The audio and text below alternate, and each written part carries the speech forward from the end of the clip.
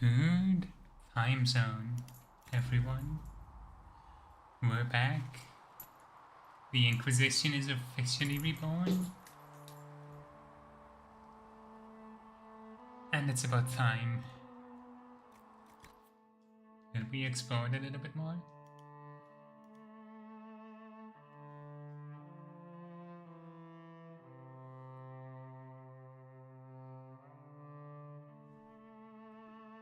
So last time we reached Skyhold, our new fortress. We'll have plenty of new locations available to explore as well now. I'm thinking we should actually maybe do the Fallowmire first. Because it's quite a low level area and we should be ready for it by now.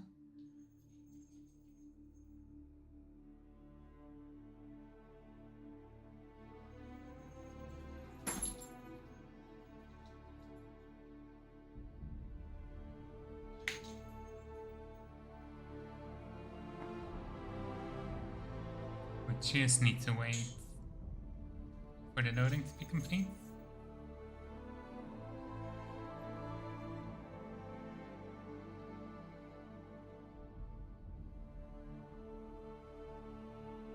Yeah, this is the point when the game really starts opening up. I also forgot about Sarah's mission, the Vishal March.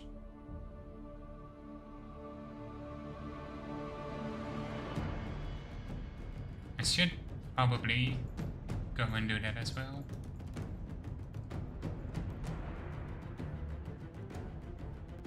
Should probably do that first.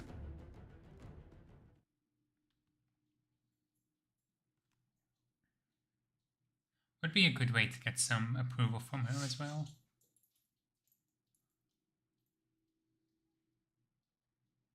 No, it needs work. Okay.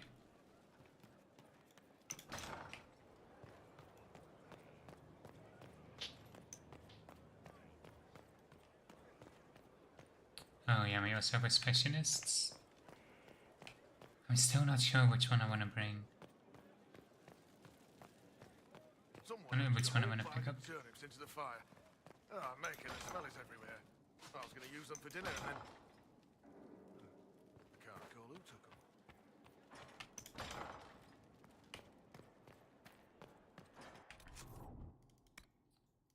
Want to do this first?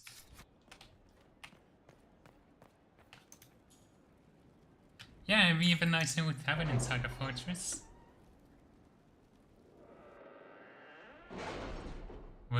We're not gonna set fire to the tavern. Our girlfriend is in there.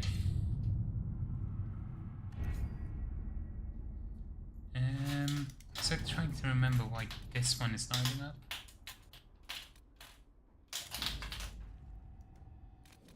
The city has agreed to send us 5 dozen guardsmen. Not raw recruits. With luck, they'll know which end to grip a sword by. Commander, we have verified Sarah's claim above Rochelle. Several displacement of refugees were delivered in what appears to be an attempt to destabilize land claims. But there would be no direct gain for involving the Inquisition. Increasing our presence could have unexpected results. Indicates it's a trivial matter to divert troops to march through the city. Lieutenant Estiel.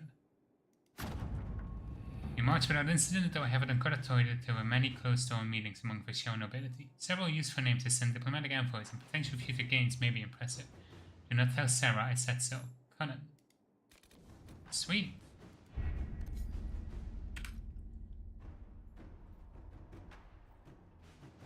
Let's let Sarah know we were successful.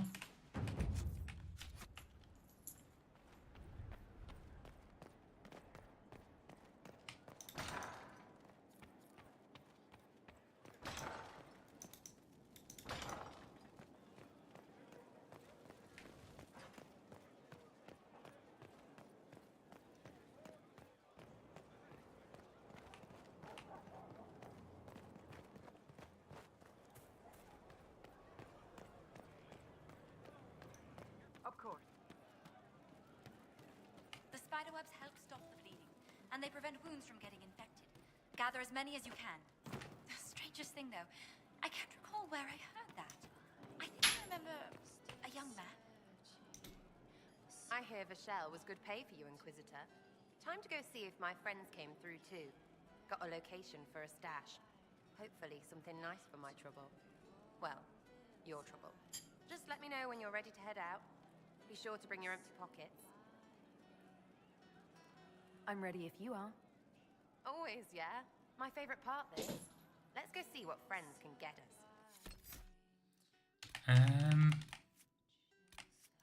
I need to see their specialization, so we'll bring Vivienne and Solus. I don't think we have a big fight here, so it shouldn't be a big issue.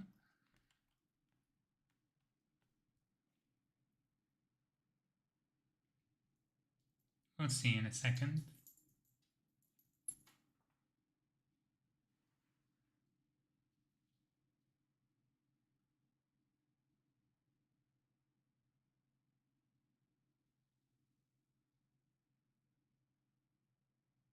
Come on.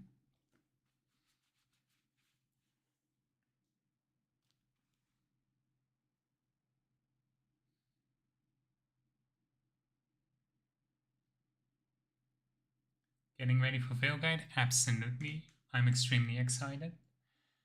We have just about, 31 days left to get Inquisition finished, so it's gonna be an interesting race. I'm sure it will be fine.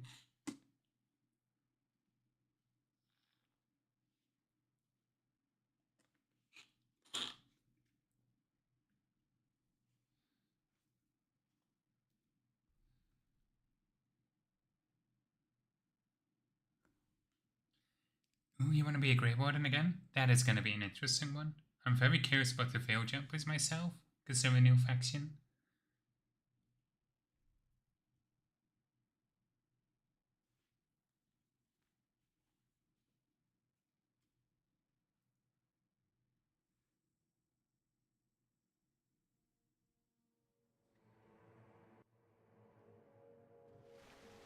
Wait, this is weird.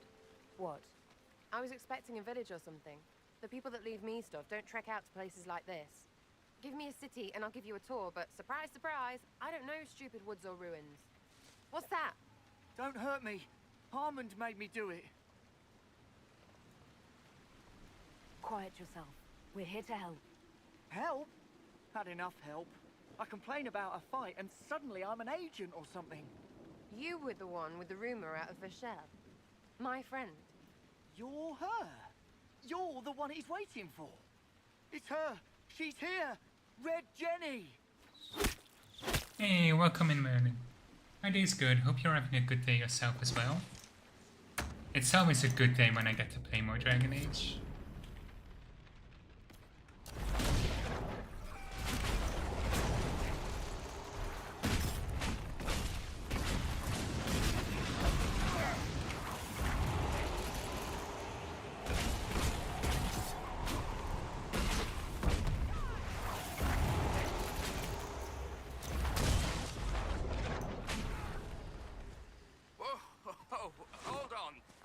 Not aware the Inquisitor was personally involved. This is a tragic misunderstanding. Let's all sheathe our swords, you walk out, and we'll conduct this like business. Don't believe this pissbag. He started it. Amazing. Open Earth and Origins ready for day 2. Oh, I can imagine. Origins has such like slow combat, especially, which makes the gameplay a little bit tedious. Also, Omega on YouTube says asking which race class and background will I play.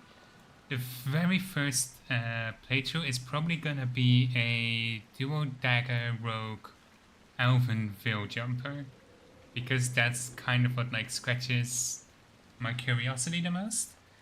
But like I am like planning to get through every single origin in Origins and do a similar thing with 2 and Inquisition, so I will eventually try and get every class and background option. I'll just need some time to get through them all. But yeah, Rogue Veil Jumper first.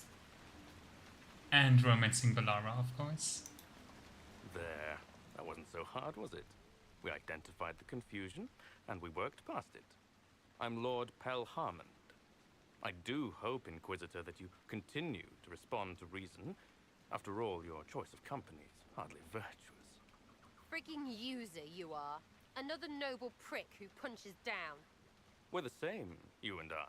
Well, that is overstating it. You are nothing like me, but we both need people.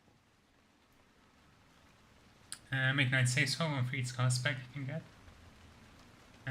I'm eager for the Warriors Reaper. Yeah, I haven't looked too much into all the different like gameplay reviews yet, because I'm very curious to figure it out once I get there. But like dual dagger rogue is kind of my go-to in every game, except Inquisition, because melee combat, especially dagger combat, is very clunky, and mage just works a little bit better. You want to talk now, but Sarah's my ally. You attacked her friends. Come now. You know how much her meddling cost me? Because apparently you were complicit. Honestly, previous to this very moment, I thought you'd also been tricked by these red jennies. Despite your foreign nature, as Inquisitor, you are a social peer. I attacked them on behalf of us both. Arse biscuit. Quiet. Inquisitor, Herald, I don't want to be your enemy. I'm barely invested in being hers. If you are willing to recognize an opportunity, we could be exceptional partners.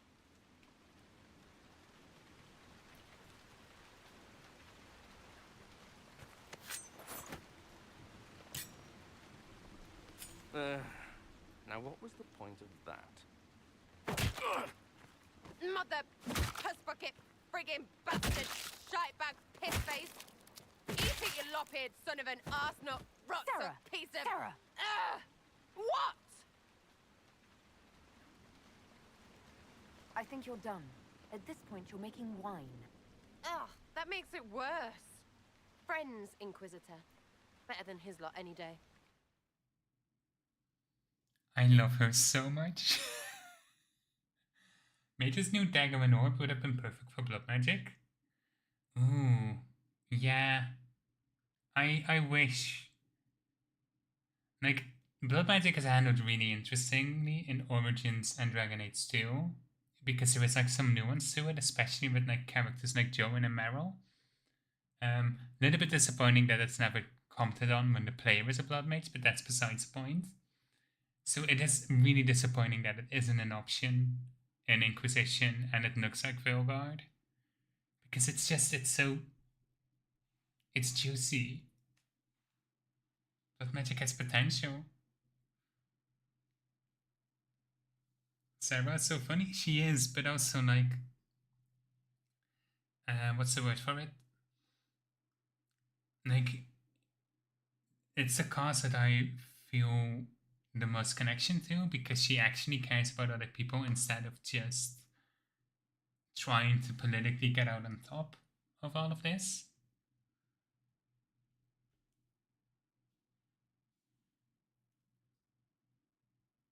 She is and always will be one of my favorites.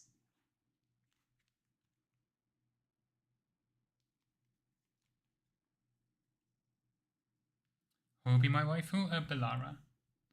Although I might I am also curious about Harding, Neve, and Tash's romance, but Bellara first.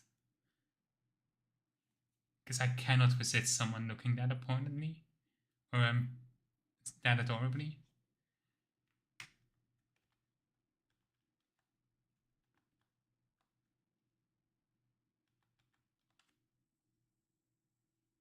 She is simply perfect.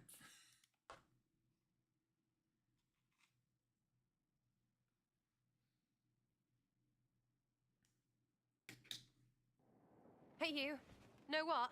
Thanks. Felt good to stomp the smile off that pisshead's face. It doesn't go bad like that often, yeah? But when it does, they deserve it. Risky, but keep it within the Inquisition and I'll support you.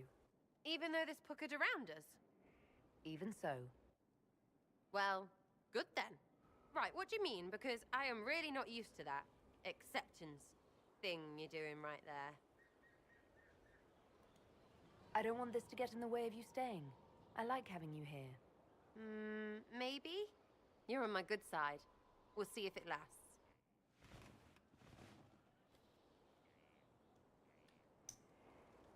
Amazing. Can't Does wait, she what's like up? us enough yet?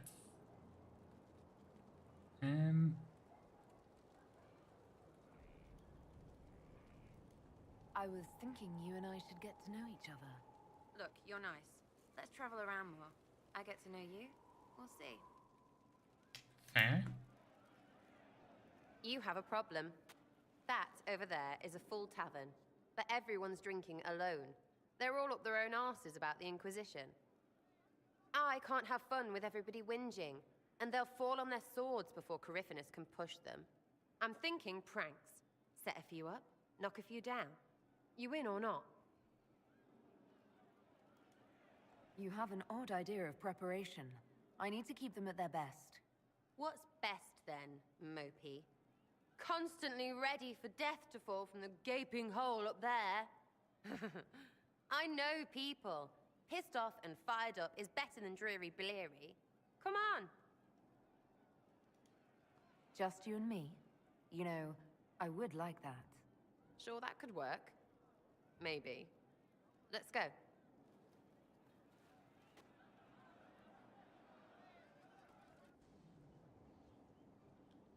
I am fully going for the most disaster lesbian right now.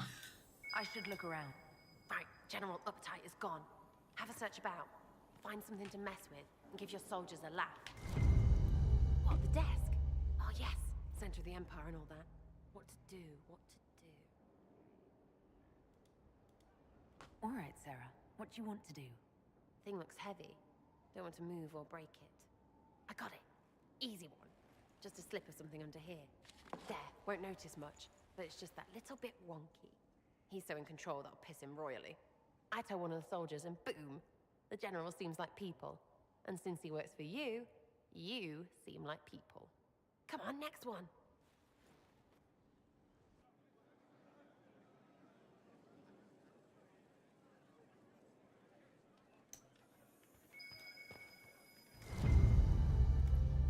What, just the door? Where she greets every important idiot. Yes. Well, Sarah, what do you have in mind? Get a bucket. Classic, yeah? 5 minutes of sloppy boss gets you weeks of happy kitchen staff. Except for the one who cleans it up, I suppose. But whatever. Next stop. Question is, how would we leave the room though? Because that's the only door in. The other exit leads to the war room. Right, something to get our shadow of birds loosened up. Gotta be something. Have a search.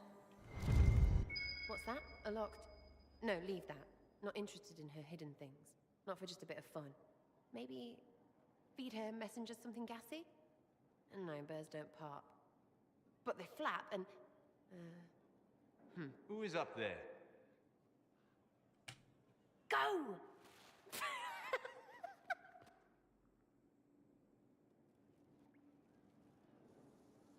That was fun. An inquisitor of the people, still remembering you're one of them. If all they got was the herald stuff, the serious bit, you'd start to sound pretty scary. That works, but not for long. Whatever it takes. I'd start throwing pies if it kept people inspired. Pies is so good, and Coryphanus would never do that. Good thing for you, innit? Because from the bottom, everyone up top sort of seems the same. It was fun chasing you, Inquisitor. Nice for you. You! Oh, frig. You did it!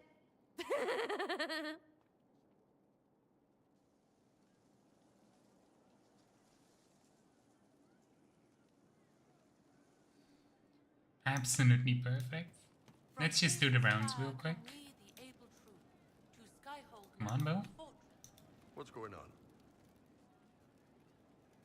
I'd like to know more about your work with the Ben Hasrath. Ben Hasrath is actually a general term.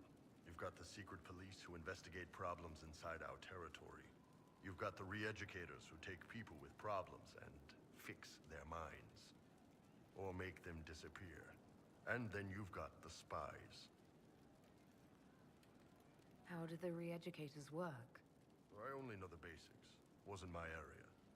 That said, keep a man awake long enough. Ask the right questions, give the right potions, and you can get him to say anything. You don't need blood magic or demons to change someone's mind. We're a lot more fragile than we'd like to believe. A little bit concerning. You can alter someone's beliefs that easily. One of my friends was a re-educator. He said that every memory is like the page of a book. When you examine a memory, you're turning to that page, and when you're there, the page is laid bare. Write a few notes in the margins of the page, erase a word here and there, and your whole outlook changes. Always felt a little weird reading after that conversation. The re-educators sound horrible. Yeah, they probably do. Here's the thing, though. What happens in Orlais when you commit a crime or betray a lord? They just lop your head off. At least the Qunari try to fix you. None of those sound exactly like you. Yeah, I was a special case. They sent me to Saharan because they needed someone who could fight and hunt down problems. That whole island was a sack of cats. Incursions from Tevinter, Tal Vashath, and native rebels fighting both sides. And in the middle, me, trying to wrangle the rebels and restore order. You seem like the type who enjoys a good fight. There's a good fight, and there's finding out who put rat poison in the bread and killed a bunch of children. I hunted down a lot of rebels. Lost a lot of friends to the Vince, or the Fog Warriors, or the Tal Vashath. One day I woke up and couldn't think of a damned reason to keep doing my job. Turned myself into the re-educators. Not many people would have the courage to do that. I thought about letting some rebel kill me, but I couldn't give any of those bastards the satisfaction. The Ben Hasrath ordered me to go to Orlais, ostensibly as a Tal Vashath, and work undercover. That's how I ended up here. That's, damn. You did ask. Anyway, nice talking with you. Iron Bow is always so fascinating to me.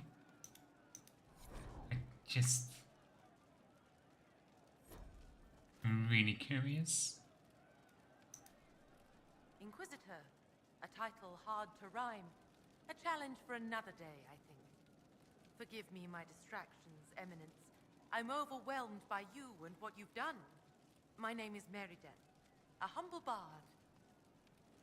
Are you a bard like those of Orlais? Oh, heavens no. I'm a minstrel first. My weapon is a cutting tongue, not blades.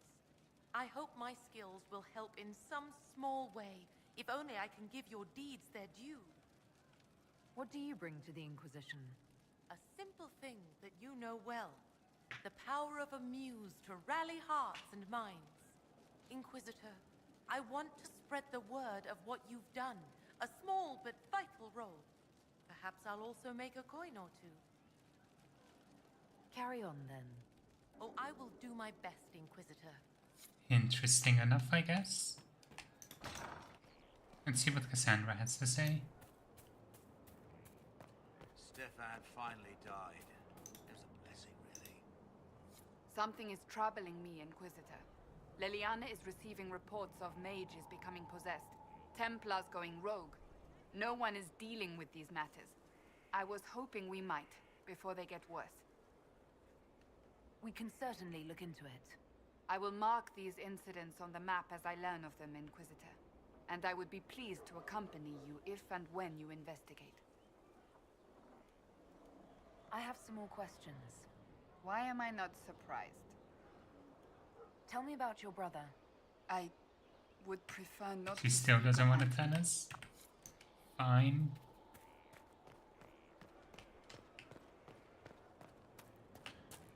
Trying to remember where everyone is.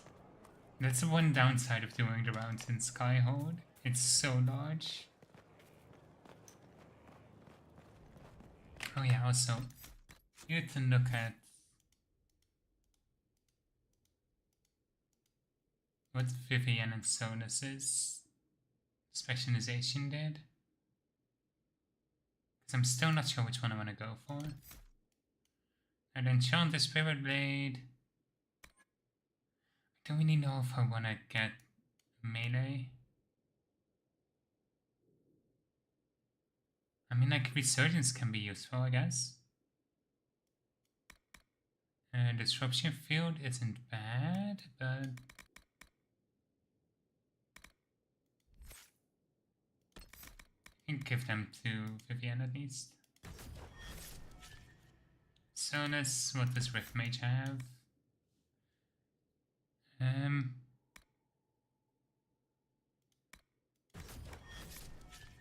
Firestorm.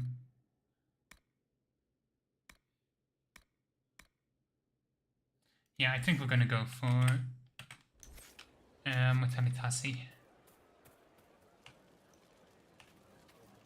I think that one is the most interesting to me right now. Inquisitor, I heard a tapping. My skills are required. And you are? Speaker Vius Anaxas. I have come from Navarra as a voice for the dead. Welcome them, and they will serve your cause. The Inquisition is open to any allies. Warmth I do not often find. Thank you. I am of the Mortalitasi. We tend to those who have passed and revere their lives by honoring them in death. And when the living are threatened, we give the bodies of the dead physical purpose once more. Necromancy, Inquisitor. The dead will serve for you.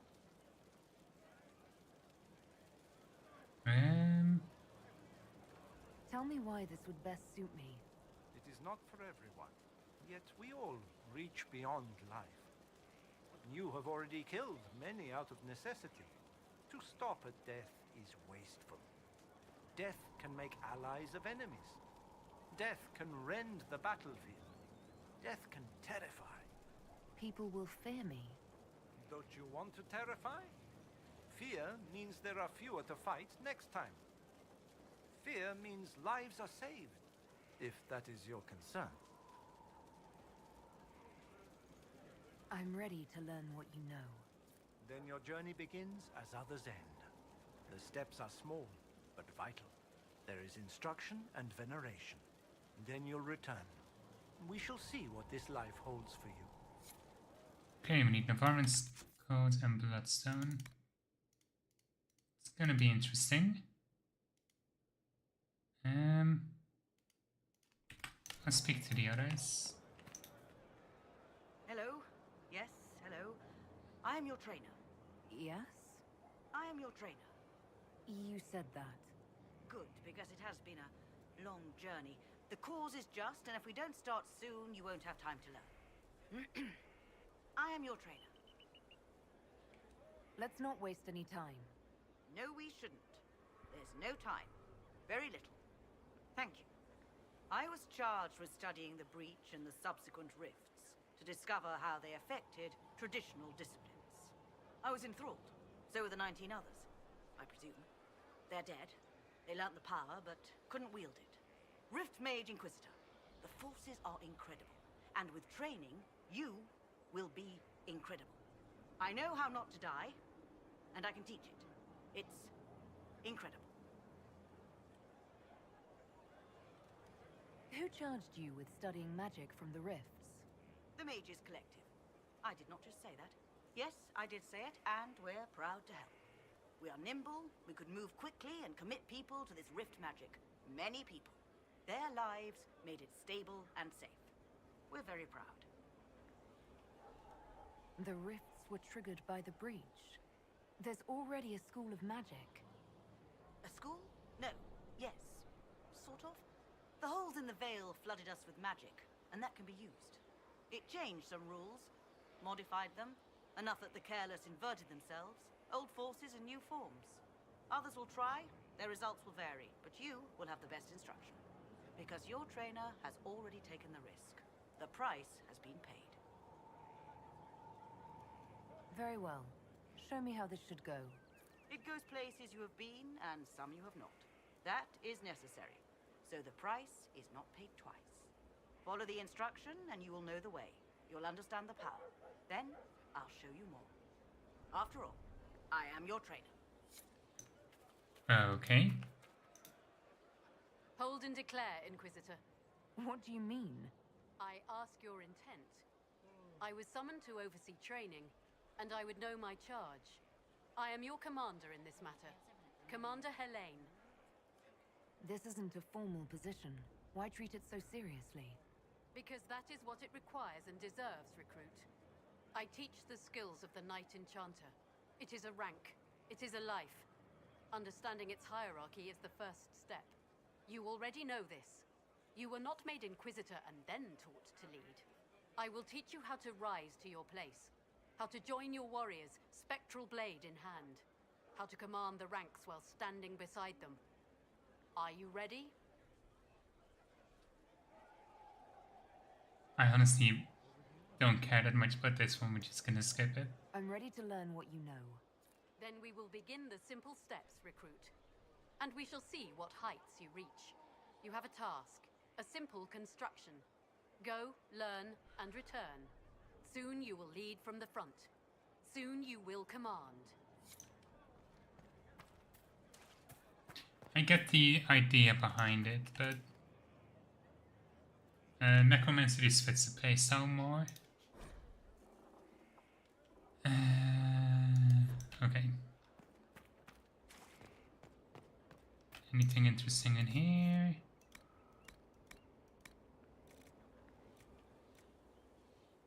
Might want to get these Bianca recipes.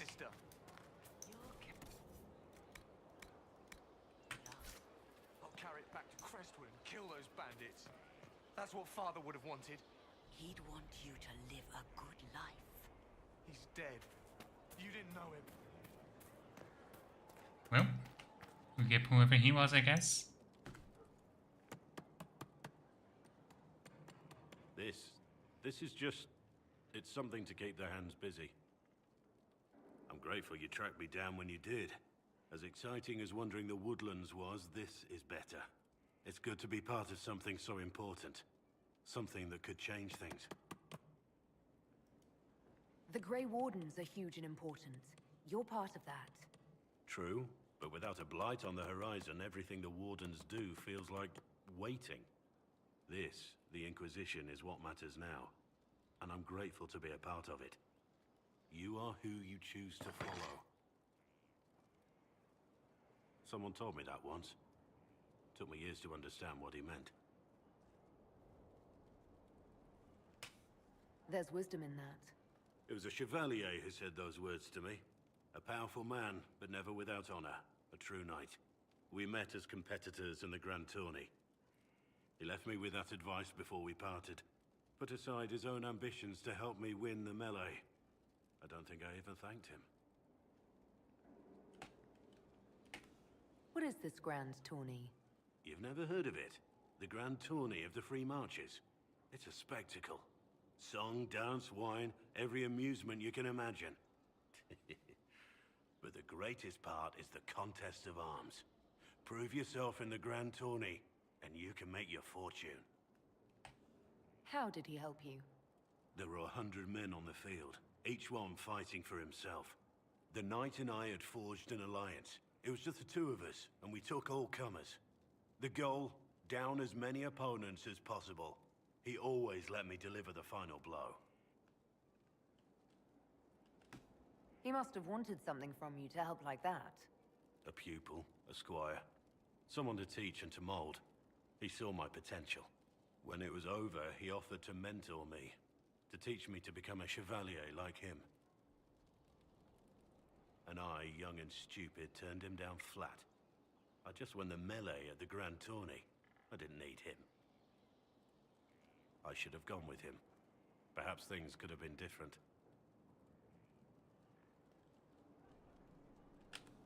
Different doesn't always mean better. In this case, I think it would have been better. But I'm older, hopefully wiser. And I think I've chosen the right person to walk with.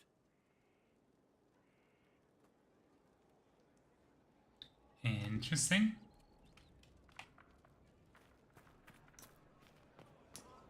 I think Conan is next. So So I'm gonna look through some of these. We'll go this one next, so I'll mark that as active for now.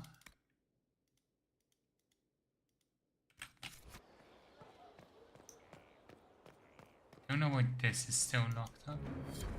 There we go.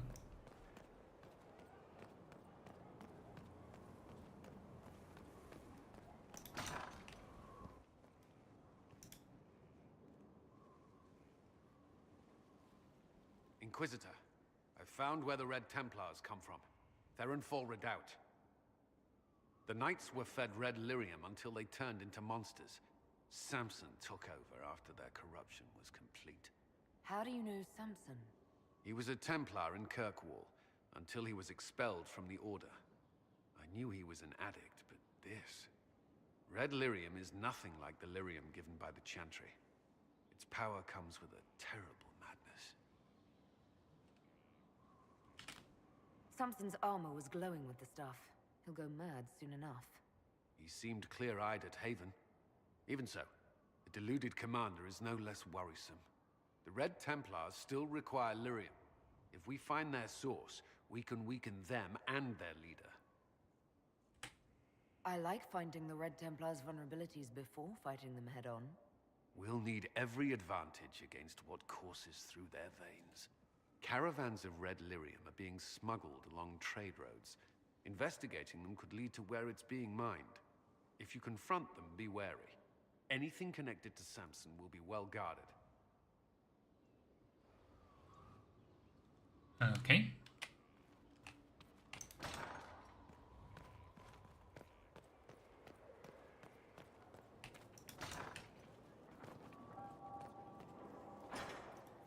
Sleep well?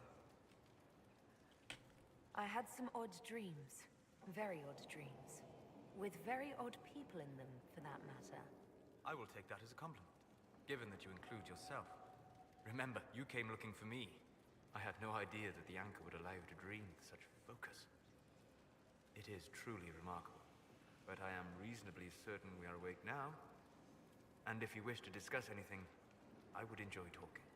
He has such fucking creepy energy, I swear.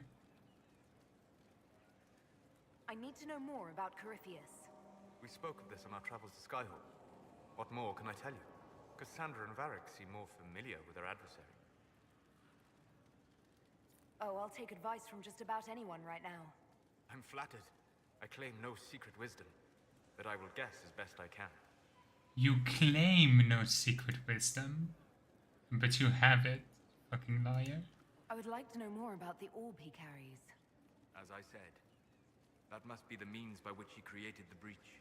I suspect the blast that destroyed the Conclave was more accident than anything, the result of unlocking power that had sought release for ages. What I cannot understand is how he managed to survive such an explosion. You said that you believed the orb is elven. I never would have believed a Devinter mage could unlock such a powerful relic. It clearly enhances his abilities, giving him access to power he should never have known. Like the power to control the Archdemon. Indirectly, one assumes. Nothing in any law connects my people to the old god dragons who became archdemons. What do you think Corypheus will do next? You shamed him when you destroyed Haven. It spoiled his glorious victory.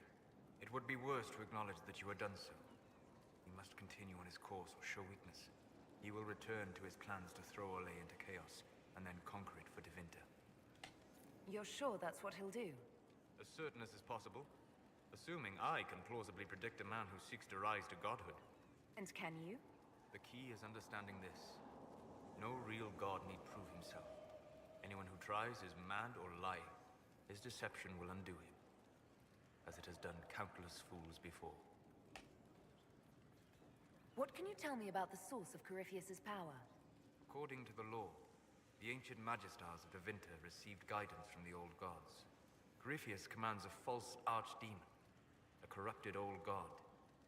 This suggests he no longer sees himself as their minion. Some of his unique power comes from the corruption of the Blight. The rest may come from the orb he carries. We'll talk later. Yes. Goodbye. What's this letter? A little bit too much for me to read all of it.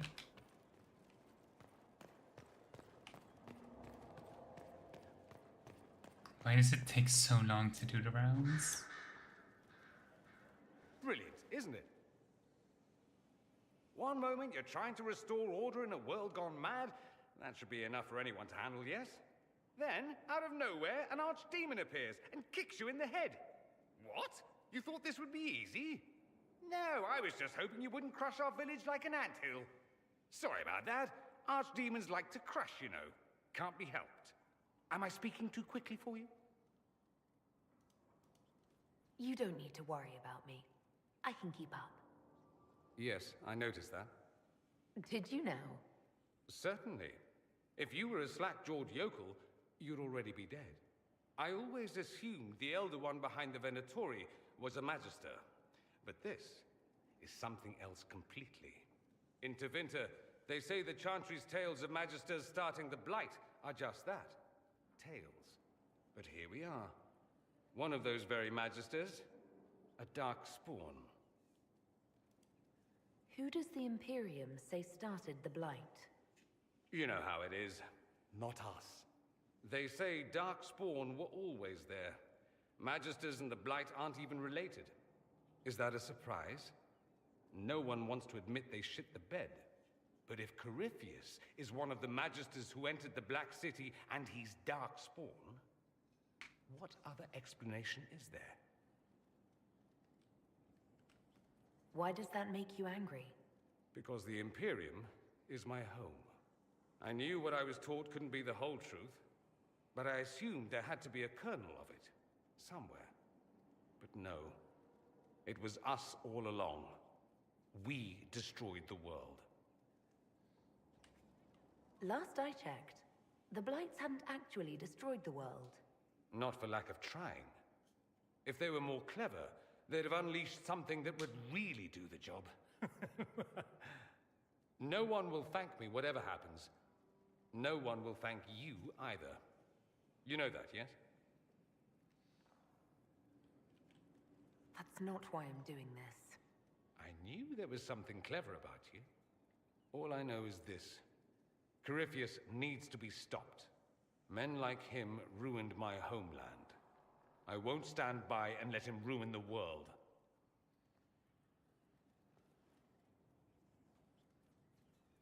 Oh, and congratulations on that whole leading the Inquisition thing, by the way.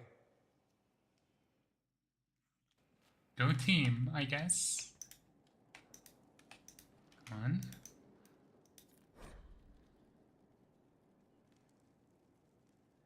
And that's useful. Greetings, Inquisitor. That is your title now, yes? I should thank you. The way things ended in Redcliffe, you could have demanded anything you wished. Yet you chose to make us equal partners. I was not expecting that. You rebelled for good reason. I knew you, of all people, would understand. I've been a Grey Warden, Grand Enchanter, leader of a rebellion, and now I am none of those things. Odd where fate takes you, as you're no doubt well aware. You were once a Grey Warden. Mine is an unusual circumstance, Inquisitor. Normally one is part of the Order until death. But long ago I found myself stripped of what made me a Warden. They tried to reinitiate me, but nothing worked. Nor could they figure out how it happened. So I was sent to the Circle of Magi, the first Warden ever to be kicked out. Quite the achievement. That is extremely odd. You sound happy about it. Becoming a Warden seemed like a dream when I was first conscripted. Towards the end, however, my brothers and sisters, they felt I had somehow cheated death. I was glad to leave. It also made me unique in the Circle. I had an opportunity to do more than I ever could as a Warden. You mean you began the Mage Rebellion? I pushed for our vote to free the Circles of Magi. But I cannot claim sole responsibility for what followed. Still, Despite all the chaos, I would do it again. What happened had to happen. You're not still the Grand Enchanter, then? Any claim I had to the title ended along with the Circles of Magi, although some still call me by it. Perhaps the Circles will one day be resurrected. If so, another will take the position. Until that time, I lead my fellow mages by default. I will do what I can for them. You believe they'll recreate the Circle of Magi after all this? It depends on who the next divine is, and what she offers. We can't go back to the way things were. But endless warfare benefits no one. That is why I agreed to Justinia's conclave. There must be another solution. I've been meaning to ask, how exactly did the Venatori take control in Redcliffe? Mages constantly found their way to us while we were there. Stragglers, most of them strangers. I had no way of knowing some were actually Tevinter. They spread whispers, encouraged talk of an alliance, and we were desperate. I'm not proud of our choice, but we were certain Templars were coming. It could have ended far worse. I trust everything is well with the mages. Most are pleased with the alliance, even if we wonder what will happen next. I'll leave you to it. Okay. I think that's... So needs Vivian. Folly of General Not Sheraton. 4. And so it was the victory was absolute, and cheers were raised for General Not Sheraton. And so buoyed by respect and admiration, Not Sheraton stood proud and removed the master's stated true name. For had they not accepted her? Had they not thrived by her leadership? Had they not become comrades despite station and mask and nonsense of protocol? And the answer was swift and bewildering, for they had not. And swiftly she was bundled away amid clouds of impostor and spy, and other terms she could not know, which she still did not know all day. Okay, I feel like I'm missing context to properly understand that, but alright. Yes? Oh, that was quick at least. And we just have Liliana left.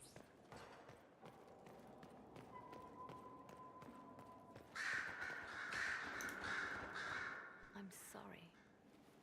So am I. The names of those we lost. You must blame me for this. We all saw who attacked us. We know exactly who to blame. I keep wondering if I could have done something different. When the first of my lookouts went missing, I pulled the rest back, awaiting more information. If they'd stayed in the field, they could have bought us more time. I was afraid to lose my agents. And instead, we lost Haven. You look out for your people. That's a good thing, is it? My people know their duty. They know the risks. They understand that the Inquisition may call upon them to give their lives. Our people aren't tools to be used and discarded. Your instincts were right. Their lives matter. Can we afford such sentimentality? What if Corypheus... We're better than Corypheus.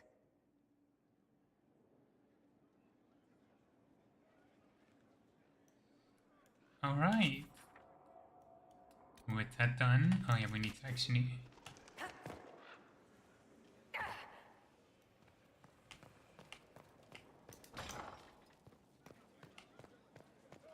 We need to actually pop in here in order to unlock the next area.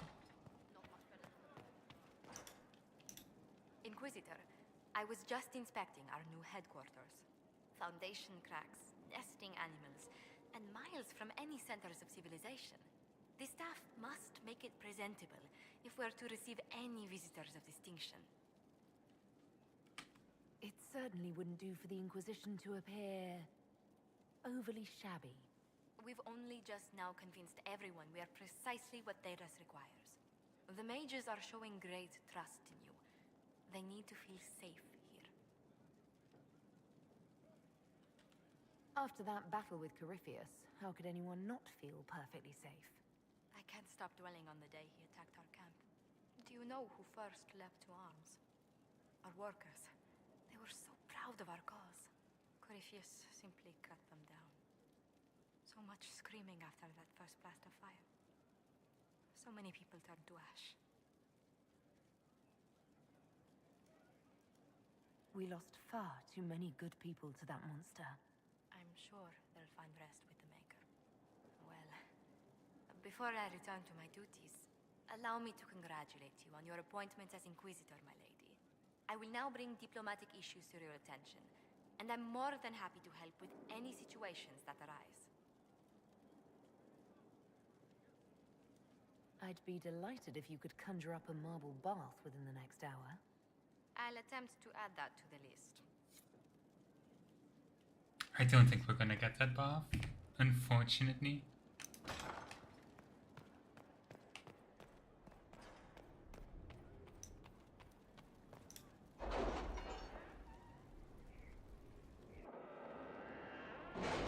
But maybe that's just me.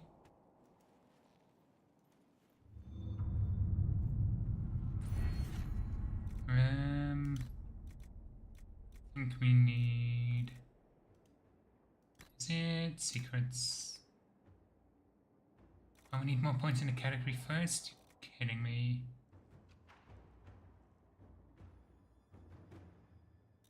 I mean, if we get just one more agent, that should also be enough. I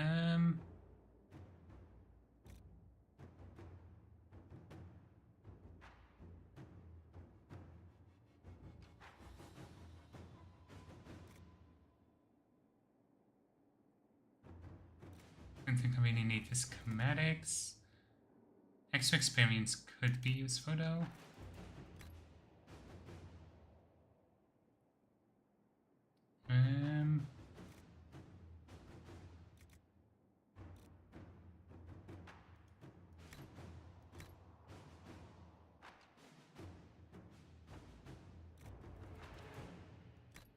Yeah, I think we're gonna go for extra experience.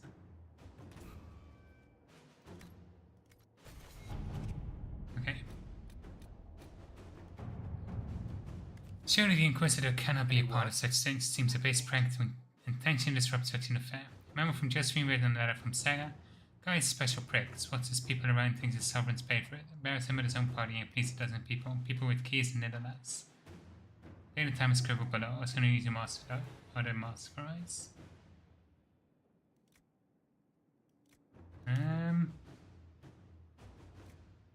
Indiana's idea works. Knights out not murder, just let them stumble in darkness. Inquisitor. How nice. And in Carinus, according to Dorian, while most of it might use another Venator supporters, also not wasteful to prevent Venator from wreaking havoc in the south. There are some who will see the god for what it is, and are trying to expose it. The Magister confident Carinus by the name of Mepharis Talani is attempting to introduce a new law in Imperial Senate, which would see Venator activity sharply curtailed into winter. Dorian suggests acquiring Inquisition support of Mepharis could be beneficial. Ooh, I know Mepharis is in the comics, but I haven't actually read those.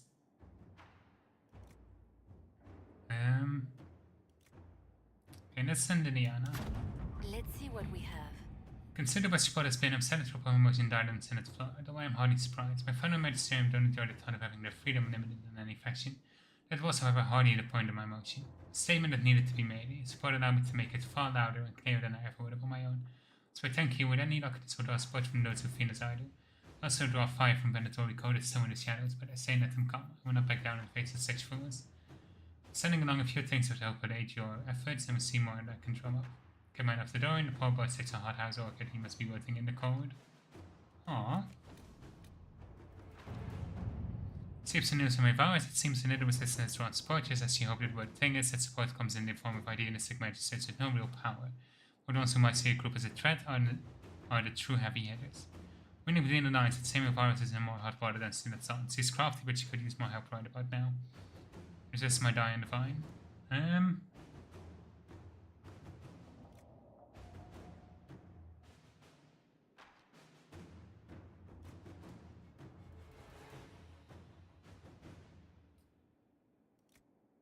I think I trust Liliana the most. Let's see what we have. My agent Amara reports success, one despicable with defend the Majesty to worry about. Naturally, the rest of the Magisterium resumes to hand bind the deed with Majesty Selani herself. And she reports they have respectfully backed away from both her and her supporters. She sends a thanks box, a candy chocolates, and a variety of other useful items. Looked at some mine, but also passed on to the Inquisitor Liliana.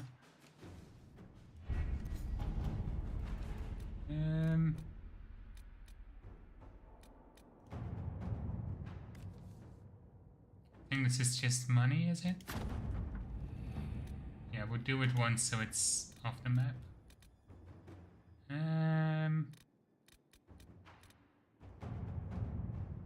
This is soldiers have gone missing in the marshy regions of southern Fraudum because the region's out here uncharted, finding them will be difficult. But the Inquisition have also determined to find out what happened and if possible bring the people here alive.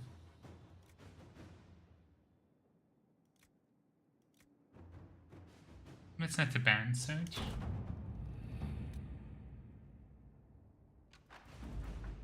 Missing soldiers have been found in a boat called the Phanomai. They're being held hostage by a vibe who demand to meet the Herald of Control State. The Inquisition wants to see its people alive again.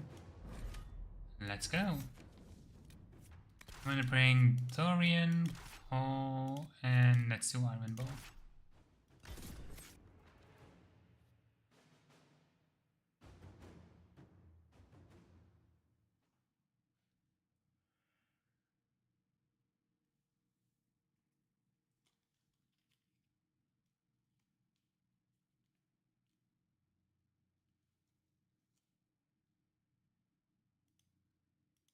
And now we're back in the eternal loading screens.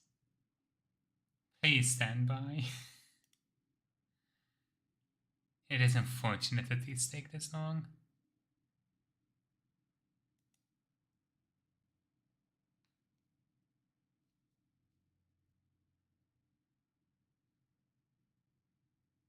Ah well, not much to be done about it.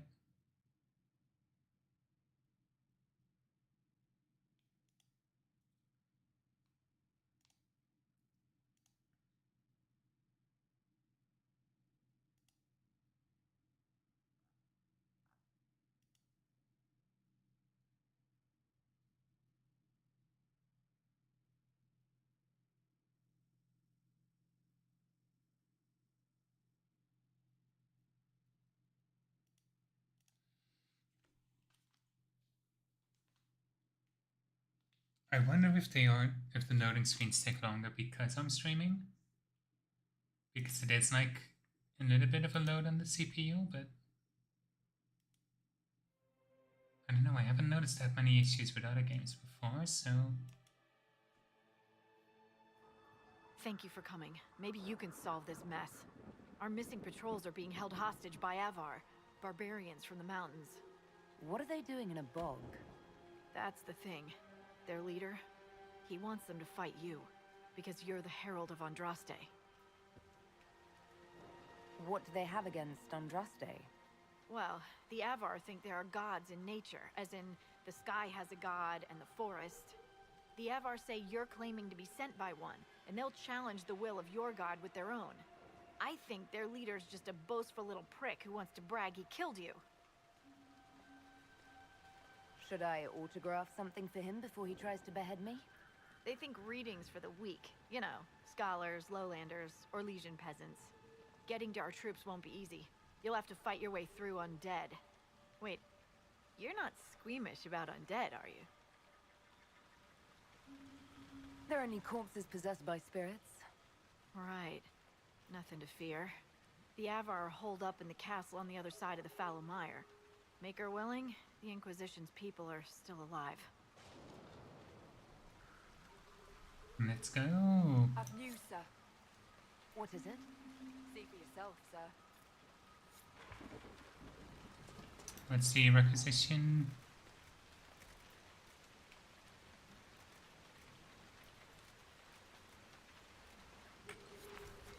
Okay, whatever it is, I can't even see it. Let's put a point in Necromancer for him.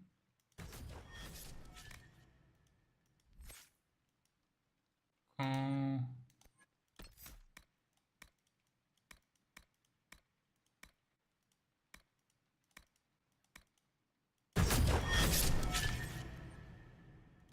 And put some points in Assassin too.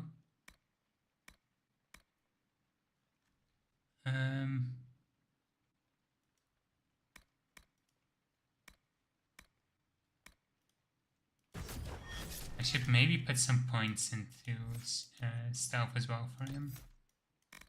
Eventually.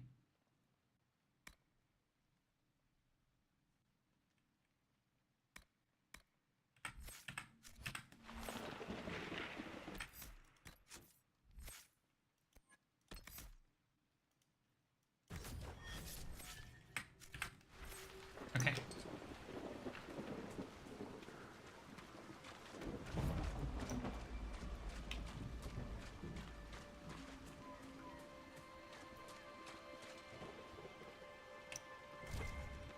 So nothing in these houses?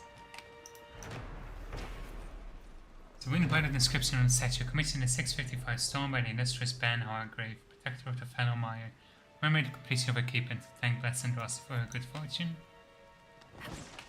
Interesting.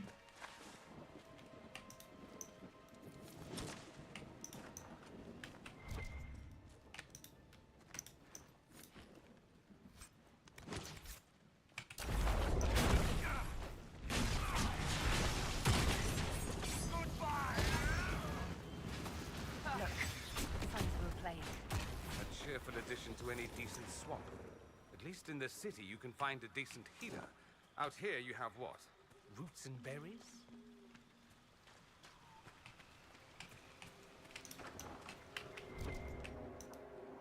And this is done with Peter Mars, gardener to sick to save.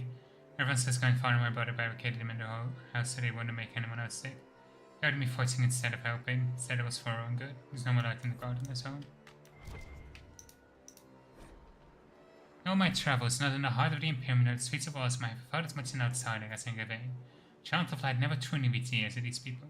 The years they spent in the thumb of the Kunari left most of the country's zealous followers of the Kun. The resistance to the chant goes deeper than the Kunari war. The Ravani refuse to be parted from their seers.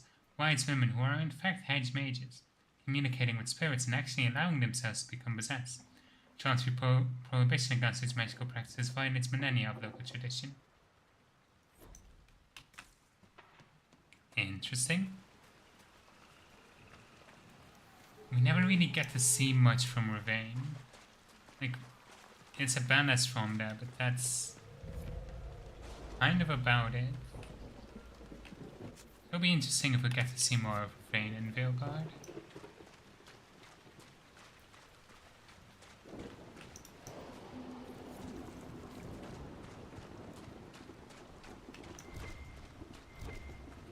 Anything in here? Oh, this is the barricaded house that the thing mentioned.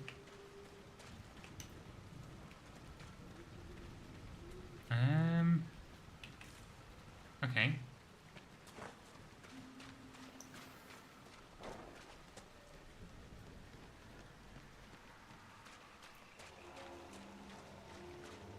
What's over here? Is that a beacon of some sort?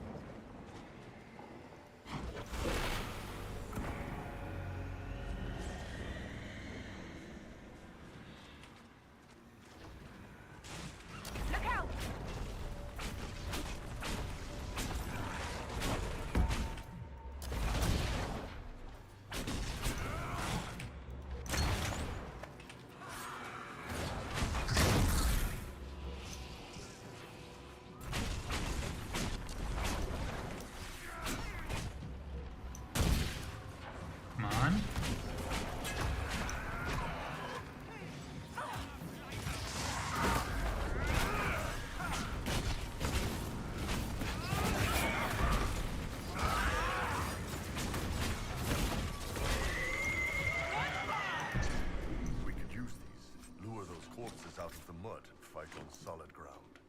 Keep an eye out for more then. And this is Feel for message fellow Mario logic gibberish and apply kind of paranoia. Certain letters and numbers repeated. It's possible to write in code. Feel for everyone's interspersed with numbers and mathematical notations. They invoke a clear sense of panic, and if the other is trying to figure out the difficult problem. Curious. Okay.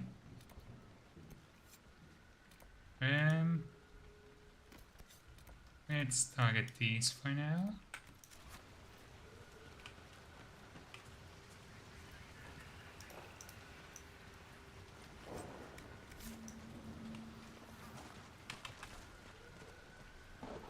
And keep going.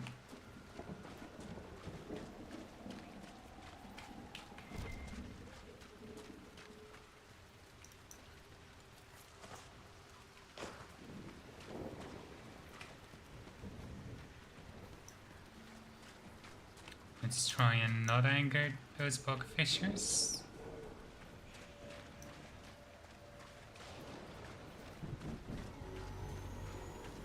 Check out this rune.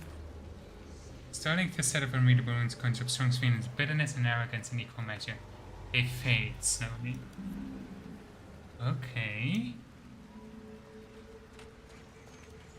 Let's get ready for a fight.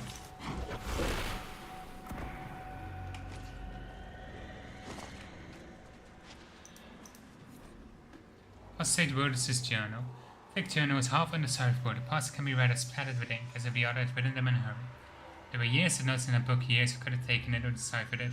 Did someone follow me from the circle? Or better was Wormwood or Curries. They always were jealous in little buzzy bodies. If they saw what I've done, the demons of harness would be green without me. Who's afraid of spirits now use simpler news.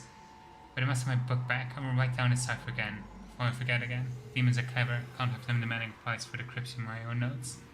Concoctions I can make my plans, they will save amounts, will open a mind to vistas past the fade. Demons hunted this beyond me, because they'd wish to undermine me. It's so clear, it's very clear. Interesting. That can't exactly be good.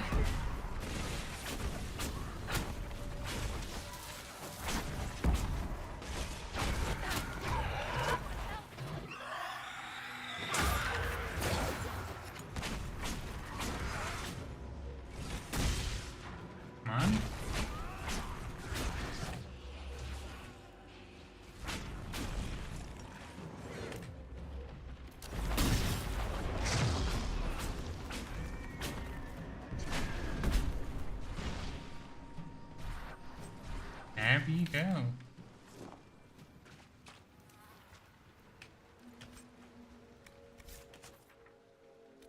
Don't think we can get to that camp right now. Can we? It's hard to tell. I know this looks accessible.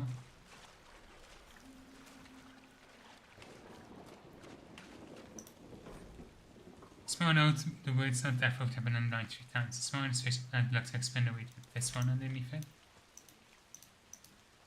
Okay. Can I do that, please?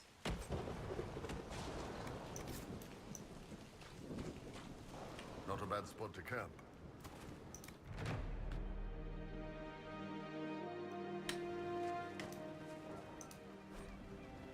Paper small TMF transferred by messenger bird. Wonder how the lives and dangers comes to the mile. First spotted out by 3 days ago. We didn't understand where I came down from the prospect, still we were captured in an ambush. Leader said I came because I heard the Inquisition was in the area. Until Lorana killed the Howard of Andros in favor with the gods. I escaped but I can't feed the others without help. Found a good camping spot for a rescue party. Okay.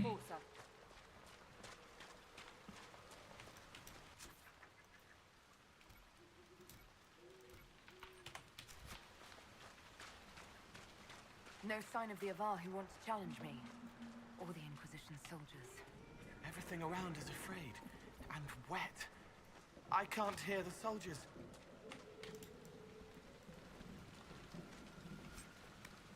Little bit of an odd thing to say, but okay.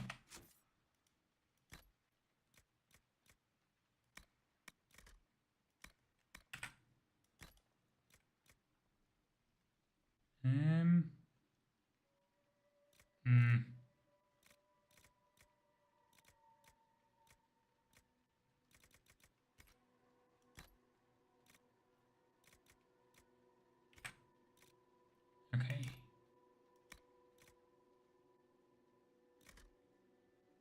Lower armor rating or damage. Okay, and let's go damage. Not that interesting then. Slight shame.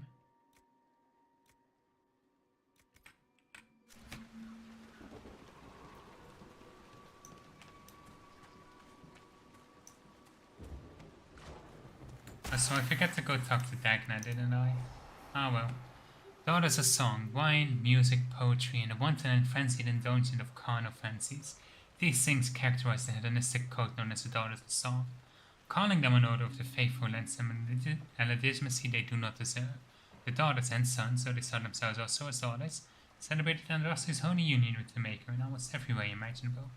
It was only the Holy Union they venerated. Andraste's life, her war, her teaching, and her sacrifice were blithely ignored. At its height, the Daughters of Song numbered in the thousands. They maintained a stronghold in a village called Verlet, in the fields of its name. Verlet saw a yearly event during which the Daughters of Song paraded carven images of the Maker's glory to the square. The Daughters of Song were wiped out by the righteous forces of Emperor Drakon during the campaign to unite all of Verlet. When the Emperor's forces sacked the village, the Daughters would not arm themselves and were either killed or captured. Which was destroyed and the code never recovered. That's a little bit extreme. So, you're Herald of Andraste. My kin want you dead, Lowlander, but it's not my job. No fears from me. Why aren't you with the other Avar? Trying to figure out this hole in the world. Never seen anything like it's like. They spit out angry spirits. Endless. What the sky's trying to tell us? I don't know. They're caused by the breach in the sky. It was some kind of magic gone wrong. I know that, Lowlander. I'm talking about the Lady of the Skies. Do you not know her? Can't you see the warning she writes through the bird flocks in the air? You use the patterns of flocking birds as an augury, then? We don't use them. They're sent. You see it, or you don't. The other Avar kidnapped an Inquisition patrol. Are they all right? A few were injured in the skirmish, but they were alive. Last I saw them. Someone's trained them well. They killed more of us than I thought they would. I thought the Avar wanted to fight me. Our chieftain's son wants to fight you. I'm called in when the dead pile up. Rites to the gods, mending for the bleeding, a dagger for the dying. That's what I do. I don't pick up a blade for a whelp's trophy hunt. Farewell, then. Watch the water. We kinda need to deal with this rift, so...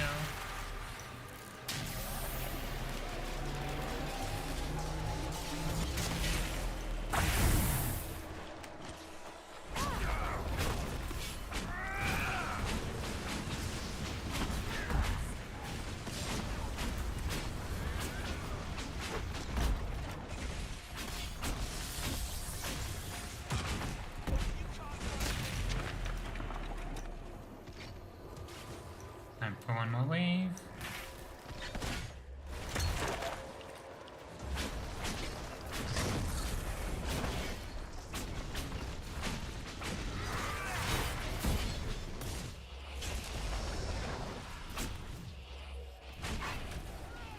Perfect.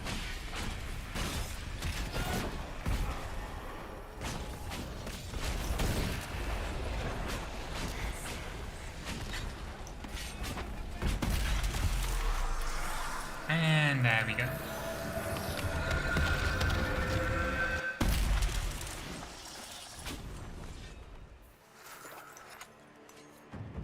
of the Skies, you can mend the gaps in the air.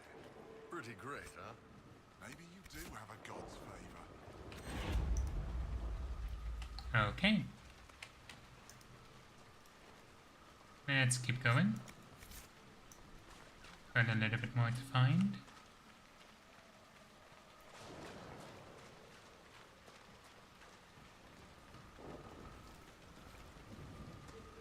Oh, quite a smell. They died faster than villagers could burn them. Then no one was left to burn.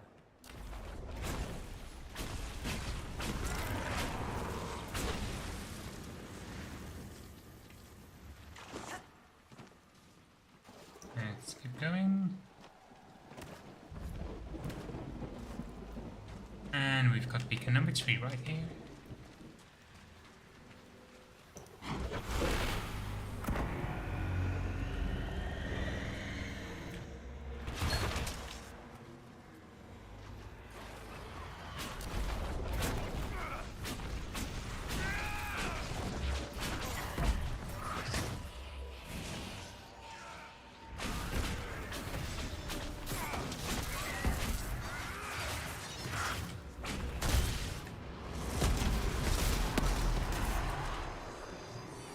That works.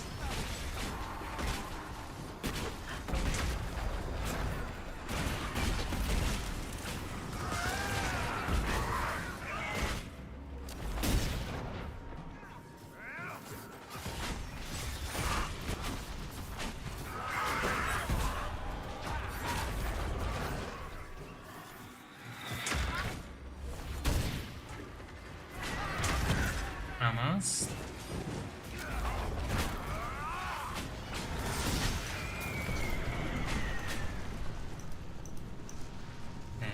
Possessing a human body, Cole.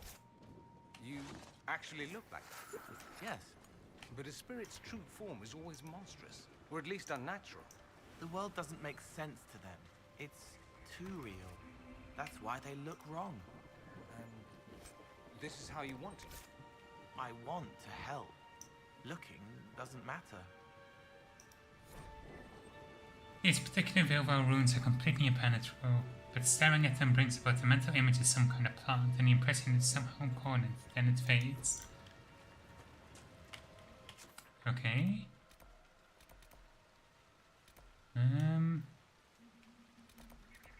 Doesn't look like we have any other camps here.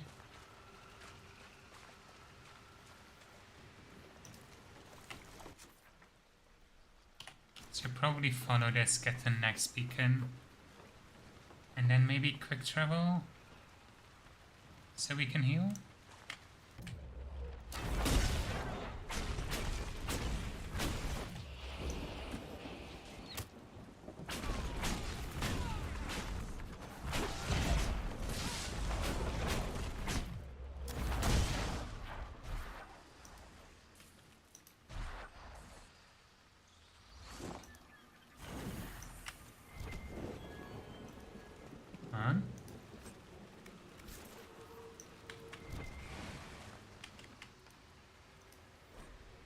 The city of Barandor. On the 15th day of my journey across the Divinter Imperium, our caravan reached a great rolling plain.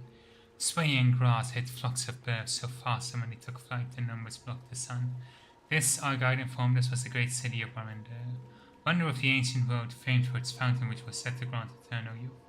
Legend has it that during the celebration of the winter solstice, Carinthus, High King of Barandor, turned away an envoy from the High Priest of the Moth. The priest called upon his gods to punish Carinthus for the offense, and the dragon goddess Silence answered him. Months passed. The kingdom of Barandor fell silent. In distant Minrethos, the priest of Ezekiel dreamed of dark omens. The oracles declared that the die of fate had befallen King Carinthus. Finally, the fearful High King of Minrethos and the company of soldiers to Barandor. The men reported that the road which led across the northern plains ended abruptly. They walked for leagues over barren, empty rock where the kingdom of Barandor had once been, all of it swept from the face of the world by the hand of a god. Not a single stone of Barandor remains, and nothing of the once powerful city has ever been found. Secret now, it can never be told. Okay.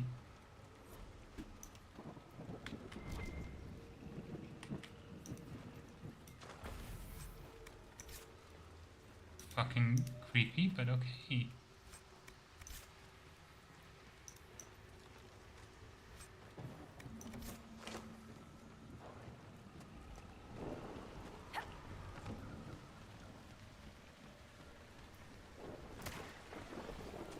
Careful. Disturbing the water draws them out.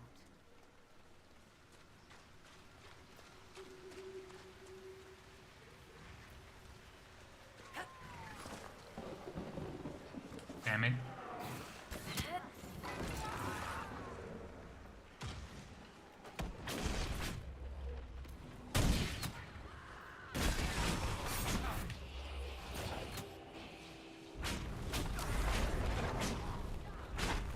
Come on.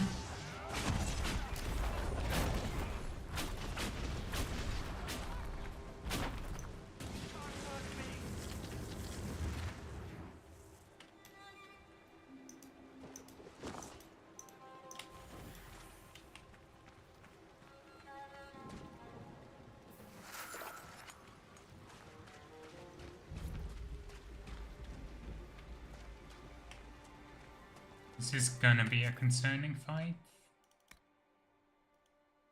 I don't know what a... Yeah. Huh. No other camps.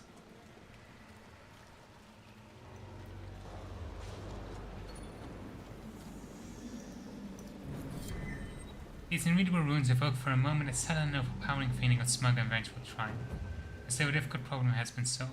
There's the image of a bottled elixir and it fades. A cipher written in the last pages of Apostate Rhodus' journal corresponds to the Vilfire writing found in the Phalamite. With a ciphered message and notes that, when taken together, form instructions on how to concoct particularly dangerous poison. Is that how all the people here died?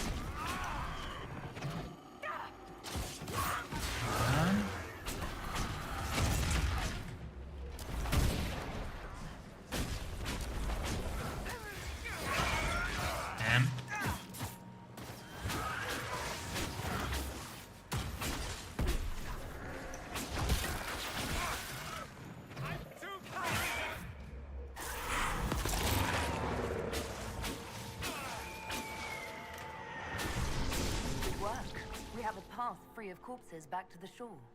Can't wait to use it. Okay, can I invest in this? Actually, I don't care that much about focus. I guess I can upgrade my barriers.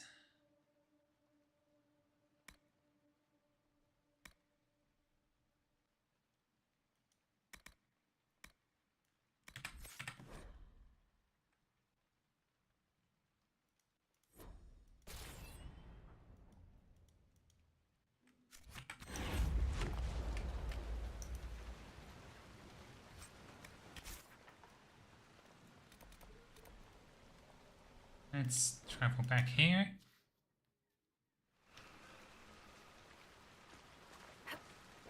Now we're restocked again.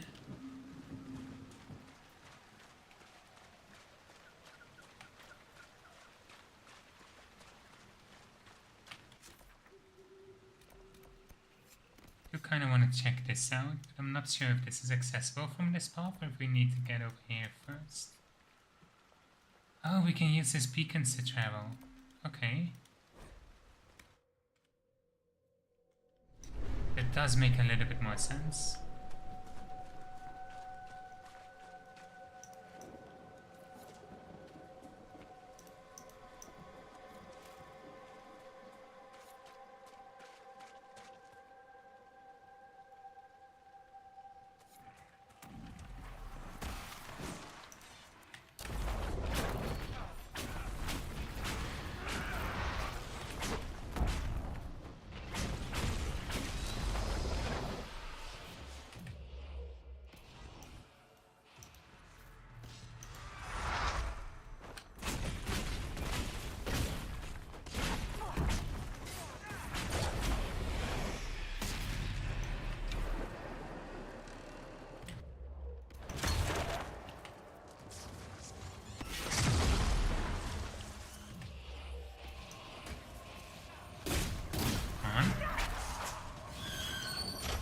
Oh, that's the Revenant.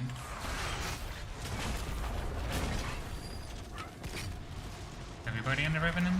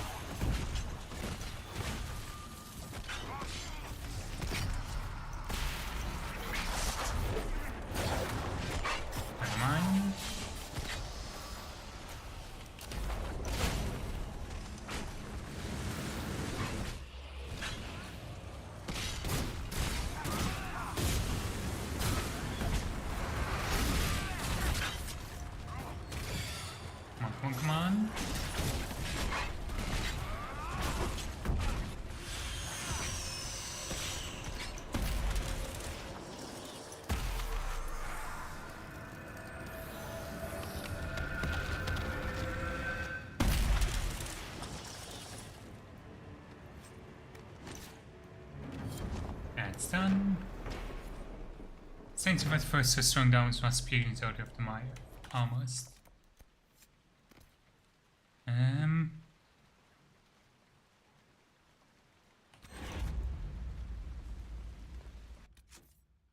I want to check. Because we did found some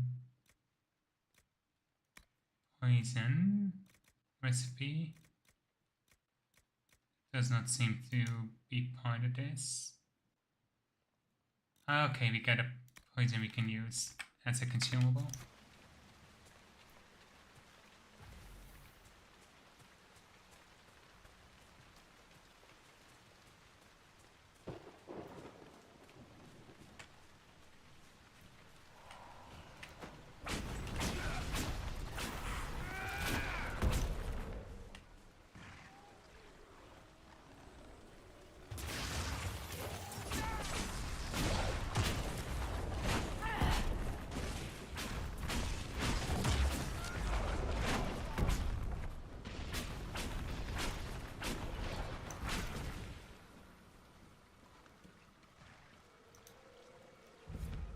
There he is.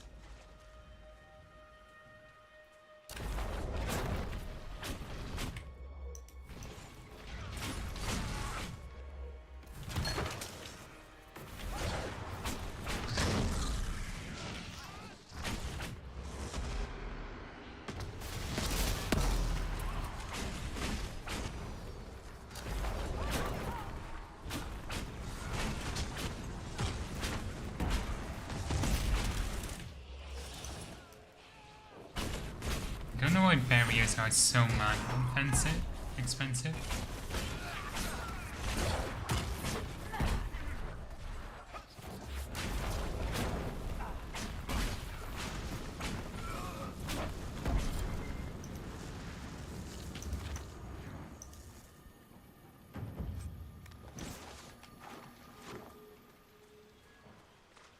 And that's still all, isn't it?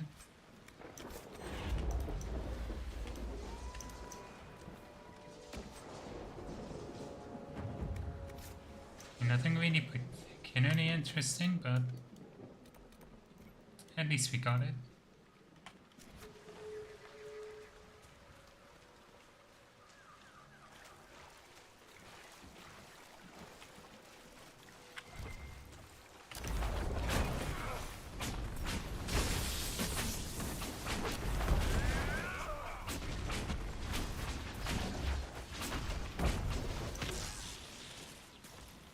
There we go.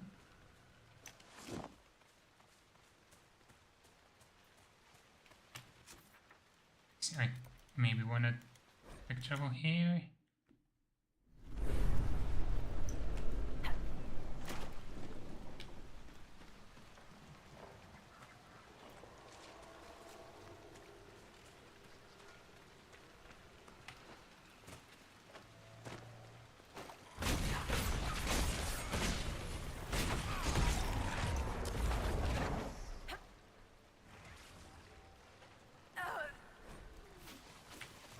Might be something here. Better take a closer look.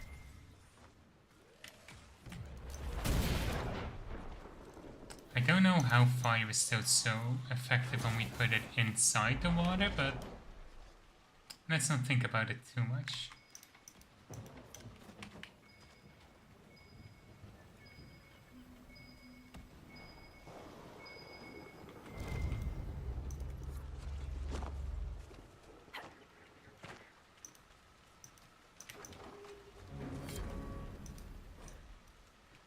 The diary found in the Felomire, one water soaked entry dated 10 days ago, is still legible. Damn truth leaks and I've been eating boiled roots for a week. I'm squatting in a bog no one's someone to spin in for 10 years. Still branded any alien niche think and draw state. That's the last time I visited the city for a while. Worried about the gardeners. They weren't sick when I left and now they're all down with fever. The little boy is at death's door. Nigel Marsh said we should knock them in their home. The sour codger. Maybe I could bring something to help. Is it death fruit that cures a fever or elf fruit? Can't be death fruit, can it? Ask Gabriel which is right.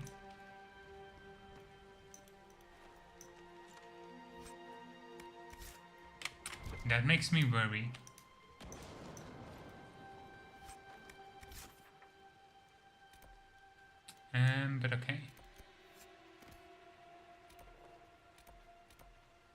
Oh, there are Warden collectibles here. It's a little bit of a surprise.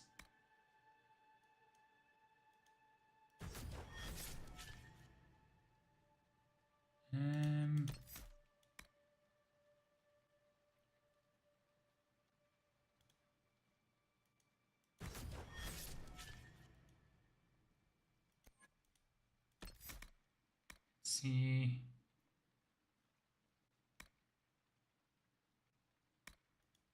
Let's do this one first.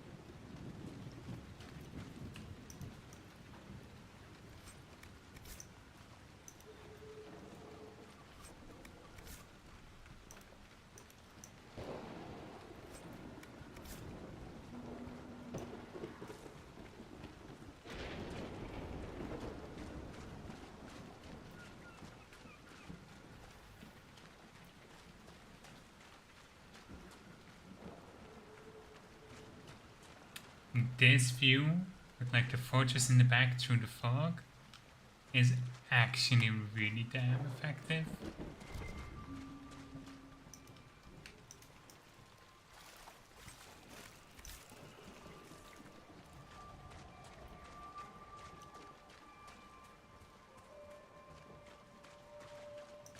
Okay, if I remember correctly, I think we just need to keep running. Too many of them!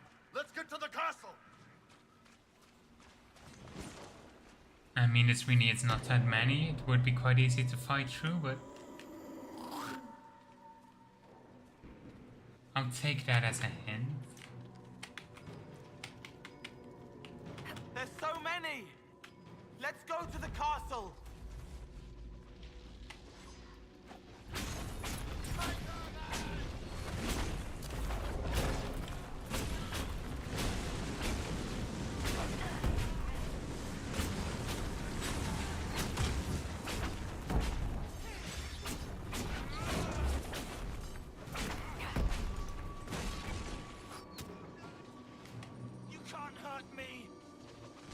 Can we get those gates to close?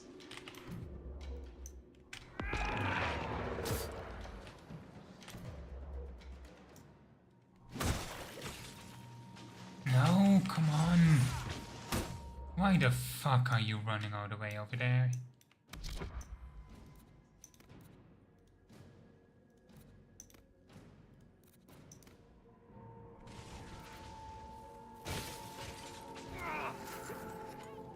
Okay. No, that does not make the gates come down.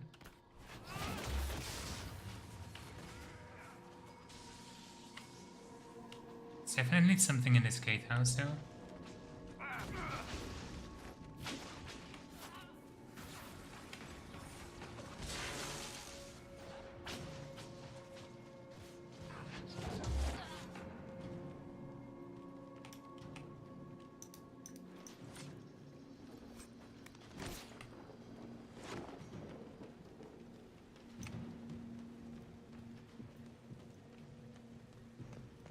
Got to pick your name, the Iron Bull. Sure did. Thanks for sticking the on there too. Most people forget. It kind of makes it sound like I'm not really a person, like I'm this dangerous thing, you know? You made it a joke on yourself, making mockery, so you would never be that. It kills the joke if you explain it, kid. Aww. At least they're getting along.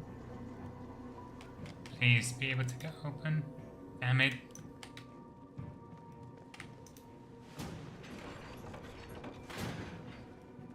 I guess I'll have to come back.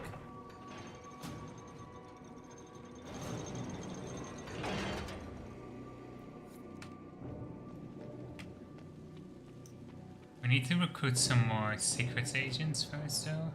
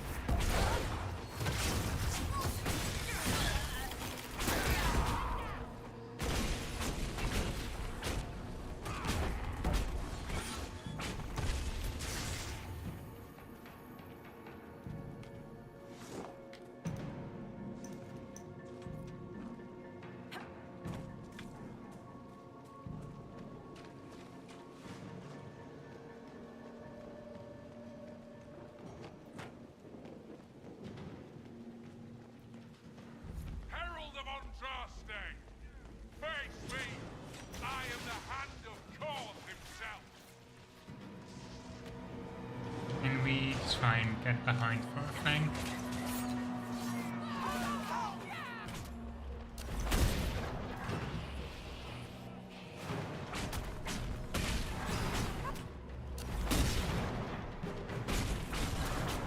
I'm just gonna try and deal with these.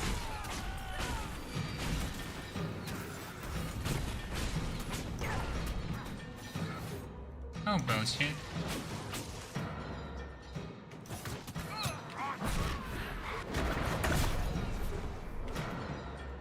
Fuck.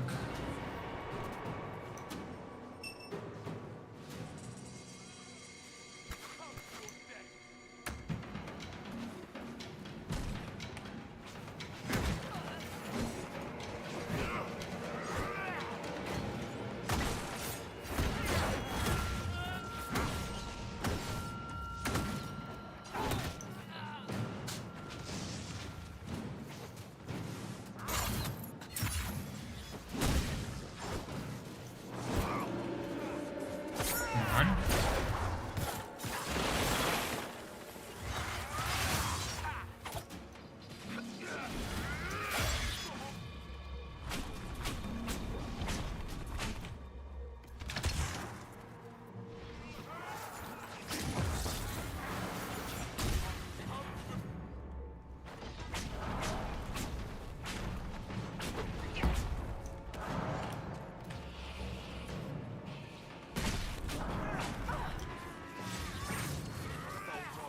Come on.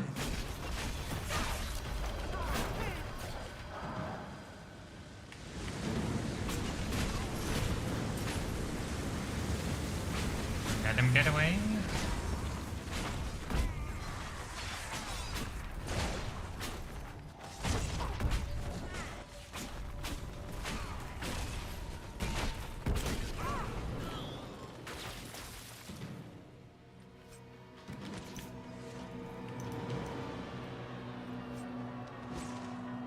Ooh. New great axe.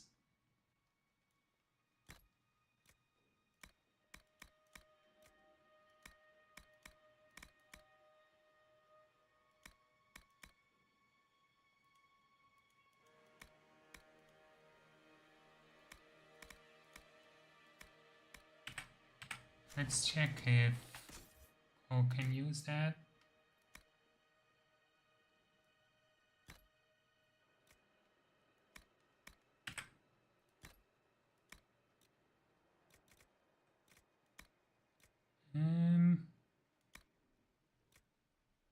We're definitely giving him Griffin Mail.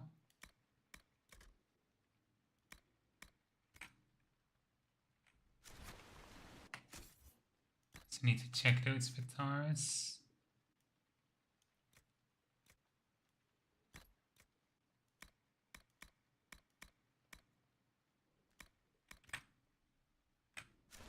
Okay. Looked like there was some valuables over this way. I think Blackwall would have liked to have been here for this.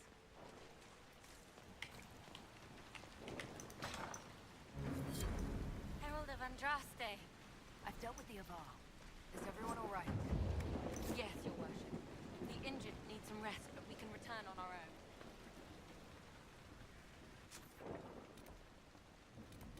Oh, okay, that one's behind the locked door. Okay. They were hurting and we helped. Their lives are better because of us. Your god looks after you, Herald. There lies the brat. His father, chief of our holding, would duel me for the loss if he cared enough. The Inquisition has a purpose your chief lacks. Is this why the Lady of the Skies let me here? To help heal the wounds in her skin? Aye, I'll join you.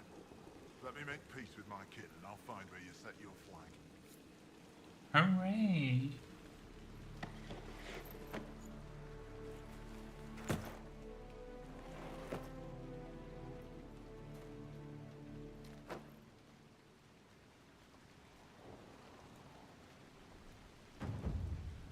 I feel like that animation is supposed to be like a chest bump. Doesn't look like that. Okay, let's go back to Skyhold.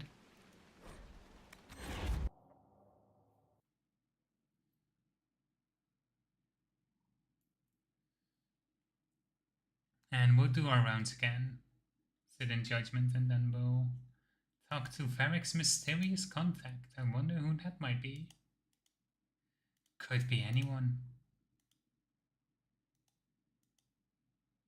It's so hard to guess because it isn't foreshadowed at all.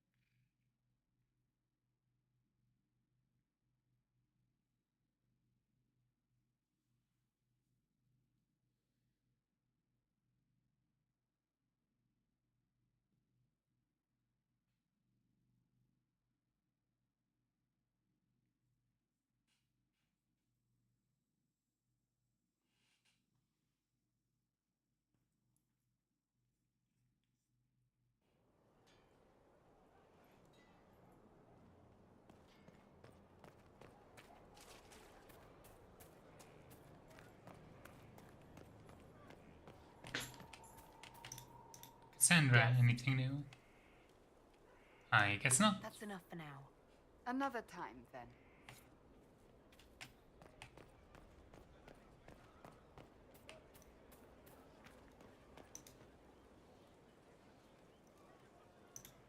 Going well, I hope? Shouldn't you be out there, scouting? In a bit. We're in Skyhold for supplies and a change of personnel. Not me, though. Indispensable.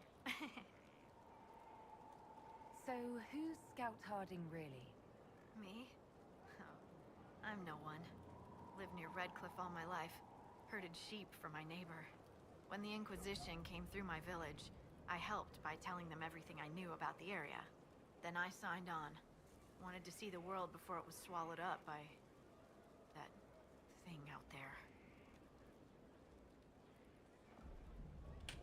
What's been going on? Ambassador Montelier sent me a basket of flowers to thank me for my work with the Inquisition. She's so lovely. Aww. I should go. I ship it.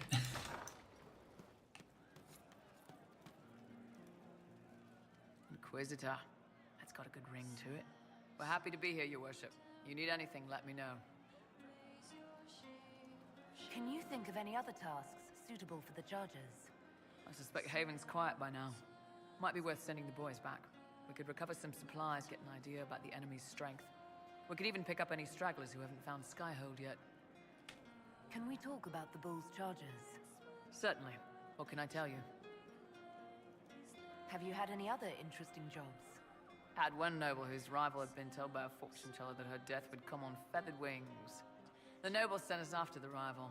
Not assassination, legal and everything, but we had to wear feathers. We sewed them into shirts over our armor. Should have seen the chief, all feathered up like the cock of the walk. Ended up retreating after all that. The rival choked to death a year later on a chicken bone. Amazing. We'll talk later. How's it going? So, how did you get the name Iron Bull? I picked it. We don't have names under the cube. Just, I don't know. Job descriptions, I guess. When I came to Orlais, I chose the Iron Bull for myself. But why specifically Iron Bull? This may surprise you, but I really like hitting things. Also, it's the Iron Bull, technically. I like having an article at the front. It makes it sound like I'm not even a person, just a mindless weapon. An implement of destruction. That really works for me. I'd like to know more about the Kunari. You writing a book? What I've heard about them sounds fascinating. What you've heard was mostly horse shit. All right. What do you want to know? What's it like growing up under the Qun? The Tamasrans raise us in these units of kids all our own age. They're like teachers, or chantry sisters. They also help figure out what jobs we should do. They had me pegged for military work early on. When they learned I could hit stuff and lie, they started training me for the Ben Hasra. That must have been a good day for you. Yes, it's like being a block of stone with a sculptor working on you. One day, the last of the crap gets knocked off, and you can see your real shape. What you're supposed to be. That's a good day. Do you ever think about what would happen if the Kunari conquered Orlais or Ferelden?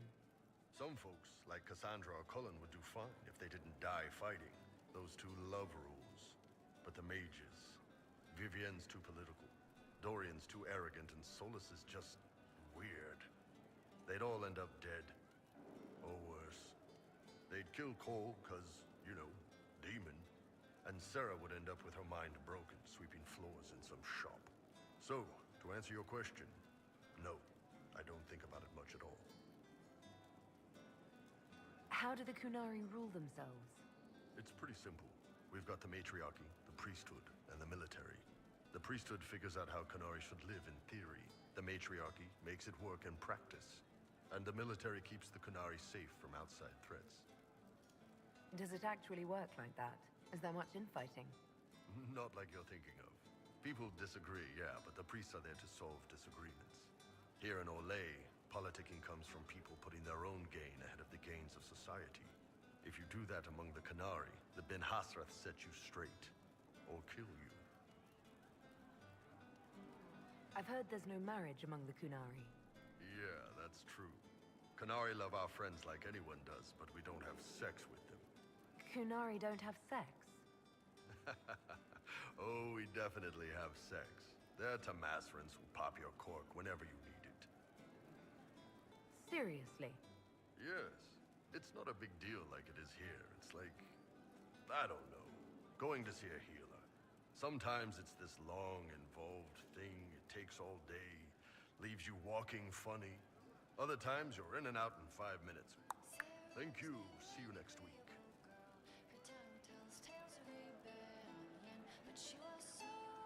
I could work with that. I know, right? No drama. Still, it's more fun here. Fewer rituals, more making it up as you go along. Plus, you folk have redheads. Redheads. That feels kind of creepy when you are playing a redhead. It feels targeted.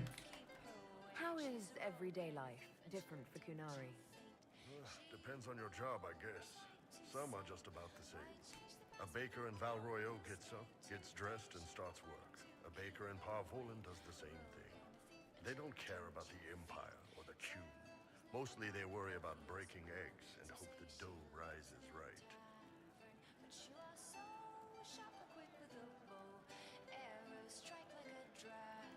It can't be exactly the same. The Kunari have no personal freedoms. How many personal freedoms do you figure that baker in Valroyo has? Life isn't about freedom. The baker in Parvolan wonders if she'll be given enough eggs to do her work. Will they come on time?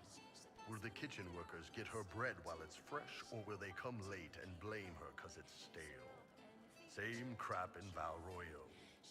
People are just people. The word Kunari, is that the race or the religion? Both. Kind of. The humans and elves who follow the Qun are the Vidathari. The Kunari who break away from the Qun are Talvasha, deserters. What about Kunari who existed before the Qun? The people we came from. They're called the Kossith, but we don't use that word for the race. We came south to Thedas because the Kossith were... I don't know. We had to leave. The stories aren't clear. But I don't expect they look much like us. Whatever they are. See you later, Bull. Nice talking with you, boss. Interesting. You've heard of she who stands behind the Fine day for you. nobility. Can't wait, what's on?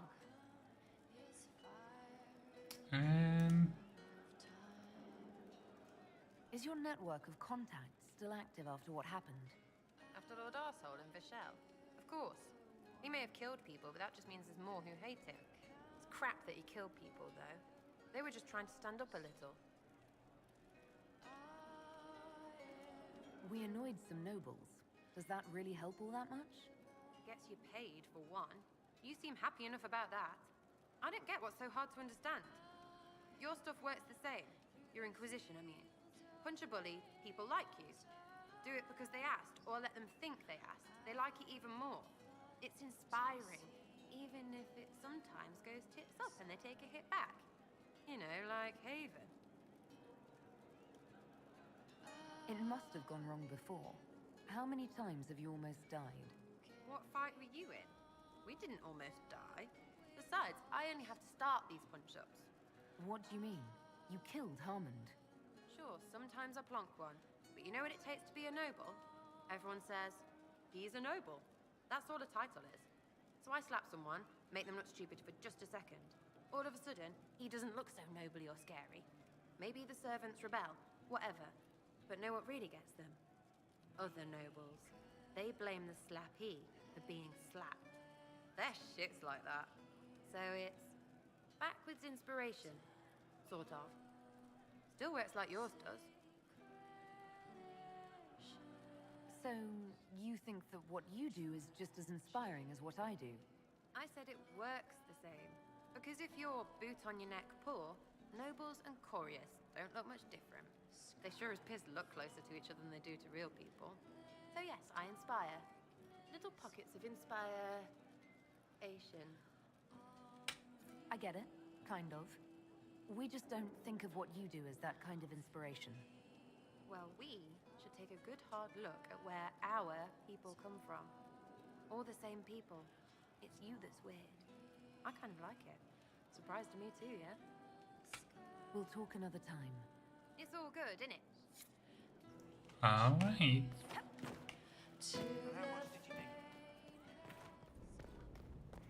Oh wait, I keep forgetting about Cole. Right. We'll make good use of it. Thank you. True enough. I mean, I guess Cole kinda likes it when people forget him.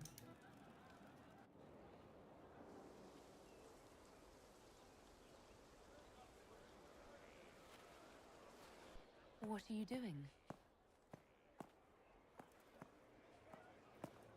Listening.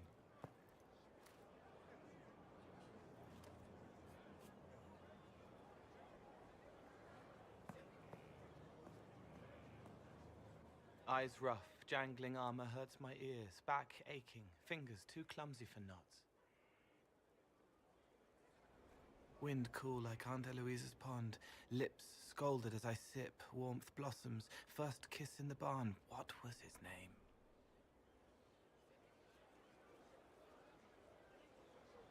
Tin jangle as the blood spills, Pierre's wrapped body on the wagon to the chantry. 5 more minutes.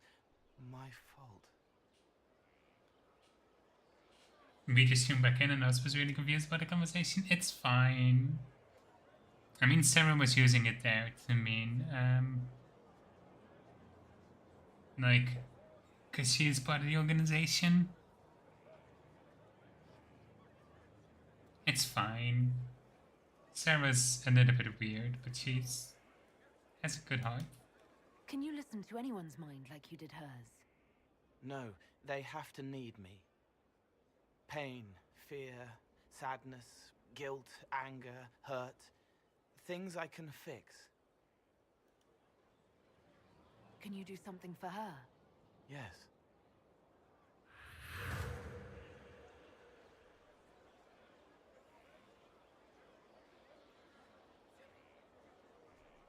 It's okay. Nothing you did mattered. What? Who are you? They lie there, and sometimes they die, just like Pierre. You can't save them. I don't know who you are. Wait. That didn't work. Let me try again. You'll forget me in a minute. What are you going to do? Make her forget me. Then do it again, the right way. Cole, stop. Inquisitor, your worship, what are you doing here? Is this man with you? Yes, sorry to trouble you. How do I do it right if I've done it wrong and I can't make her forget?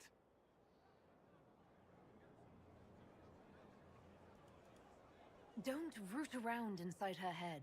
Treat her like a normal person. Your worship, do you need something of me? You were sad. Of course I was sad. A man died because I couldn't save him. It wasn't your fault. You could work until you fell over, and you still wouldn't save everyone. Thank you for saying that. Excuse me, your worship.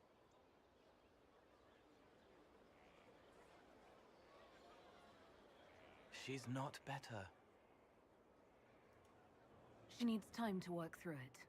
If I'd done it right, it would have worked faster. Then you have time to work through it too. I don't understand, but thank you for trying to help. Curious. I do think he's so fascinating with his abilities. Even if I don't entirely get them always. Glad I'm working with you. I'm not one of them.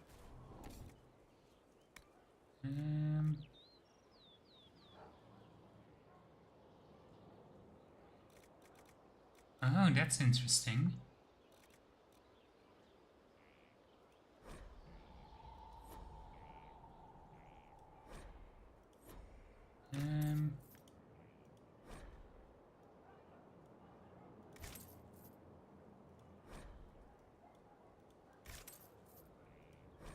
Guess this is just a way to get extra free influence.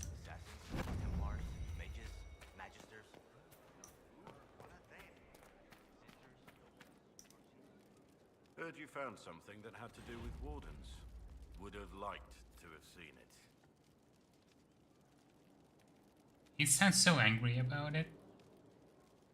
Let's talk about the Grey Wardens. You must know a lot about them. Ah, the wardens. I'm afraid we're less exciting than we seem. How do the Wardens deal with archdemons? Short answer. Stick it with swords until it stops moving. Wardens are in all the stories. If it was that easy, anyone could do it. No, it really is that simple. Just because the archdemon is magic doesn't mean it can't be killed with swords. It just has to be a Grey Warden sword. Look, it's not the killing blow that's the problem. It's getting the dragon to the point where it's vulnerable, where it actually can be killed. There's no short answer for that, I'm afraid. Let's continue this at another time. As you wish. I'll be here if you need me. Alright. Our map.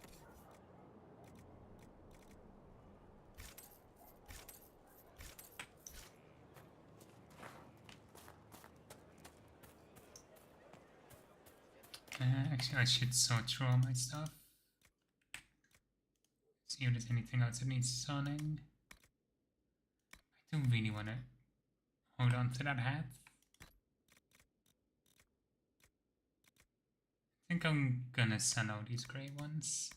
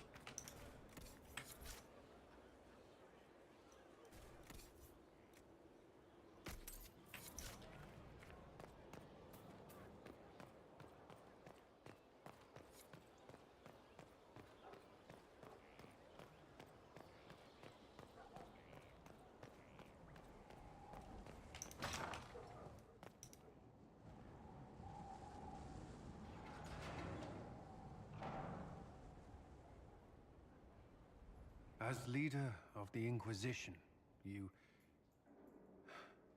there's something I must tell you.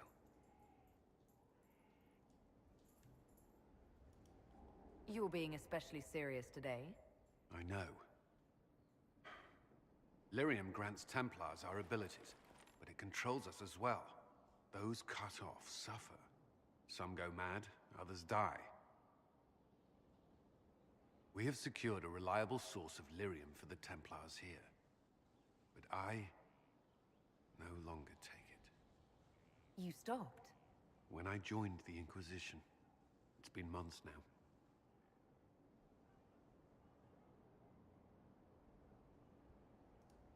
Cullen, if this can kill you...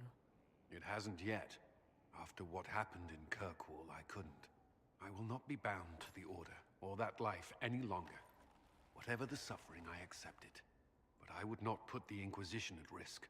I've asked Cassandra to watch me. If my ability to lead is compromised, I will be relieved from duty. Are you in pain? I can endure it. Cassandra takes things as seriously as you do. If she has no problem with this, neither do I. I thought you had a right to know. The Inquisition's army must always take priority. Should anything happen, I will defer to Cassandra's judgment. We'll watch him backpedal that later. So I feel like there are probably some codex entries I haven't checked out. Question: if you believe that this coach truly wishes to help the Inquisition can be trusted to do so safely and willing to give him a chance to prove himself, as Sonus insists that he is a spirit made manifest in the form of a young man, not a demon possessing an element victim, I can see that he may not be malicious. Nevertheless, Cole's abilities concern me. I could ask Liliana to have him watch, but most of Skyhold seems unable to see that spirit, or remember him even if informed of his existence. Servants complain of odd occurrences, items mislaid or moved to strange locations, and have thus far been unable to see or remember the person responsible. Such actions appear harmless thus far, but I remain vigilant. Cassandra. Cole appreciates Inquisition helping those who are hurting and in need. Let me tell you what I know about the Seven, the Seventh Majesty set out onto the Golden City long ago. Each was a high priest to one of the old gods. Each came to the ritual shrouded in secrecy, hiding the true name even from each other. They were competitors, you see. The old gods told them that they would break into the Golden City and usurp the Maker's throne. But only one of them could sit on the throne. Each assumed a title related to their own and causing the ritual. Some claimed they had a leader, the high priest of the mud called Corypheus. He did not rule the group, but instead conducted it, coordinating their efforts to achieve a magical feat never since replicated. They breathed the fade, walked physically in dreams, and changed our world forever. Perhaps these seven were the first darkspawn, cursed by the Maker, as the Chant of Light tells us. Perhaps not. One would think that these magicians is long dead, but there are whispers that is not so. Think, if you will, what might become of the minds of such beings, corrupted by the blight, cast down from prideful folly, simmering in resentment and darkness for over 1,000 years. Where would such men live? Who knows of them? For someone must. If whispers persist, what secrets do they yet hold? And what would we do, should any of them return to the light? With luck, these are questions we will never have to answer. From Questioning the Chant by Magister Vivia Zagarani. I want this made clear to every man and woman in our army. Do not challenge the Red Templars and the General Samson on your own. You may have heard stories of how Samson used to be a Templar in Kirkwall until he was thrown out of the Order, that he became a vagrant, begging for coin to buy lyrium. That man no longer exists. The fiend who attacked us at Haven had the strength of 12 men. Samson has the training of a Templar and all the power of red lyrium at his command. For those who did not see it firsthand, he is as dangerous as any demon, perhaps worse. Treat him as such. I will hold personally accountable any officers who do not communicate this order to the soldiers. Letter from Commander Cullen issued to commanding officers and read to all Inquisition soldiers.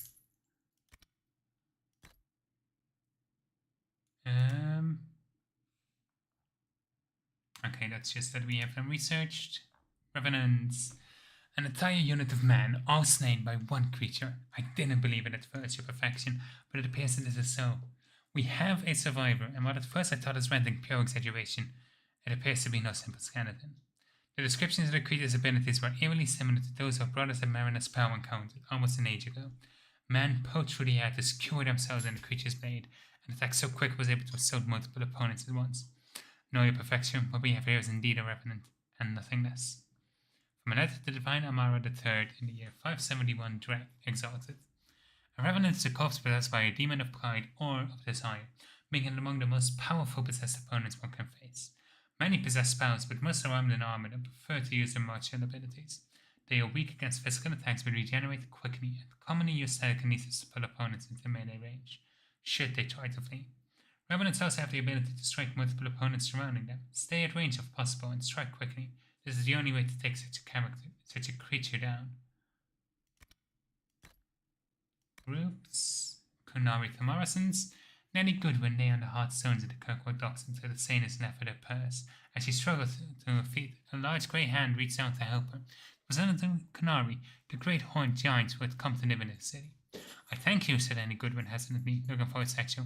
Did not know the docks were as dangerous, or we would have asked one of her guards to accompany me as I brought healing herbs to the children. You are a Tamasran, said Canary. Under the Kuno sailor will accost you. Why are you here? I am but Lord G's nanny, Nanny Goodwin said. Lord G did not believe me when I told him that the children needed healing herbs, so I was forced to buy them myself. Under the Coon, said Canary. Tamasrans I trusted and listened to when caring for the children, and any healing herbs they need would be provided. Why did Lord G not attend your words? He is a noble, Nanny Goodwin said, and I am merely a servant who cares for his children. She shifted her shawl to hide the bruise the sailor had given her, as well as the bruise Lord G himself had left. Under the Coon, said Canary. All I recall, and no Tamasran would think herself a mere anything. Nanny Goodwin bid the Canary good day, and returned to Hightown with much to think about. An excerpt from The Lives of the Nobles, The Truth of the Coon, Author Unknown. Daytoni has already confessed to resisting arrest, but Ben Hasras came for co-worker. Circumstance evidence suggests that he was part of a group planning to become Talbashov. Co-worker died attempting to escape. Detainee required evaluation for possible reintroduction in society instead of comeback treatment. It's being denied sleep, given restricted portions of food and water, as noted below. Day 1, detainee restrained, given water but no food. Detainee requests to use a latrine, was so clean as part of the Coon. I decided to attack the Coon. Detainee asked why he murdered Ben Hasras, responded that he had only defended himself. Detainee eventually urinated on the floor. Detainee, given light food and water, thought he could use latrine if he could demonstrate ability to follow the Coon. Detainee asked why he murdered Ben Hasras. Answered that he fought them to protect the co-worker, did not murder them. Detainee thought that lying is unacceptable under the Coon. Detainee observed the educators eating and drinking and engaging in conversation about daily activities where the detainee stood. Detainee refused food and water, was taken aside and shown Kalaba rooting through garbage for food. Detainee thought he is similar to Kalaba, as neither he nor it follows the Coon. As told, Kalaba is smarter than Detainee, as Kalaba is too stupid to follow the Coon. Detainee could follow it, but made conscious choice to refuse. Detainee asked why he murdered Ben Hasras. Detainee answered that he was angry and trying to protect his friends. Detainee showed drawing of dead Tamasrans and children. Though these were drawings of people in Sahara and killed by Talbashov. Detainee told that Talbashov do this, and if Detainee wishes to be Talbashov, he must go to the education center and kill Tamasrans now. Detainee became visibly upset. Detainee asked why he murdered Ben Hasras, answered that he was wrong and lied by his co-worker. Detainee continues to show remorse, is visibly happy when reminded that Coon offers place for all. People Detainee washed, given new clothes and food, and allowed to sleep. Upon awakening, Detainee asked whether he would prefer to be Talbashov or Kunari. Detainee answered that he will remain Kunari. Detainee released the road crew for simple labor and will be watched by observers on team. Fascinating. Suggesting that all Ben Hasras are spies, like assuming that all crossmen are carpenters. The Ben Hasras were a significant portion of the Kunari priesthood, tending to a variety of tasks within Kunari society. In Kunari cities, Ben Hasras serve as something akin to a town guard, investigating anything that disrupts the orderly function of the city. Ben Hasras re-educated street criminals and rebels against the Coon, determining whether they must be destroyed. The subject's mind using a poison known as Kamek. Those can be rehabilitated through treatment and education and later transferred to simple work details. In contested or war-ridden areas, Ben Hasras coordinates with the Kunari military to track the dreaded Talbashov rebels, a function similar to bounty hunting. Outside Kunari borders, Ben Hasras agents primarily observe and report. What this may seem underhanded, it's no more than most nations do with their own spies, and the Kunari are perhaps rightly in retrospect, extremely concerned with the danger of our culture compared to the liberated measures posed. Our assumptions that our Ben Hasras are malicious spies bent on bringing Olay into the Coon has no basis in fact. Simple prejudice against the race was appearance and settlers, compounded by a guilty conscience at seeing how many peasants, and especially elves, prefer life under the Coon to live under our emperors. Kunari are a society of people, people with a different culture and different values, but people nonetheless, as complex and nuanced as are they. An excerpt from The Lion and the Bull, racial bias and oversimplification of Kunari society arose in the Orlesian court. Author unknown. The Orlesian Civil War. When Grand Duke Caspar attacked Empress Celine of Orlais in an attempt to claim the throne, he assumed business across the country would suffer greatly. The counter-propaganda suggesting she was overly tolerant to the elves, Celine was drawn to crossing the Alban uprising in Hanam-Chiral, and Gaspar's attack there destroyed her forces and cut her off from Val Royal. She escaped back to the Orlesian capital with 100 mad stories explaining how, at which point we started closing down family shops, expecting Gaspar's army to carve a bloody path through the Halflands and up north towards cities loyal to Celine. Instead, the humans have been downright reasonable. We made a killing on furs and silver in Val Royal as Gaspar Holden said in Ordain cut off incoming trade goods from Ferrauden. The nobles and Montfort and Valchevin also brought up violence, as though they tried to kill Darkspawn, apparently. Celine declared that wearing purple flowers was a way for humans to show their loyalty to her.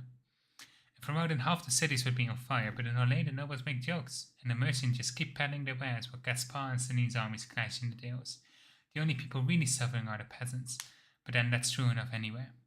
Send extra guards on the next shipment, but save the Lyrium for Ferrauden. The family's doing good business here as it is.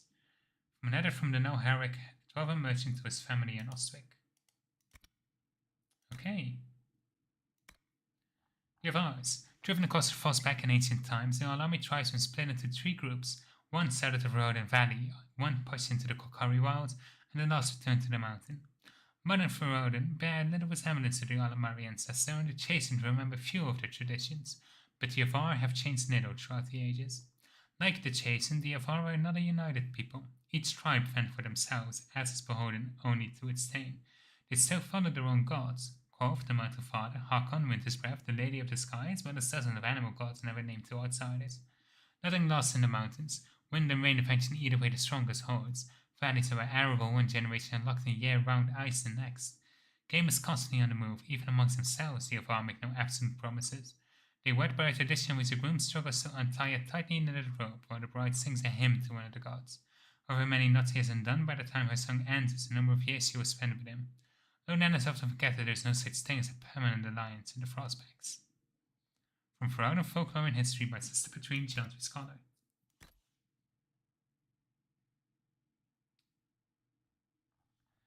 A prison cell with scrap of paper for my confessions, cast enough bread and water. All I gathered was skimming one lousy bottle from the Lyrium stores. Like Lieutenant Freyan cut my normal rations for insubordination. Insubordination, my ass. Just because I saw him desert the guard tower to meet his girl, Freyan thought he'd teach me a lesson. I'm thirsty, but the water doesn't work. It should be more blue. You take it like medicine at first, in Lyrium. Your whole body sinks with it. Like the maker's own fire, you're not scared of anything, not even abominations. After, it even takes away the nightmares. But the ration's too small. They don't give you enough, your hands get cold, the sky starts to press down on you, little things slip away, so you have to stay. The senior Templars all have that look, that cloudy look in their eyes. Sign your confession, they said. I'm trying. I can't think of what name to sign. Confessions of an Unknown Templar found among Monster Mass Chantry records in the year 827 blessed.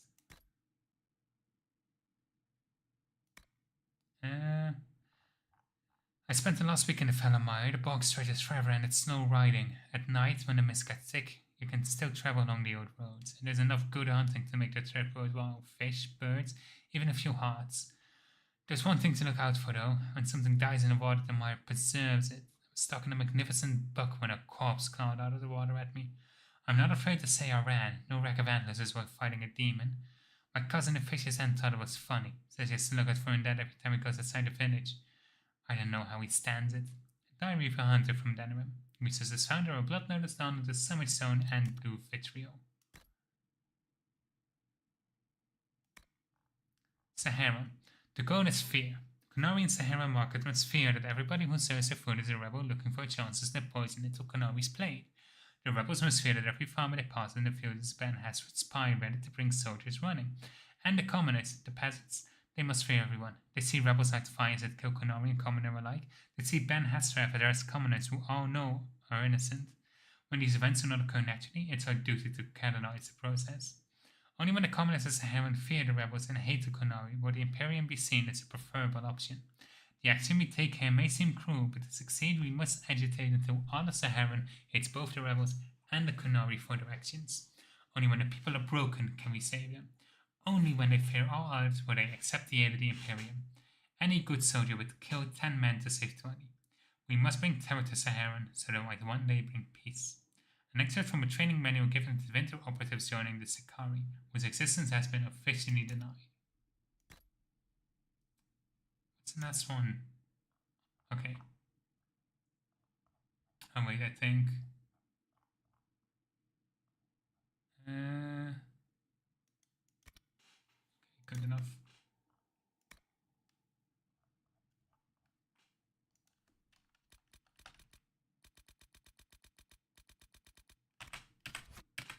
Okay.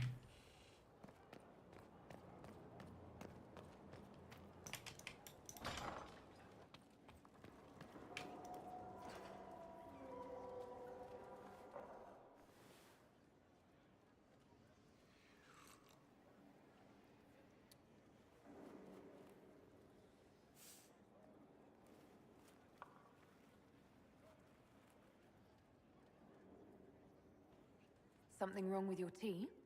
It is tea. I detest this stuff. But this morning, I need to shake the dreams from my mind. I may also need a favor.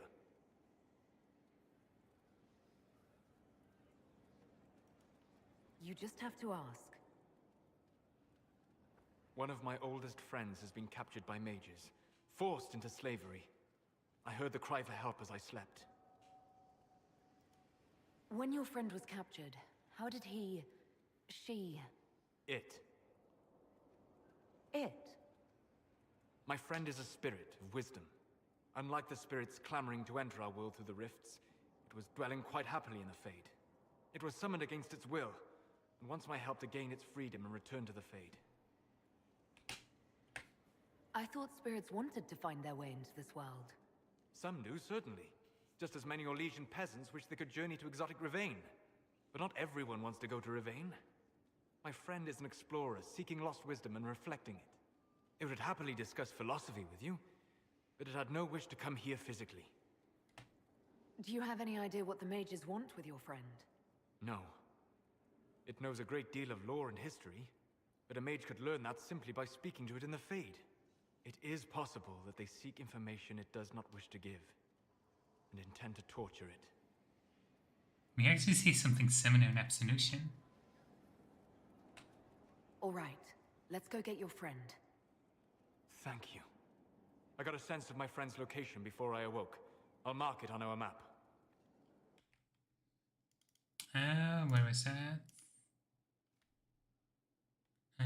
In the Exalted Plains, okay. It's gonna probably be a while until we get there, but...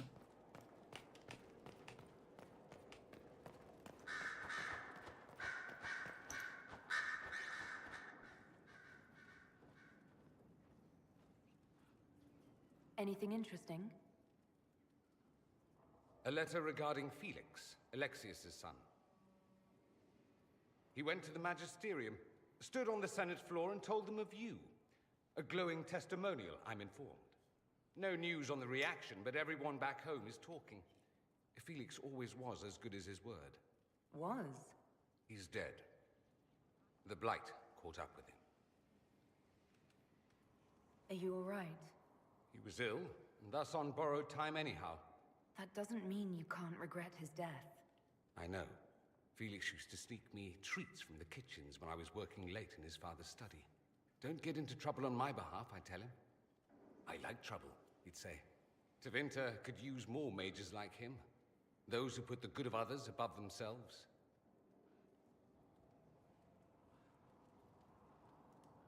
You make it sound like he was a better person than you. What a mad thing to say. Few people are better than I. Very well, a better person, clearly, not nearly as handsome. Thankfully, Felix wasn't the only decent sort kicking around Thedas.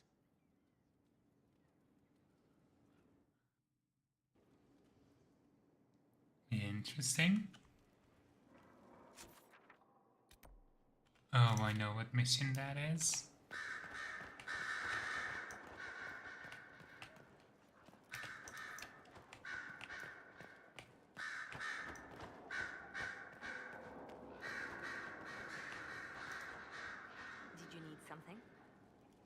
the Divine's death hit you hard? How have you been feeling? Oh, you are referring to my outburst in the Haven. I am much better now. Justinia was such a dear friend, and there were so many things going wrong. Sometimes it's best to talk these things out. I was with the hero Ferelden when she defeated the Archdemon. With her by my side, anything was possible. But there is no happily ever after, not when life goes on. When the Divine requested my help, I went to her. I owed her that much. I sacrificed so much to do the Maker's work. But now, Justinia is dead. I was angry. I felt betrayed. But I shouldn't have let my emotions get the better of me. I'm sorry. Don't apologize. You were grieving and upset. I understand. Thank you. Now enough of this. Let us think more pleasant thoughts. Anything I should know? It seems that the Orlesian army is awaiting our next move. Some of the generals are sympathetic to our cause, others are still suspicious. Our actions are under a great deal of scrutiny. Okay. I'll leave you to your work.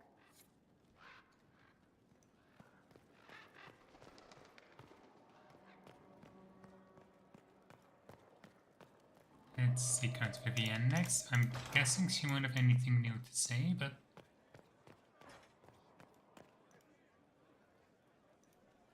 Yes? Hey. Isn't Varric here? Oh yeah, he's on the battlements. Hello, Inquisitor. Committed to Honored independence, help. I hear. Whatever they are. My Lady Inquisitor, it's good of you to speak with me. I have news regarding one of your companions, the Tevinter. Nothing good, I expect. If you have reservations about his presence here, I share them. But this is another matter. I have been in contact with his family. House Pavas, out of Carinas. Are you familiar with them? Familiar? We've never met, if that's what you're suggesting. I'm suggesting nothing.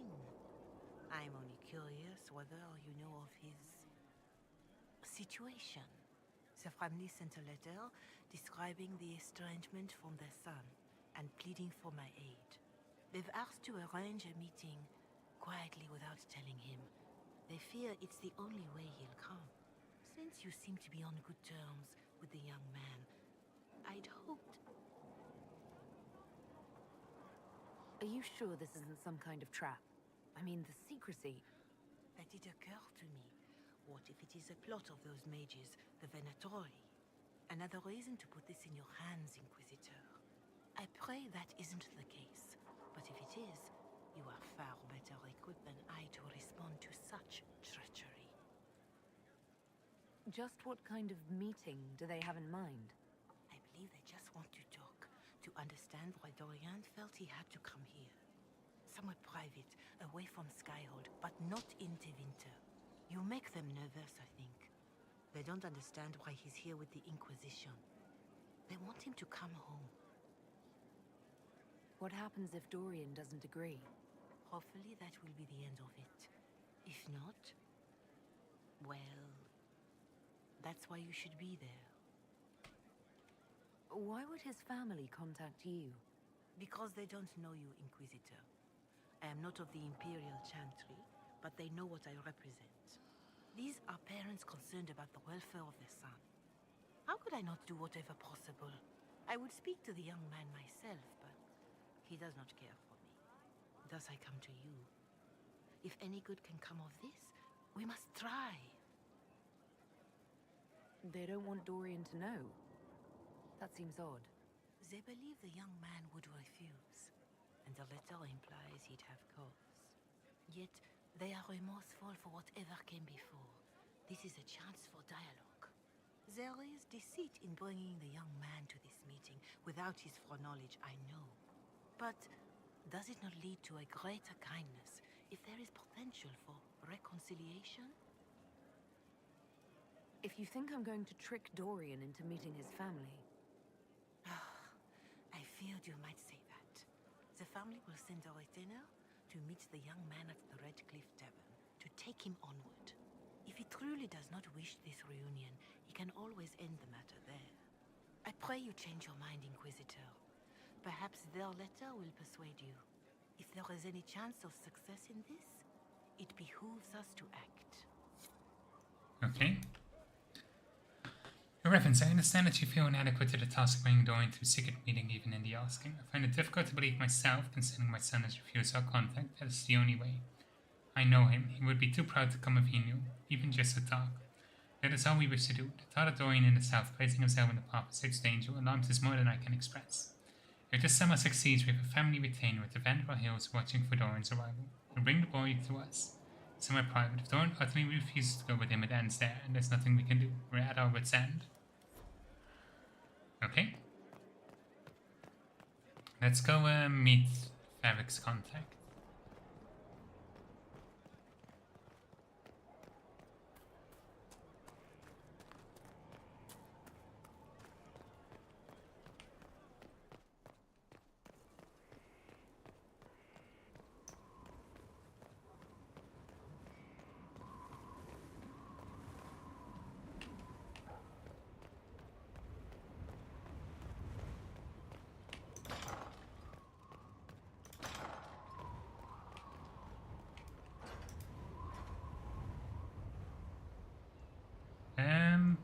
We're gonna go for the iconic.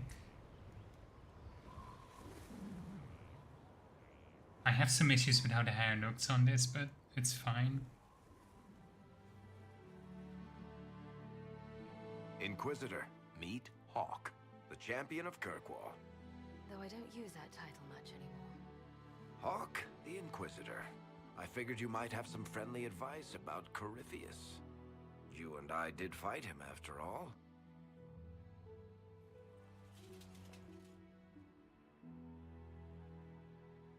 You've already dropped half a mountain on the bastard. I'm sure anything I can tell you pales in comparison. Oh, I don't know. You did save a city from a horde of rampaging Kunari. I don't see how that really applies. Or is there a horde of rampaging Kunari I don't know about? There's a Kunari. It's just the He almost default. qualifies as a horde all by himself. Fortunately, he's on our side. So, then, what can I tell you? Varric said that you fought Corypheus before. Fought and killed. The Grey Wardens were holding him, and he somehow used his connection to the Darkspawn to influence them. Corypheus got into their heads, messed with their minds, turned them against each other. If the Wardens have disappeared, they could have fallen under his control again.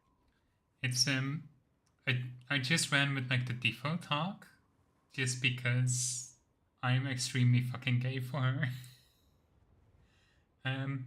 I will say I don't like how the Inquisition version of her looks, because the hair is like too swept back, and like normally it's like a little bit in front of the head. Like there's like just a pluck of hair going across, and it looks weird without it. But Hawk just always looks good. She's iconic. What else is there to say? So Corypheus has the Venatori, the Red Templars, and now possibly the Wardens as well. Wonderful. I didn't come this far just to give you bad news. I've got a friend in the Wardens. He was investigating something unrelated for me. His name is Alistair. The last time we spoke, he was worried about corruption in the Warden ranks. Since then, nothing. Corypheus would certainly qualify as corruption in the ranks. Did your friend disappear with them? No. He told me he'd be hiding in an old smuggler's cave near Crestwood. Haven't seen the Fold Hawk yet, it's fair. I guess like male hawk is a little bit more common, but I'm just too much of a lesbian to play a male hawk, unfortunately. If you didn't know about Corypheus, what were you doing with the Wardens? The Templars in Kirkwall were using a strange form of lyrium. It was red. I'd hoped the Wardens could tell me more about it. Corypheus had Templars with him at Haven. They looked like they'd been exposed to the lyrium you describe. Hopefully, my friend in the Wardens will know more. The way I've always said it is I didn't romance Meryl as Hawk in Dragon Age 2. I romance Hawk as Meryl in Dragon Age 2. Because if I could, like, have them switch places, I absolutely would. Because I relate so much to Meryl, and I'm so fucking attracted to Hawk. If Corypheus has corrupted the Wardens, it may be too late to save them. I understand. I'll do whatever's necessary to stop him. Corypheus is my responsibility. I thought I'd killed him before. This time I'll make sure of it. Inquisitor. And we can ask some questions. I heard you had family and friends in Kirkwall. Where are they now? My sister's a Grey Warden. I had my friend Aveline take her as far from Orlais as possible. When all the Wardens started acting strangely, I had to keep my family safe. Meryl is helping Elven refugees who were displaced by the war. I didn't want to take her away from that. Meryl spent enough time fighting for her life with me. Aww. I assume Varric's been feeding you information about the Inquisition. What did he say about me? Only good things, I promise. I was a little surprised, actually. Varric isn't one for religion in general, but he thinks highly of the Inquisition. I think the exact phrase was, has a good shot at fixing Blondie's mess. Also, wait, Merlin, is that emote your own? Because it looks good. It's a really good one. You said you thought you killed Corypheus. The Grey Wardens had him imprisoned. They used my father's blood in a ritual to seal Corypheus inside. But he could still reach out and influence the Warden's thoughts. He sent them after me. And I didn't just think I killed him. When the fight was done, he was dead on the ground. Maybe his tie to the Blight somehow brought him back, or maybe it's all Tevinter magic. But he was dead, I swear it. And where did you go after the mages rebelled? I heard the Chantry might be sending an exalted march to Kirkwall to put down the rebellion. I hoped that leaving would save lives and force the Divine to divide her forces to come after me. As it turned out, I needn't have bothered. All the circles started rising up and the exalted march never came. It's really good. I got them from Etsy a couple of weeks ago. Nice. Made them making some Dragon Age related ones. Oh, that's good.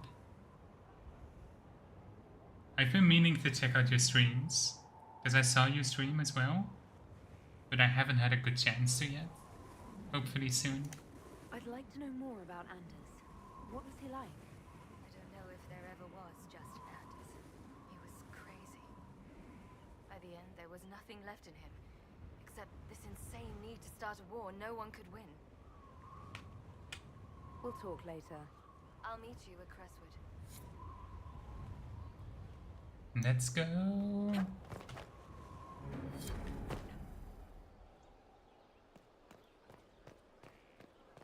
He's just lurking. Yeah, that's totally fine, I get it. How do you know they went to I don't know if we still have an active Discord link in working in the chatbot, but there is a Discord.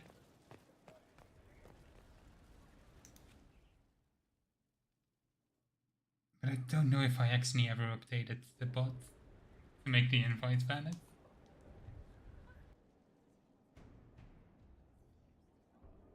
This was a surprise. After you return from the bogs, we discovered this man attacking the building with a goat. Chief Movran the Under. He feels slighted by the killing of his Avar tribesmen, who repeatedly attacked you first. What should we do with him? Where should he go? You answered the death of your clan with a goat? A courtroom? Unnecessary. You killed my idiot son, and I answered, as is my custom, by smacking your holdings with goat's blood. Don't look at me. No foul. He meant to murder Tevinters. but got feisty with your Inquisition. A red-headed mother guarantees a brat. Do as you've earned, Inquisitor. My clan yields. My remaining boys have brains still in their heads. What does this game have with redheads? It's so weird. Oh, I don't know. He could go in that... what's it called? A gibbet? Chief Movran, you'll be placed in a gibbet to serve as an example to... someone. Then probably released. Gibbet? Gibbet? Gibbet?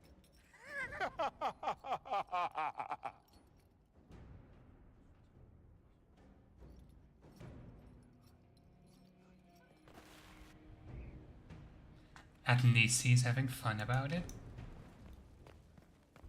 I guess it's something. Let's go meet up with Dagna.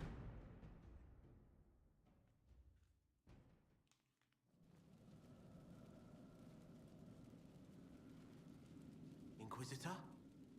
The Arcanist has arrived. You should see for yourself.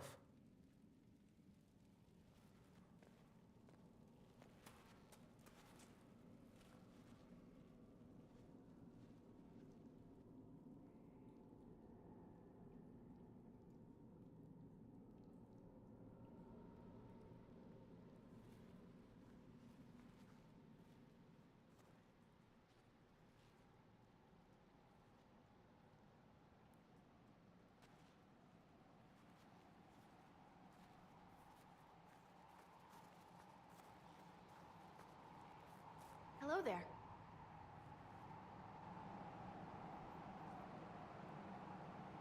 It's her. It's she.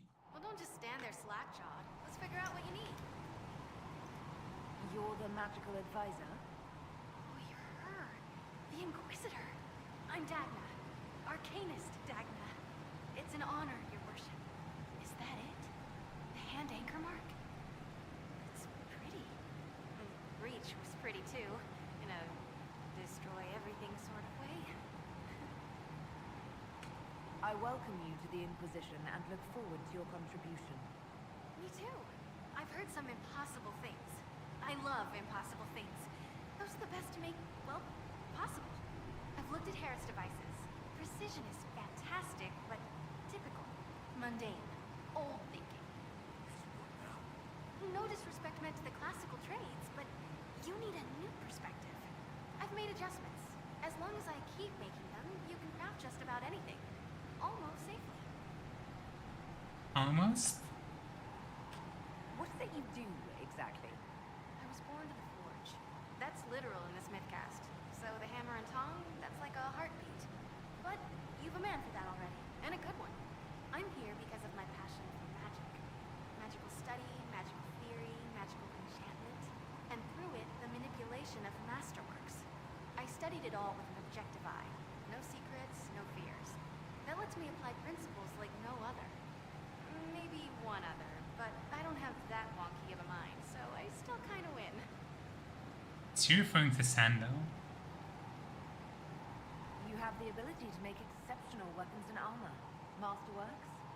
There's an art to the forge, as well as enchanting. You need an ear for it. And hands. Eyes, too. Nothing bad to say about Herod on that front. He's wonderful. But there's this little more needed. With the right bits, an edge can be more than an edge. Armor can do more than protect. A hue can be just a bit brighter. In short, smithing can be more. In short.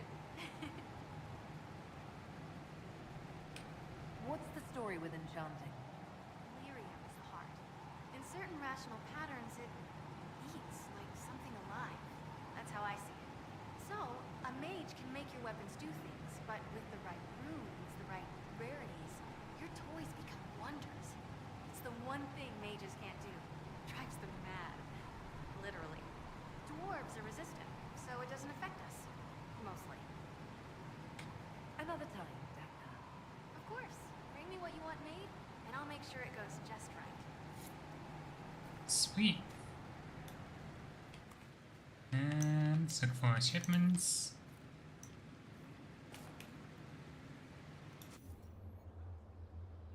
Okay. I also want to check if we can make better armor for Sarah. Not really. We don't have enough leather. Black hole, maybe? I think he already has Vanguard armor. Okay.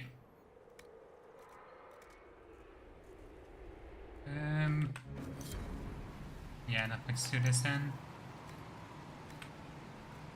I think it looked like we got a new throne. Jason, yeah.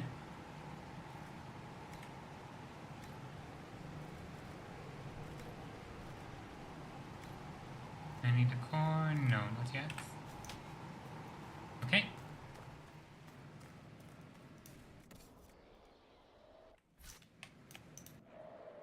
Do kind of wanna dye Sarah's armor.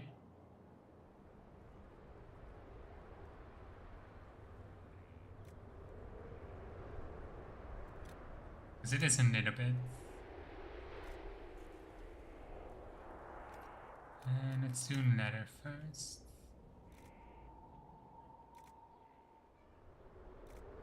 Kinda like how Dragon Link scales look.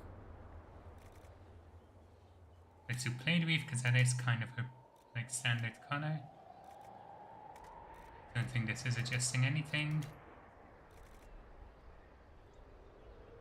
And let's just leave those as is.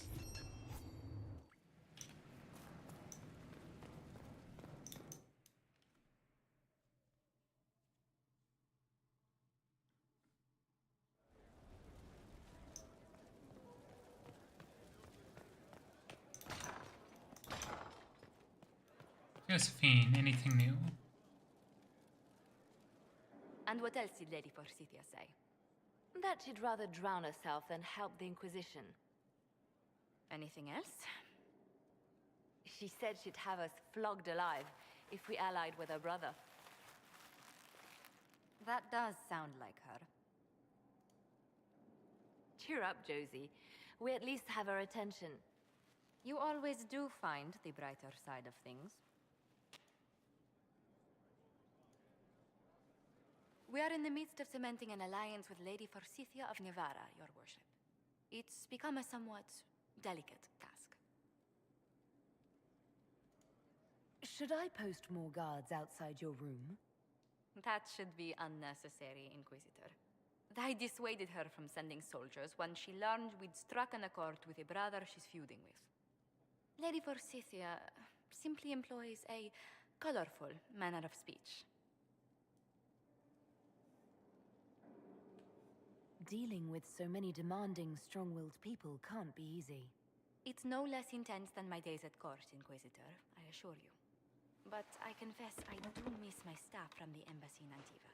It was always useful to discuss the day's visitors with them. I have time if you'd like to review things with me. I wouldn't wish to impose. If it were imposing, I wouldn't have offered. Well, I admit there are a few potential alliances it would be good to discuss. Right on the parlor floor, in front of everyone at the soiree. Who does such a thing in front of their guests? The Duke of Kellington, apparently. And then there's Cole's lurking. It frightens our guests half to death.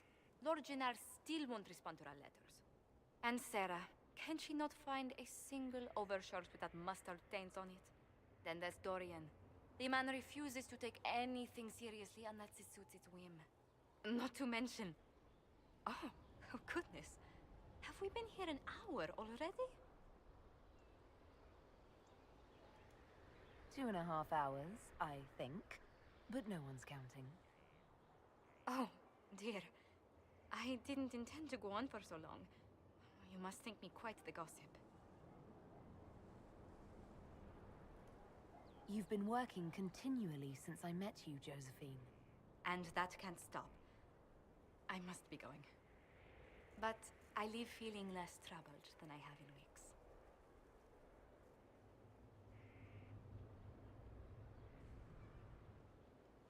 Hooray!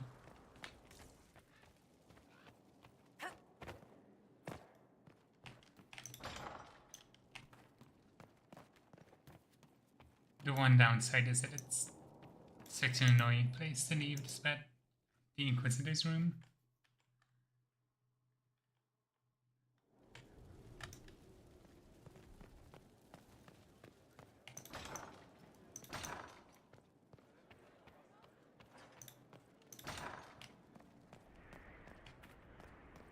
Let's summon the War Council.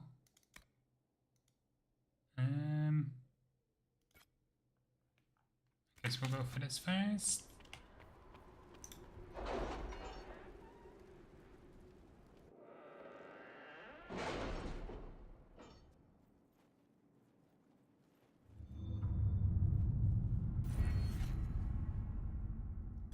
We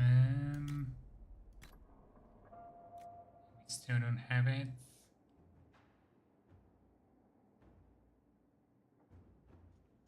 I mean, I guess extra experience can be useful.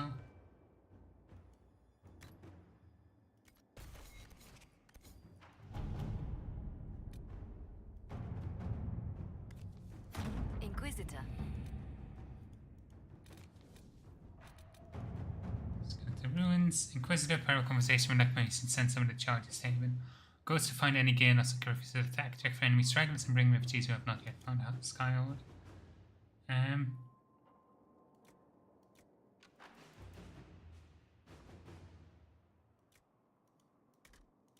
We'll send Josephine, try and get more more refugees back. Inquisitor, while most of Haven has been destroyed, the charges have recovered some lost gear, still intact, along with the enemy two corpses that might yield information about what we're up against. More importantly, the assistance of Florida forces enabled the charges to rescue refugees who had not yet heard what happened at Haven. Our troops brought them in safely. In addition to the farmers you'd expect, there were several skilled craftsmen and even some soldiers. After seeing the devastation wrought at Haven, they're eager to help the Inquisition. Good. Consider the refugees rescued from Haven told some fascinating stories, most notably one in which a wandering child's sister informed him that Griffiths was a true herald of Andra's state. That he had been chosen to redeem the sins of man. The refugees remained faithful but reported that his woman, either a mad woman or a Venatori agent, convinced others. Maybe worth a time to find a supposed Chantry sister. What's in Liliana? Located to Paul Matzo, claiming that Griffiths is a true herald of Andraste, she is no Venatori agent, but a woman driven out of her wits by what she witnessed at Haven. Several refugees with her all have been brought to Skyhold. Where they now see the folly of the Chantry sisters, claim they're eager to lend the Inquisition their support.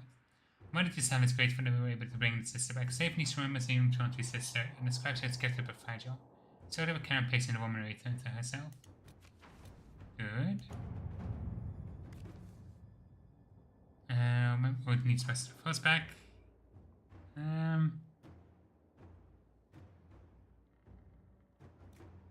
Let's see.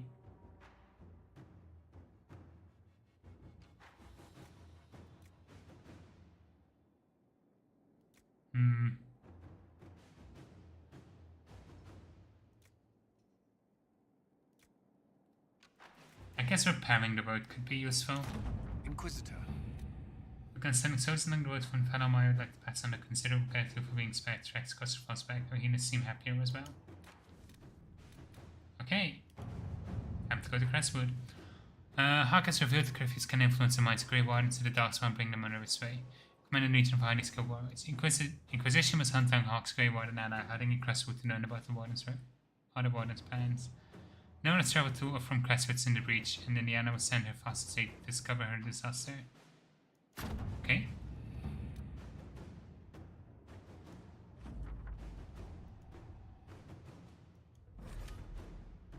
Venture forth. I want to have Sarah, Blackwall, and let's bring Varric.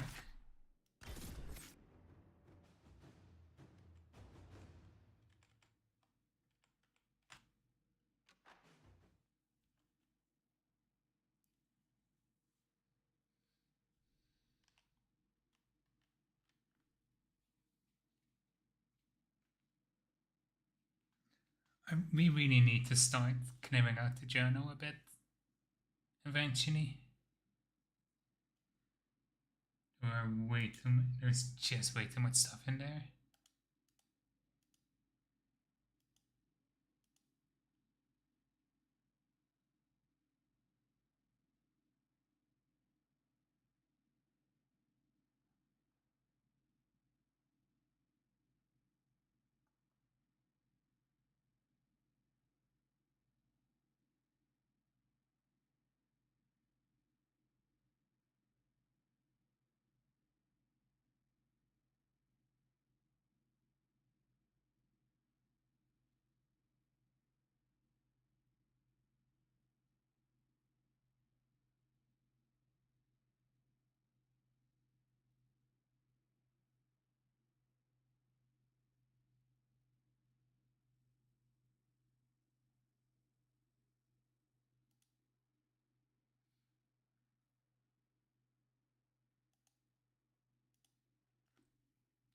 Come on.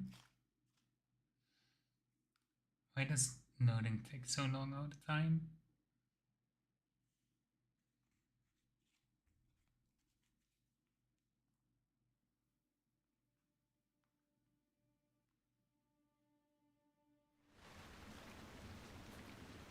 Good to see you safe, Inquisitor. We've got trouble ahead. Why is my mouse not showing up? If you're on edge, I should alert the entire Inquisition.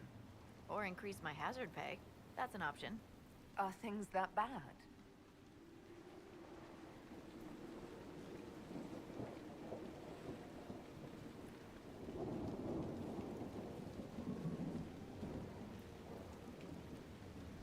Oh. Crestwood was the site of a flood 10 years ago during the Blight. It's not the only rift in the area, but after it appeared, corpses started walking out of the lake. You'll have to fight through them to get to the cave where Sir Hawke's Grey Warden friend is hiding. I wish we could get better acquainted, Harding, when the dead aren't rising around us, perhaps. The world would crumble to dust before you ran out of ills to fight. Maybe someone in Crestwood can tell you how to get to the rift in the lake. Maker knows they'll want help. Good luck, and please be safe.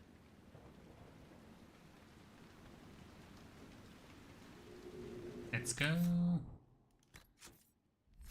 Let's level everyone up.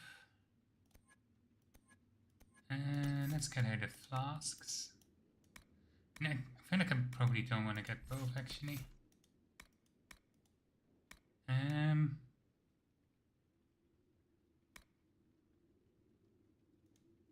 I'll do fire and Fury of the Storm. Black Wall.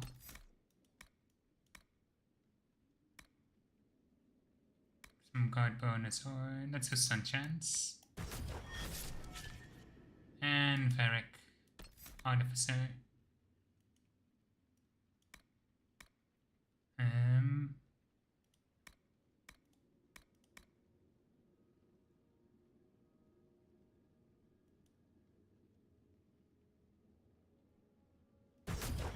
Perfect.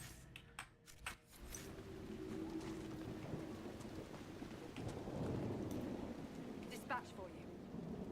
What is it? See for yourself, sir. And okay.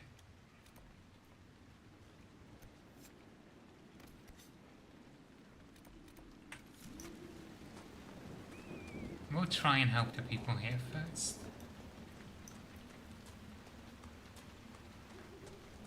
There must be a way to get to the rift in the lake. Maybe the locals will lend us a boat. Hardy har, Varric.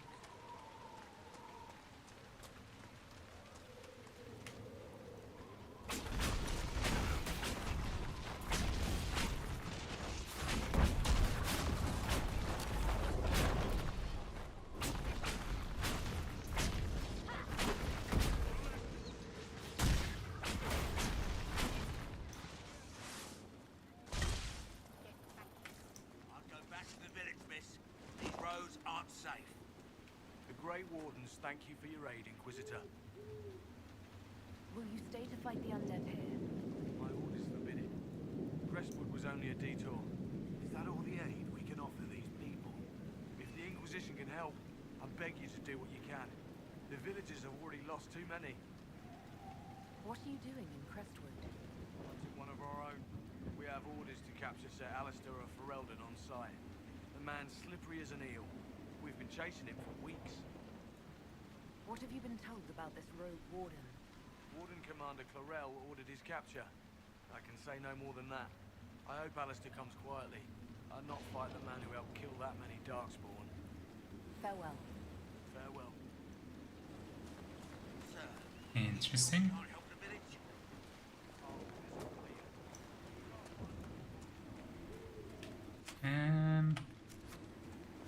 Let's check out inside here first.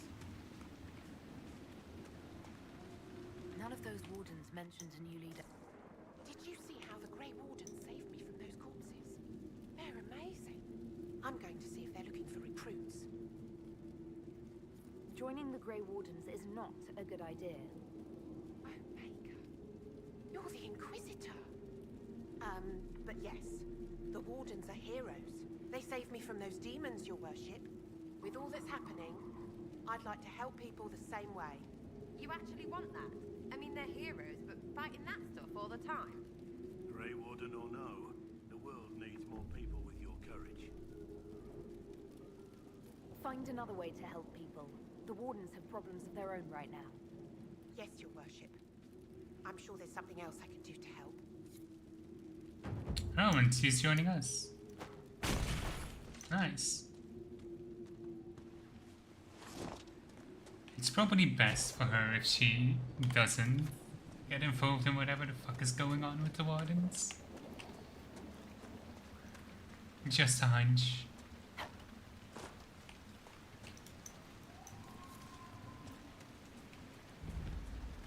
Undead by the gates. Ready when you are. Come on.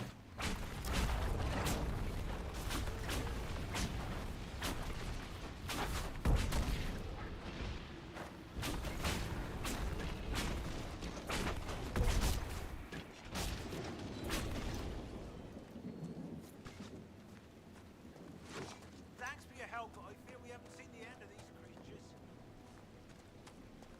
And let's explore here a bit.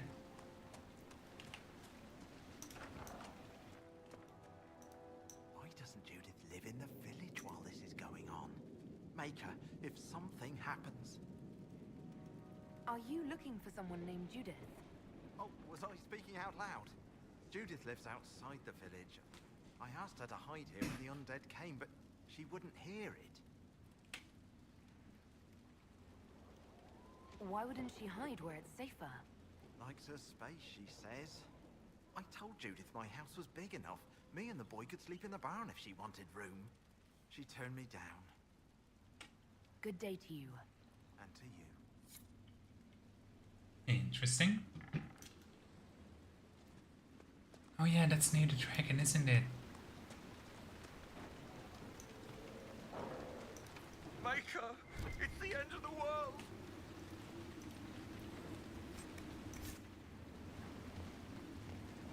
Let's see what the mayor wants to talk about.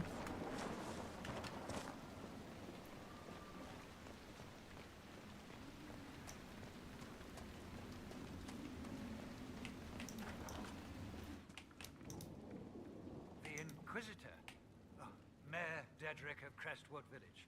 At your service, despite everything. Are you here to stop the undead?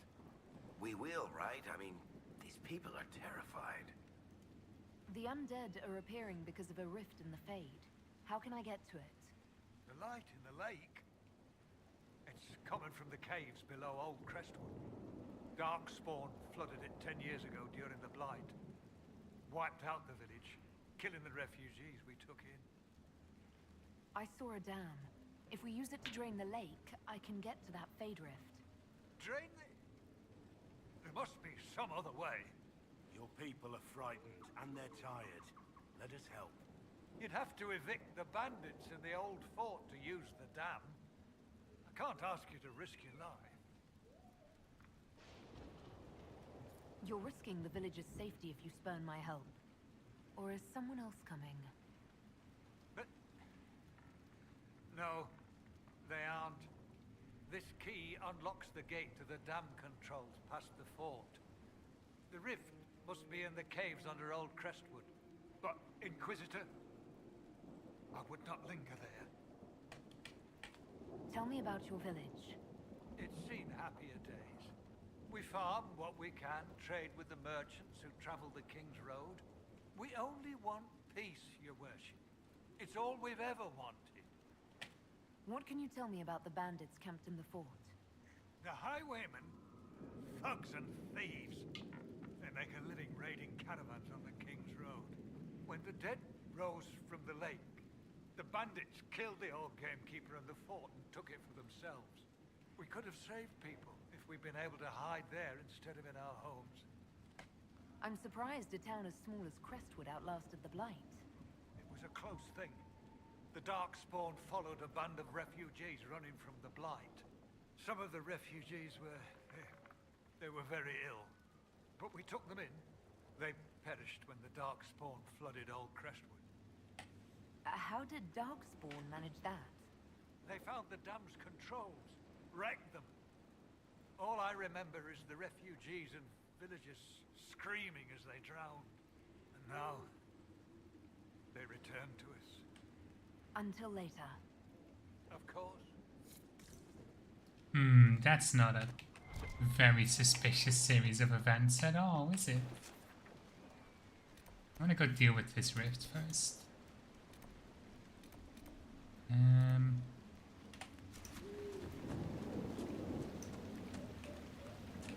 What's up here? No one has approached the dragon again. I've sent messages to the capital. Was waiting for them to arrive. Meanwhile, we will try towards the next Fanny Son Henriette's first night near Dedrick.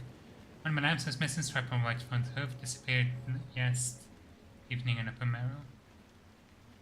If anyone spots Addie, send for me. Don't let this sweet talk into anything else. She knows what she did. Need Wake 191 for 5 coppers. Come see me. I also have wagon. It's very good. Bite needs rep. I have it. Comes good. Away from my home. Bring wheels. Interesting. I swear I'll avoid the Wardens, Inquisitor. Thank you for the warning.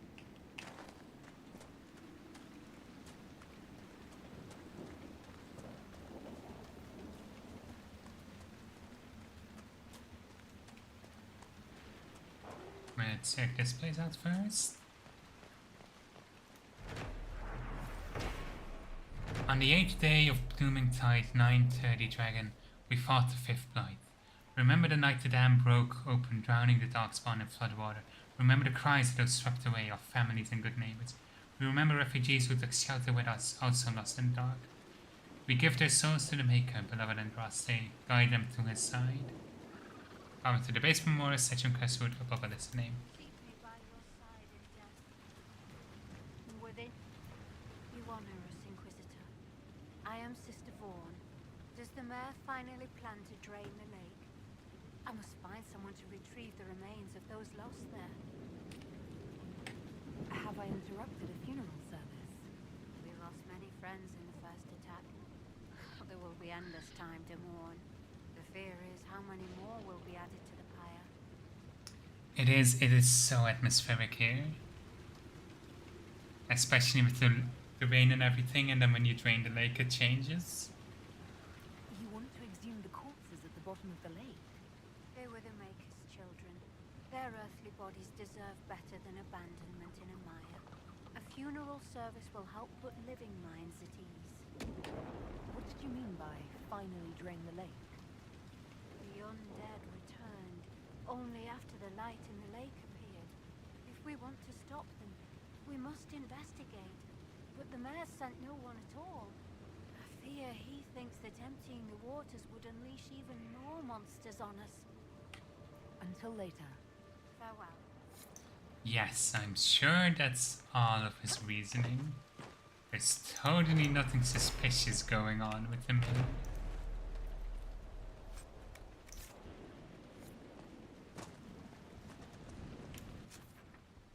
think this should lead to the rift.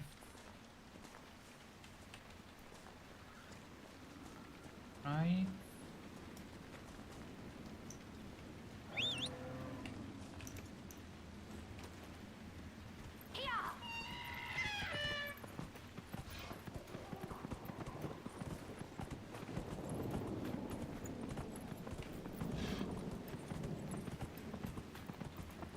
Let's have a look around.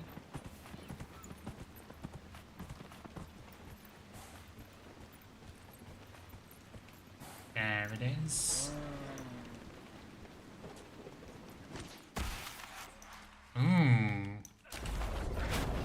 That's an interesting one to find.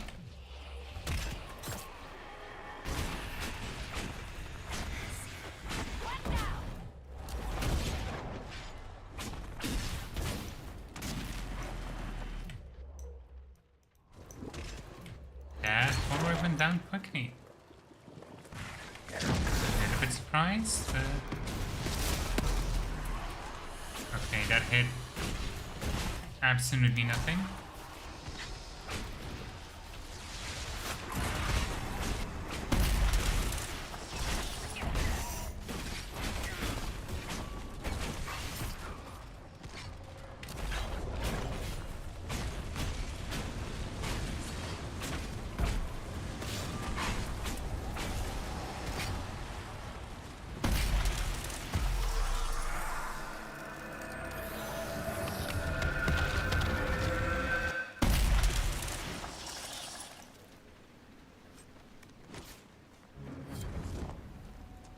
Perfect. Let's check out this cave. Is this like the back exit to the cave Alistair is in?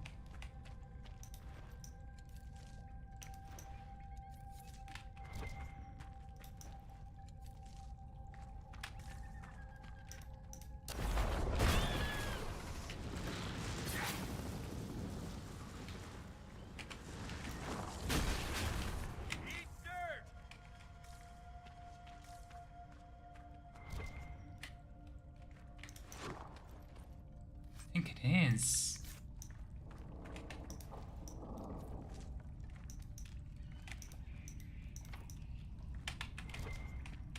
Okay.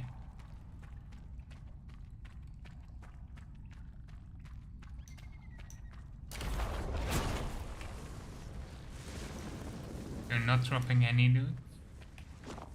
What a shame.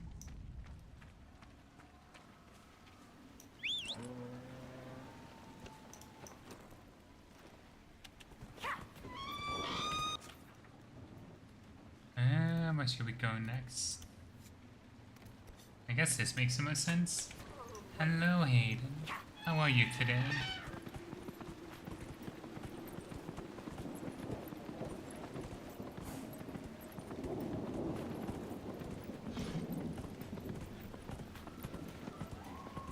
Should I be worried about the fact you're here in my chat again today?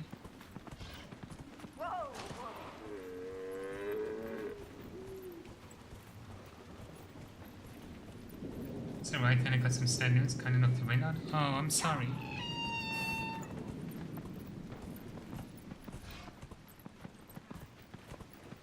I hope whatever is going on, everything will be better soon.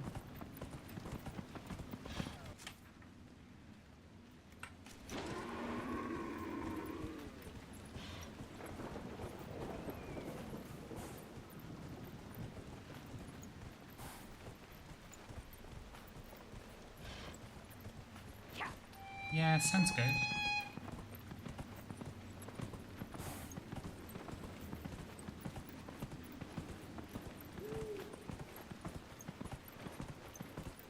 Also, do you like our mount?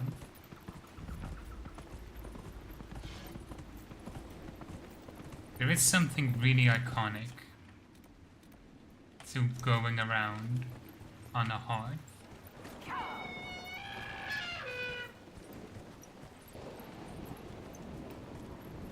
Looks like a cave, and let's investigate.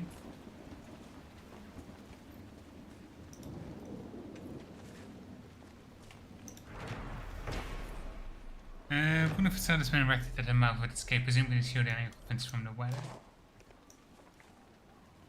Sound mix has been. It is, but it's worth it for riding such a magnificent beast. Bandits had just crossed the way so I could keep an eye on those bastards. I managed to take back some of the supplies I stole from the traveling merchant. They didn't see it coming. Not afraid they want to fight and come and get me.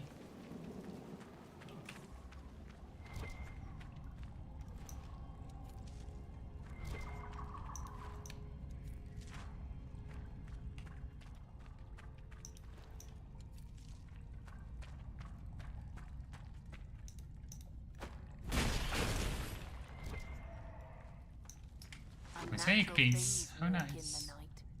It's the Maker punishing a sinful world. That's what I say.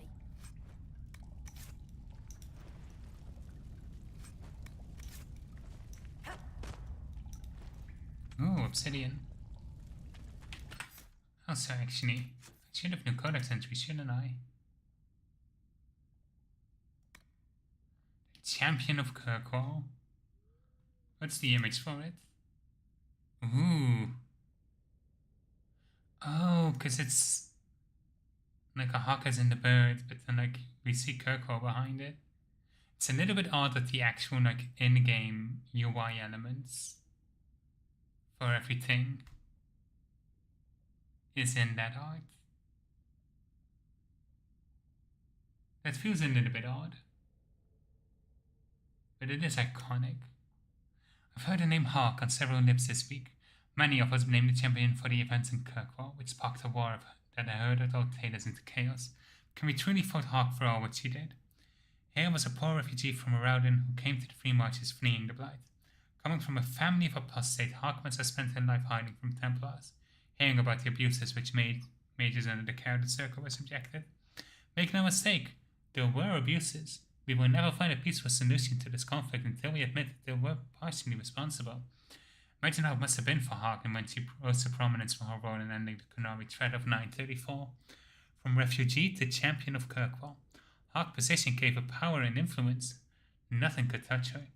Hark always had sympathy for mages and perhaps wished to do more for them. Are the champion's actions during the mage uprising so hard to understand, given all I have said? Following the destruction of the Chantry, Knight Commander Meredith invoked the right of annulment and called for the execution of every mage in Kirkwall. It was not right. Another injustice added to an already lengthy list. Hark knew it and stood against her. She put herself between the Templars and the mages they sought to destroy and became a legend. Even though she later disappeared, fleeing Kirkwall and the Chantry's injustice, what happened in Kirkwall that day changed status forever. By defying Meredith and our order, Hark became a beacon for the Mage Rebellion that gave the mages hope. Rallied them, they fought back, and here we now stand. On the eve of the Divine Conclave, seeking peace before the rebellion destroys us all. Knight Commander Marteau of Mossamar, speaking to Templars attending the Divine Conclave. I don't know, it might also be so that people like recognize that it's Kirkwall, but like the map part of it is so iconic.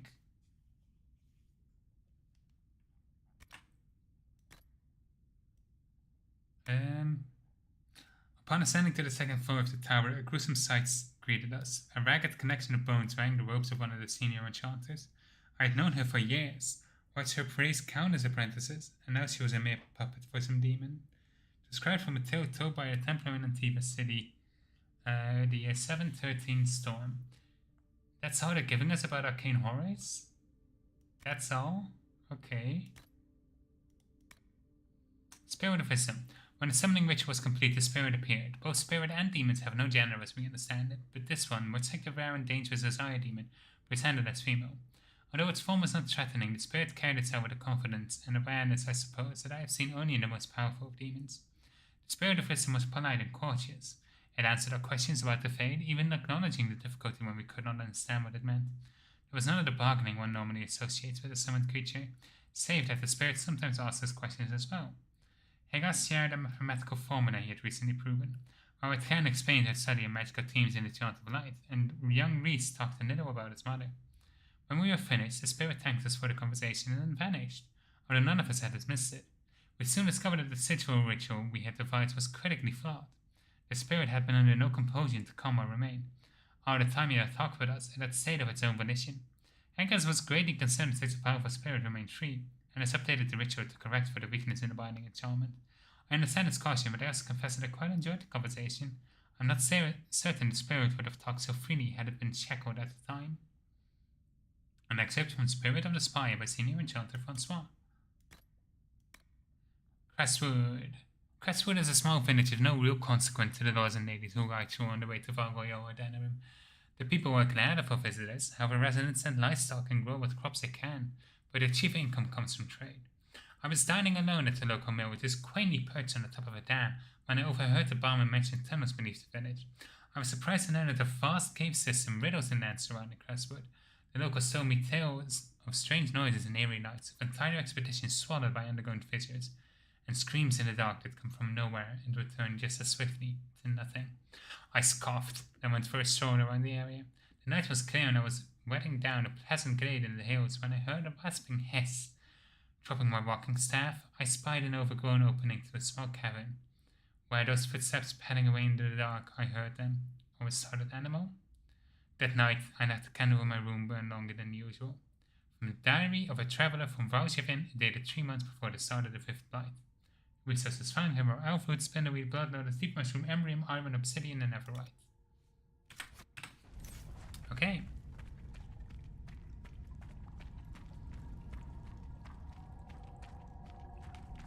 Let's keep going.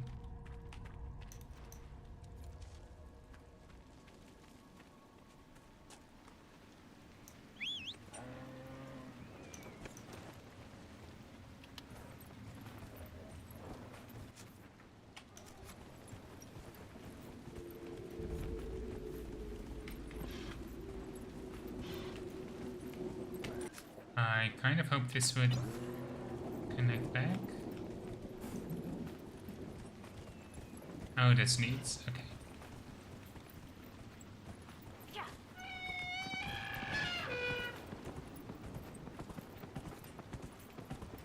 And there's the fort.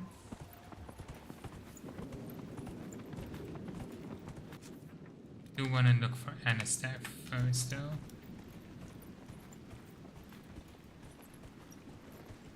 And it's slightly worrying to see so much about Lyrium.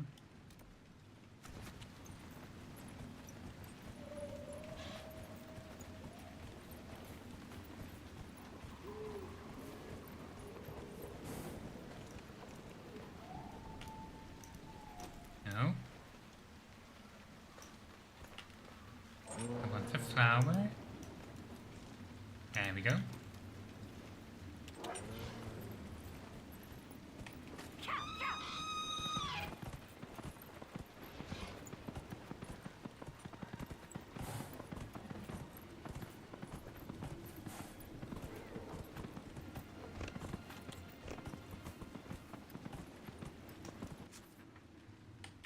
And the camp should be right here.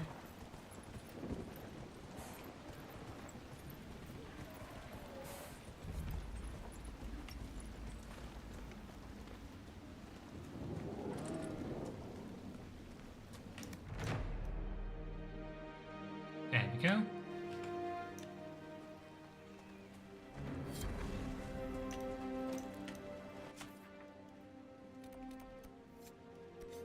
And there are 2 fade rifts here.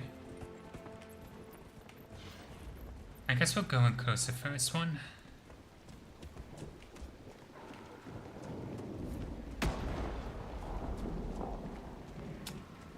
That was unexpected.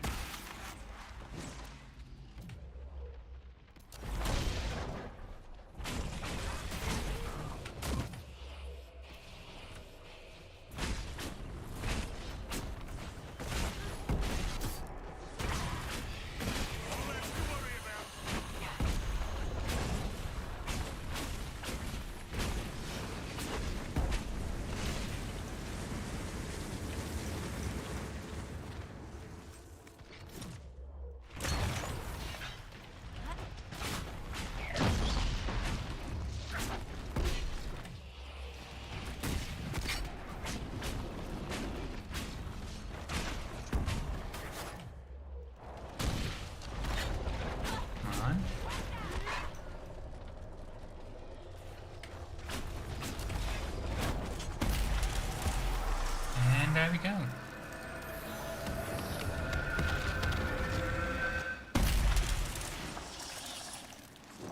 Perfect.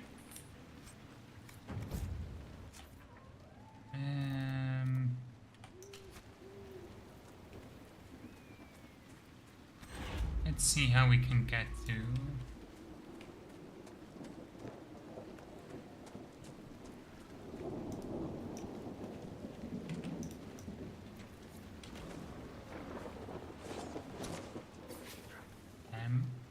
okay.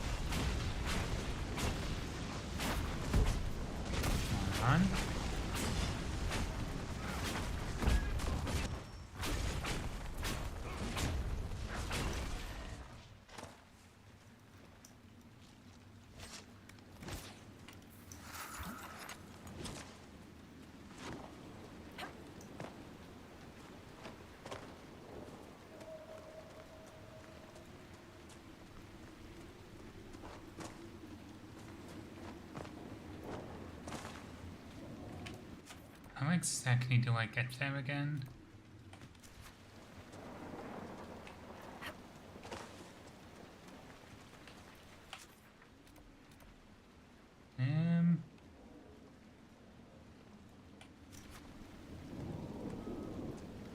Or is it? Is it underground? And it's like at the end of a really long tunnel? It could be that, and I'm misremembering.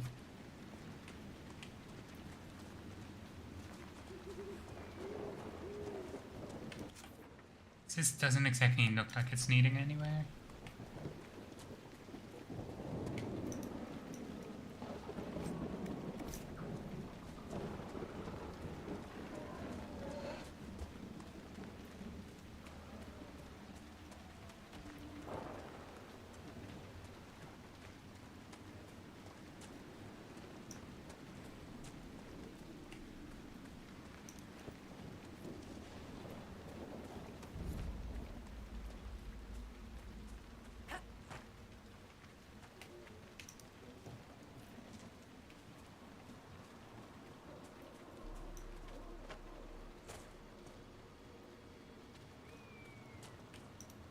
More Embrium, how nice. Let's do an Astrarian puzzle first. Okay, where do we start? I think up here, and where would we want to end?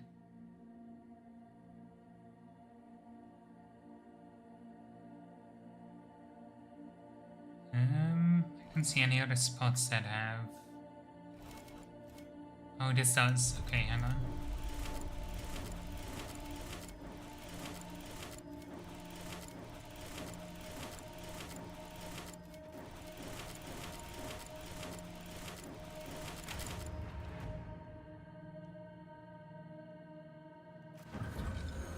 Perfect. Referred to as Sinance in the common parlance, the constellation of Sinantia is historically attributed to the map. The old god of Sinance and neither god the ancient Winter pantheon. The depiction of the constellation, however, is often debated, some depicting a dragon in flight, while others, also the most common modern depiction, show a man carrying a horn and a wand. Some scholars believe these represented scales, which would point to this constellation being a supplantation of the Alvin Metal, but nothing indicates this to be more than speculation. From a study of the Ethiopian astronomy by Sister Olga Petrakis.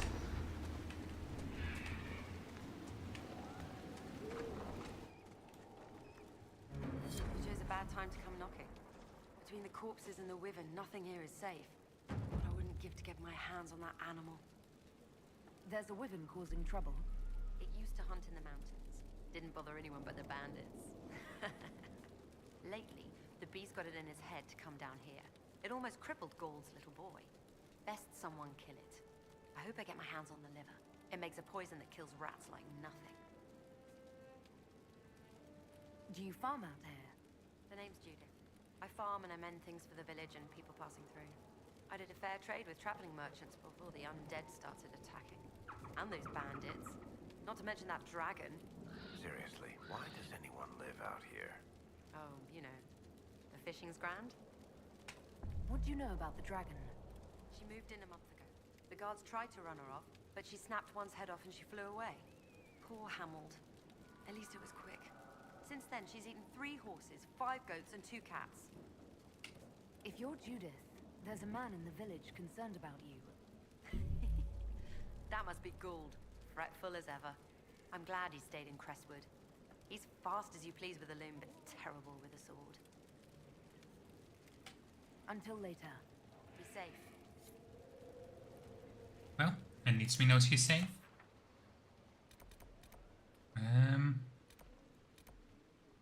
How do I get to that worm? I guess this path, maybe? Let's put a marker here so we can easily find it.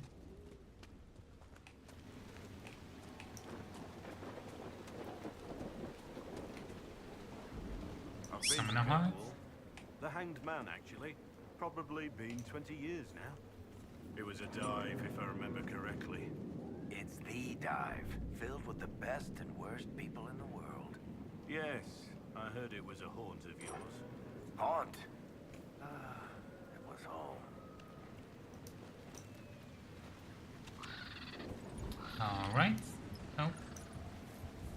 Let's just get moving.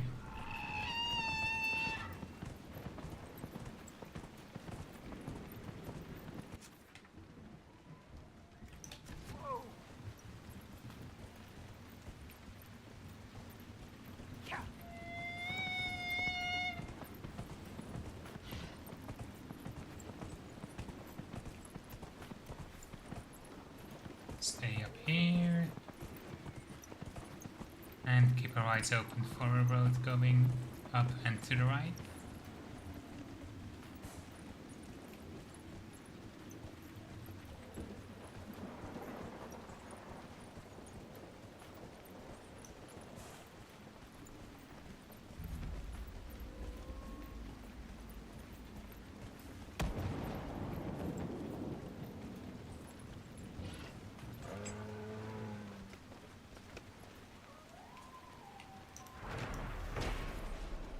Valentine sought someone to be his messenger and companion. The wind was swift, but Valentine refused to change it. The people were loyal, but could not live where Valentine walked. Then the owl came to him and said, "I am not cowed by darkness. Let me serve you, who also has no fear of night." Valentine accepted gladly and took the owl as a servant, who thereafter helped Valentine guide the people through the passage of the veil. From animals of the people, as so by Elafine, keeper of Clan Tillahan.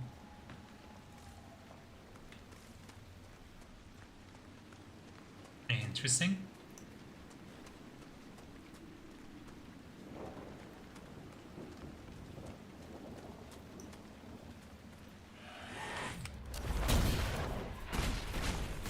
Red Templar jump scare, I guess. What the fuck?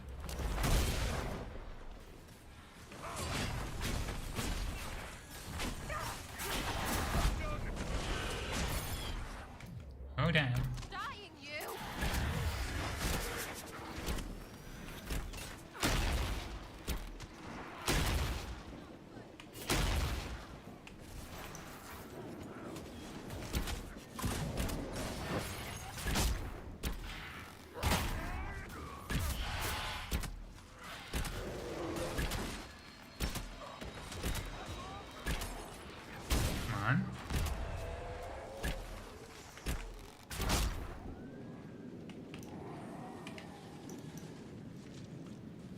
Perfect, that should do it. Did we get approval just for killing Red Templars? Okay. I guess he is quite easy to please.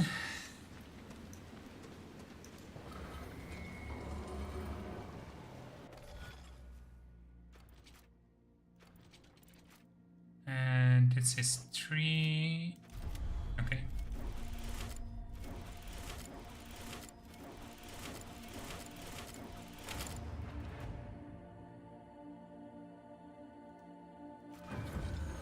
Constellation Chaos, referred to as Chaos in common parlance, Constellation Chaos is thought to represent the old gods like Zazican. These stars have often been depicted as their omens. Thus, in the Tower's age, a movement within the Chantry sought to change the constellation to a representation of a dove. It did not gain traction.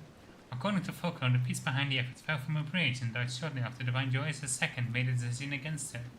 I maintain that this never actually happened, and it's nothing more than astronautical superstition.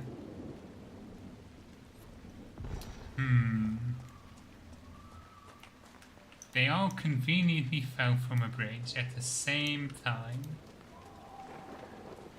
What a coincidence.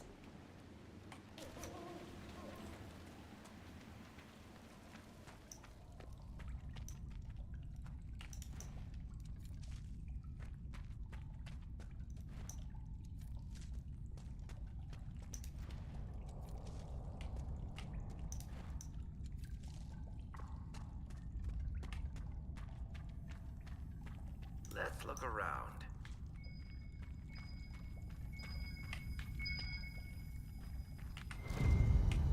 What's this? Antivan Sip Sip. Careful, this one's mean. A thick race mean popular among highborn horses who seem dangerous, but more at home grasped by the neck by those who actually are. Okay.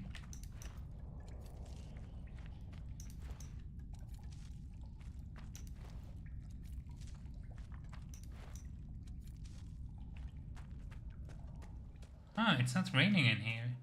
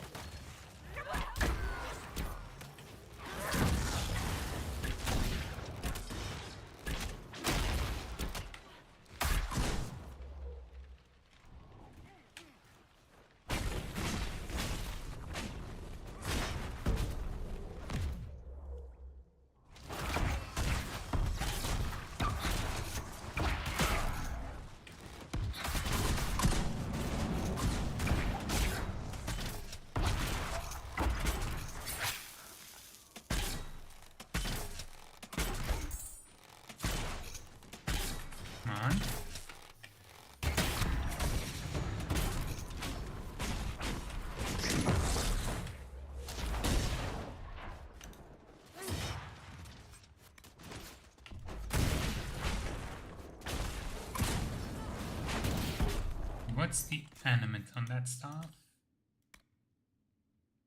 Electricity. We'll give it to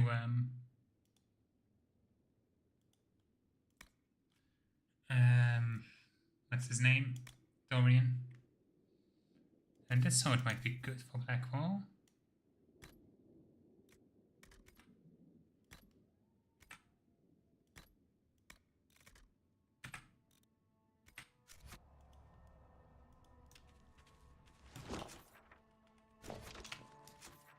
Anything else? No, I don't think I can get to here from here.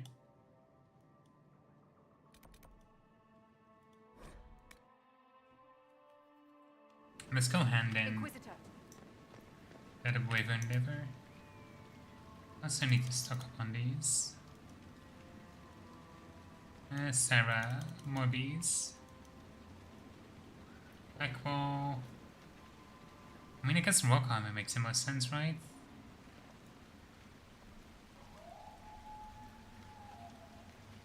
And Eric. Okay, you still haven't even fired.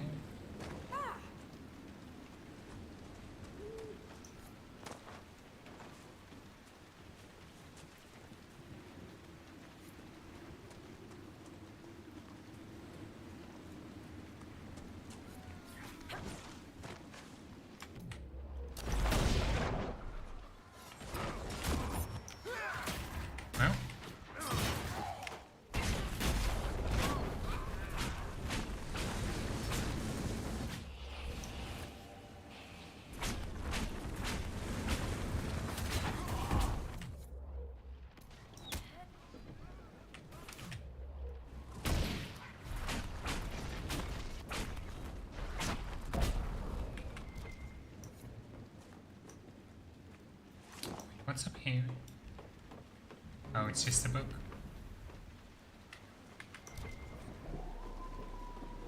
In all the strange struggles that have ranged across Shroud, one of the most peculiar is the Battle of Pauper's Cap, a powerful demon band gaining power in the mortal world, whereas an army of corpses that was still the home of Anantius. Recluse for Posse, who was said to possess both fabulous wealth and great knowledge. While the demon sought a perfect host in this bejeweled bookworm, Anantius was somewhat out of fans of her own. As her corpse shuffled towards her house, Anantius called to the demon, declaring that though she was just a simple apostate, the demon would see her power and entire infantry. Then, calling upon her magic, she summoned spirits into the plant in a vegetable patch, creating countless tiny servants, Sylvan garden warfare saw corpses armored with buckets and doors as makeshift helmets and shields, battling possessed fruits and vegetables, which spread seeds, constructed makeshift fortifications, and even chomped entire corpses whole. In the end, the area around Anantius' home became both garden and graveyard, home to the corpses destroyed that she had defended herself and this world from the demon. Had she been defeated and her great brain turned to the demon's purpose, we might as well have seen terrible corpses rampaging from the great pyramids of Parvon to the pyre-infested water of Namerin, even into the unknown rested lands. This is my lunch. I thought we were dining on bacon today. I was informed that there would be bacon. No, I was trying to take the part of my head. Why? Because I'm mad? And such an debatably tale from David the Mad, supposedly shared by the state of Walnut Hills, where he spent his later years.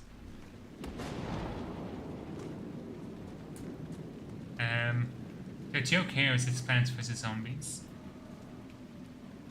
You see the lanes?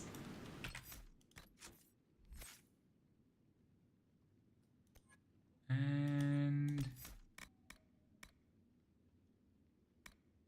guess I want willpower.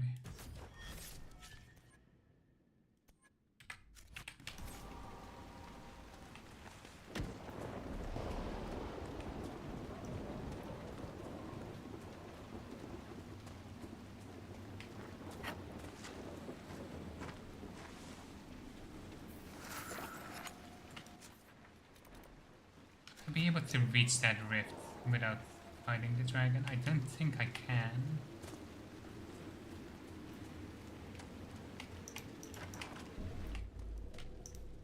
Welcome again. I killed the wyvern up in the cave. The body's yours if you want it. That I do. Here for your troubles. I hope you can make good use of it. Good.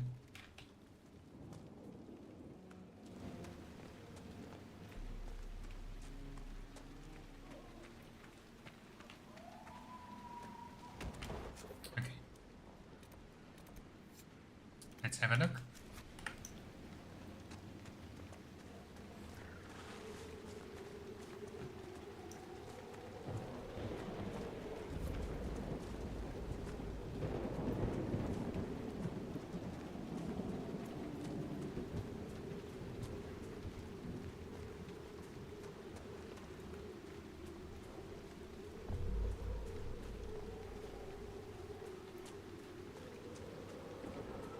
I'm surprised it isn't here. Maybe it only shows up after you drain the lake? Because I know for certain this is why I fought the dragon before.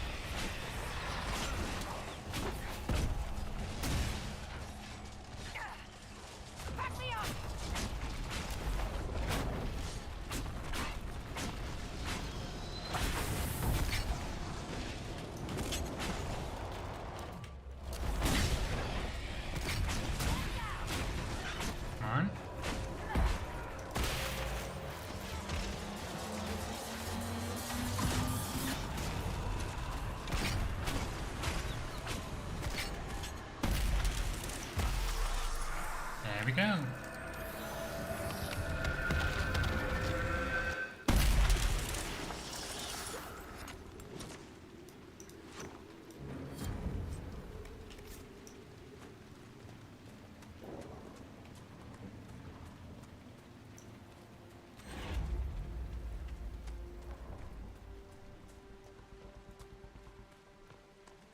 can hear it.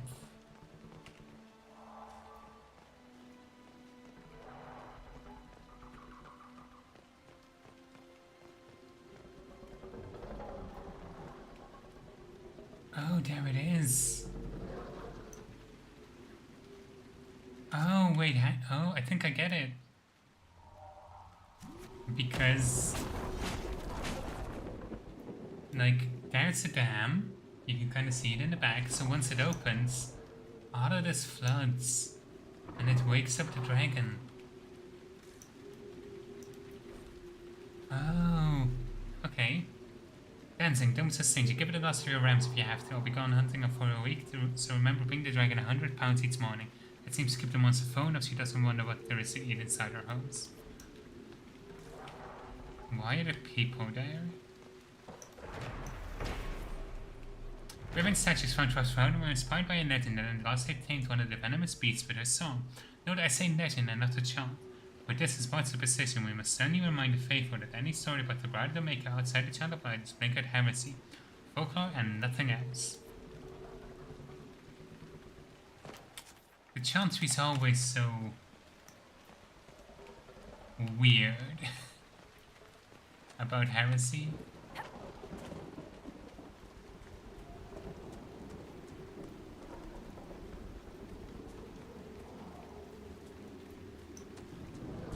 Oh, this is a quarry.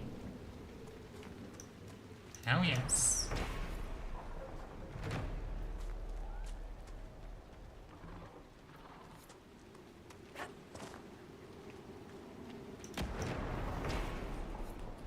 Nitka, we've got ourselves a few months' work preparing the dam. The mayor wants us to meet him at the loss because it's somebody to sealed bargain.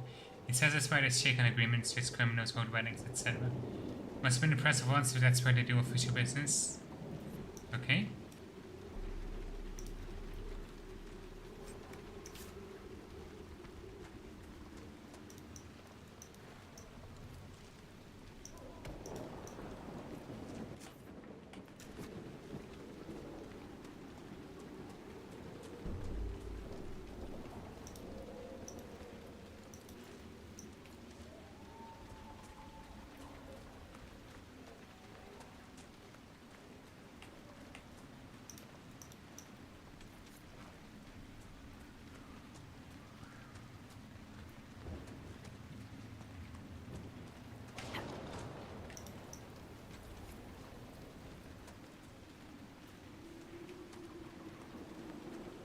Can we sneak into the back of the fort from here? Don't think we've actually been on this side.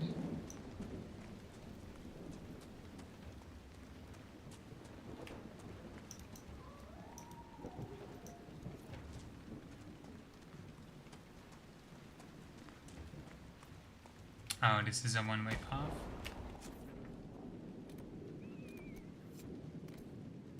Okay.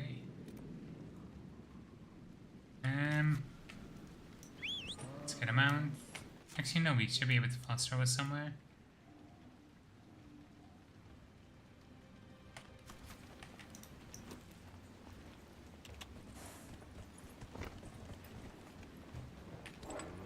Doesn't look like anywhere we can fast travel is actually much closer, so...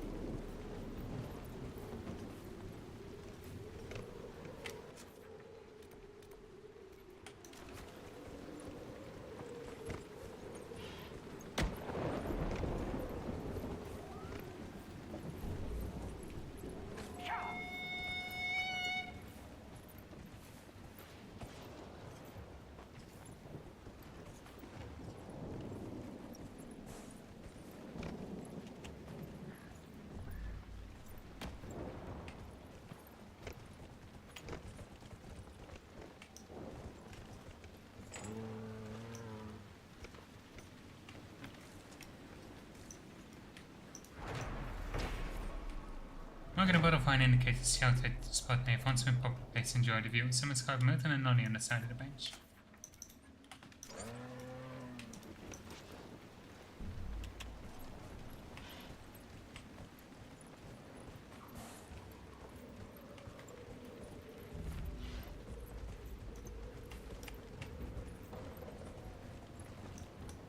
Okay, let's get the fight.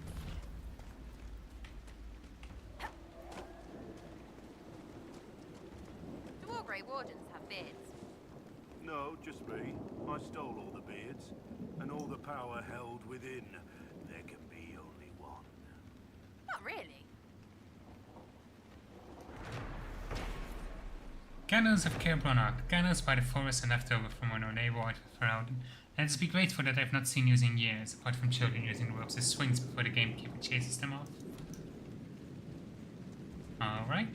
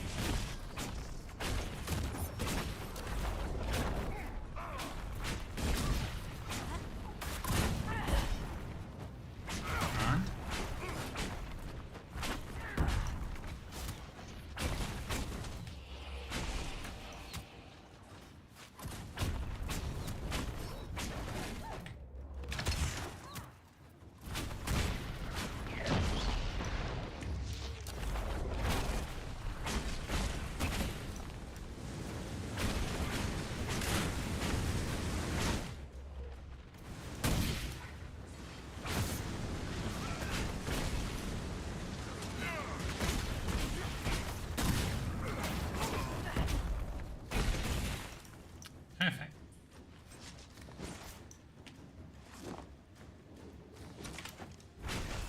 There's more.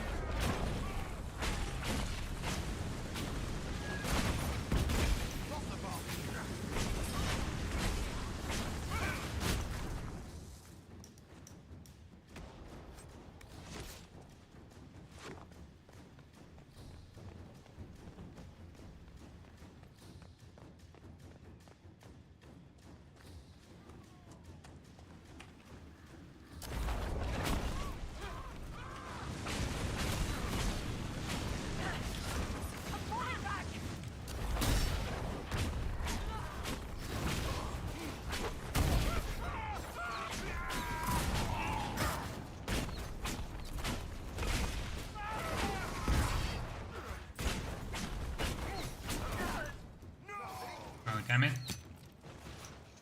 Let's get her back up.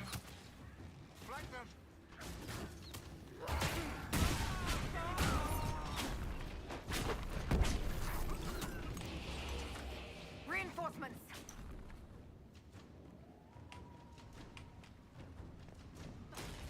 Going.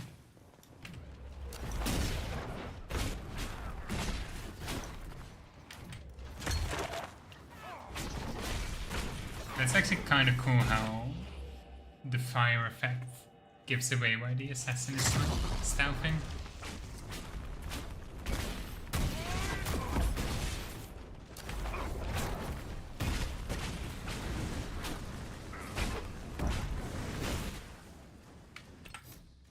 We've got another codex.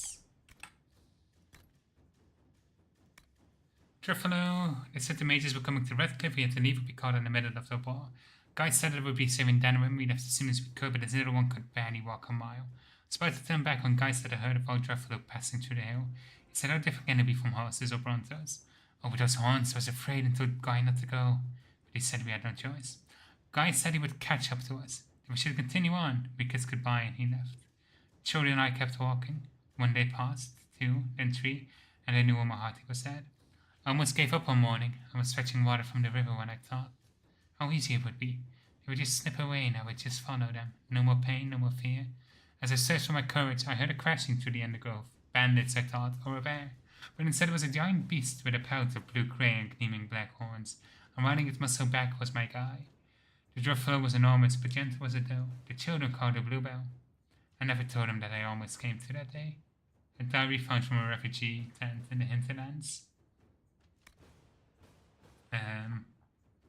Wyvern. The wyvern, like its relative the dragon, has nearly been hunted to extinction. Elfio legions are particularly fond of the wyvern chase, although the servants and dog take the risk while the noblemen merely accept the praise. It's the venom that makes the creature so valuable. It's used in potion making, alchemy, and the production of a rare and potent liquor called Aqua Lucidius. The minuscule quantity of the venom remaining in the aqua after distillation leads to a unique hallucinatory effect. Testimonies from a few of the fortunate enough to sample the costly concoction. I feel confused but happy. It was as though my soul took wing and floated above my head. I had a vision of a great grandmother and found it oddly arousing. I can see through time. How interesting. When faced directly, an opponent wearing only light armor and wielding only short blades is no challenge to a trained chevalier. However, not all fights are duels. If you assume that your enemy shares your values, you will die. The only rule most warriors agree upon is that it's better not to die. The Grey Warden or an Emperor's bodyguard may contest even that accepted wisdom. A skirmisher was struck by surprise. Relying upon Annas to draw your attention in a great battle with many troops on each side, you must assume that the enemy has such skirmishers in its ranks. When fighting information, you have no excuse to break your guard and pursue a perceived advantage. Doing so will leave you, or those depending upon you, unguarded. When fighting alone, you must avoid strikes that would weaken your guard. Once you know such an enemy opposes you, be vigilant and remember that you wear more armor than he does. He will hide. Do not enter the shadows where he is strongest to pursue him. He will harass you at range. Do not take that bait he offers. A chevalier deserves a better death than a poisoned dagger in his unprotected armpit. And such is the death of those who grow impatient while chasing enemies they deem beneath their honor. Be calm, be methodical, and wait for your opponent to yield to the fear of your blade and shield. When he does, he will convince himself that he can attack you directly, that his blades are fast enough to snap past your shield, then he will move, and then you may kill him. An excerpt from a meditation upon the use of blades by Swordmaster Massage Yami, required reading at Académie des Chevaliers. What else?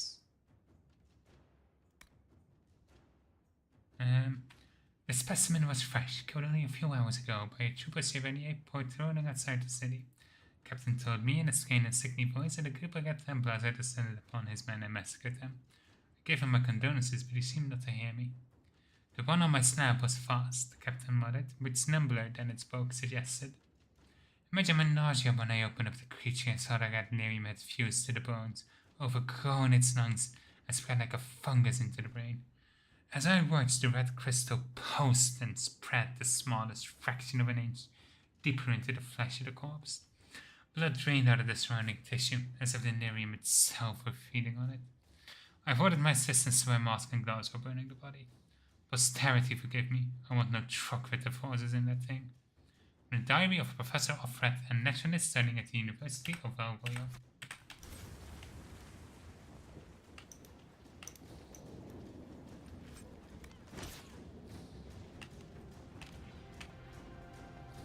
Oh, we're being surrounded.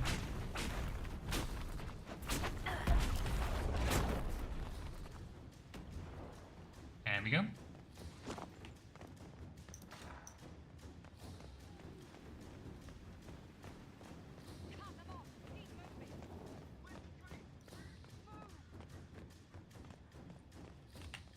I really should not be moving this much ahead of the rest, but I'll be fine.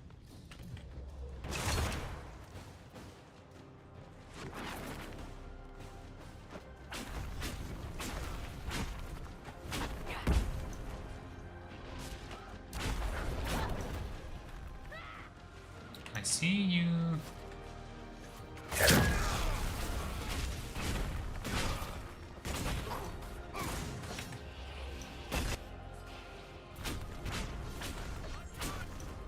Eric, what are you doing?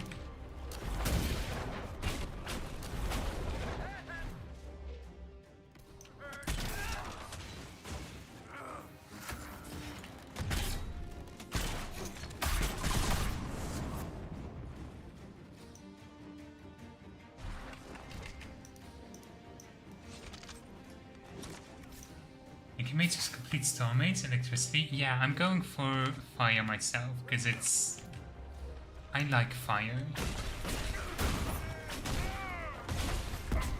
But I'm thinking if I ever make like other mages for like my own playthroughs, I'll probably give them each their own distinct element.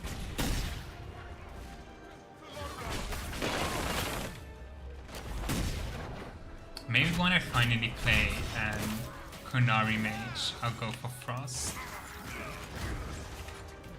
Kind of like an Ice Giant theme.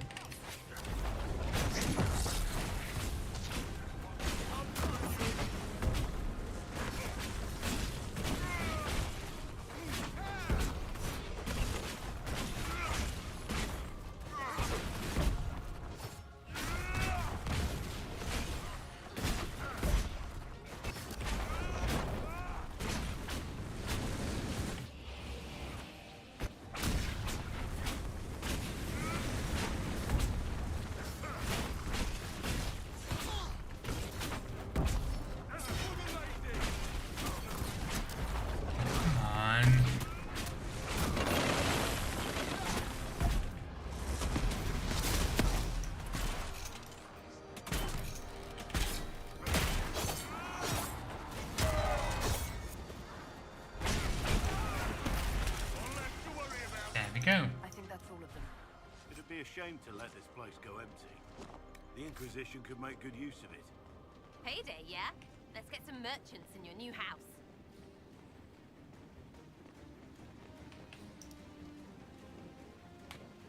It's my fault now.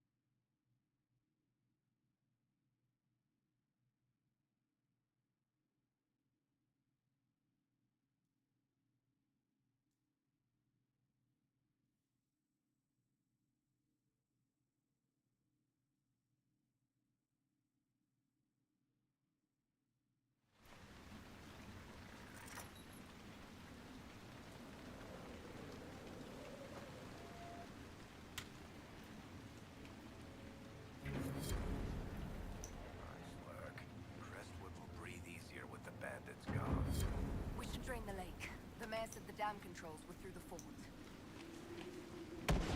Let's see what Charter has to say first. My name is Charter. Leliana's eyes and ears, especially in this place. I'll have some information for you once my man Butcher finds us. He's running late. Did Sister Nightingale tell you why she wanted agents here? We lie on the main road between Denerim and Valroyeux. Couriers stop here all the time. For what they're paid, some have surprisingly loose tongues. When's the spy named Butcher supposed to arrive? Half hour ago, by the south gate. I hope he's only delayed. Butcher's last message swore he had secrets for us worth 10 times his weight in gold. What's happening in Crestwood? The roads are nearly deserted. Too many undead keep rising from the lake. I should be going. Another time. Okay. Let's check what these merchants have for sale.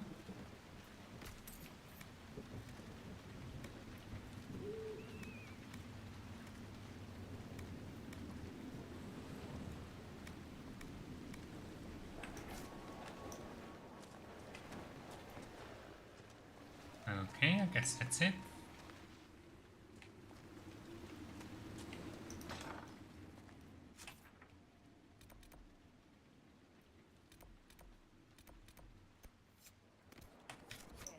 The mayor said the dam controls were through this gate.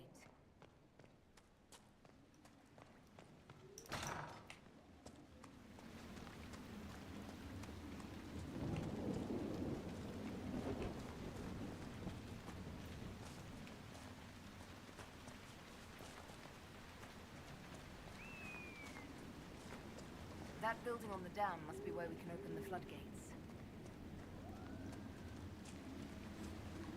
Let's go. Nearly there. And the smoke from the lake is so damn ominous though. Look at that.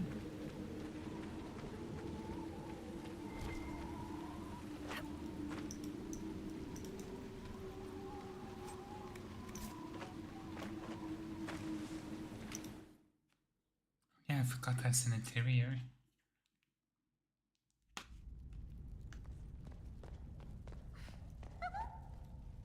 What in...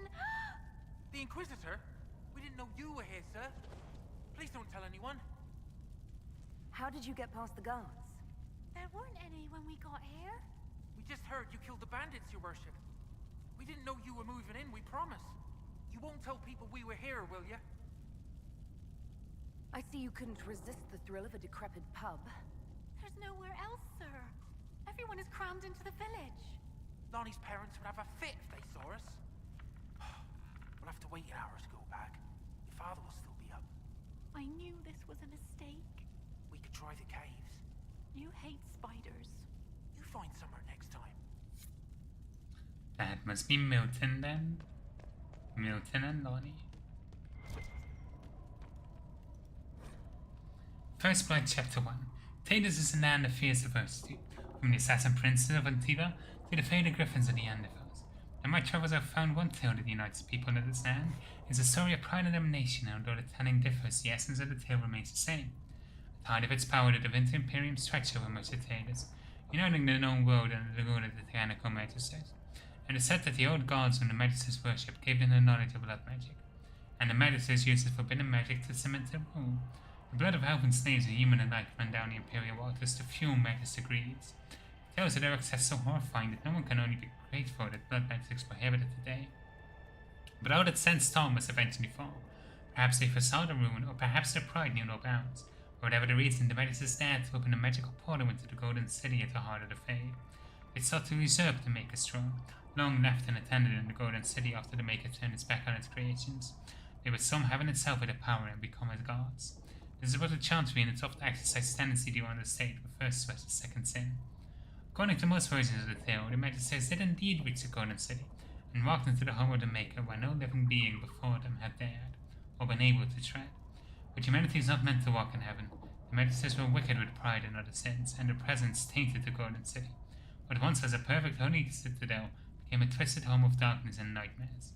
The Magisters were expelled back through the gateway and cursed for the treachery. As the Golden City had been tainted, so were the Magisters, twisted and transformed into things of darkness. The very first of the Darkspawn. The Golden City, once a shining beacon at the heart of the Fade, became the Black City, a reminder of all the man's pride has cost.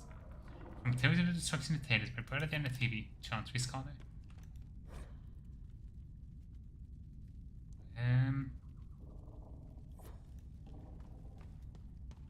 Okay.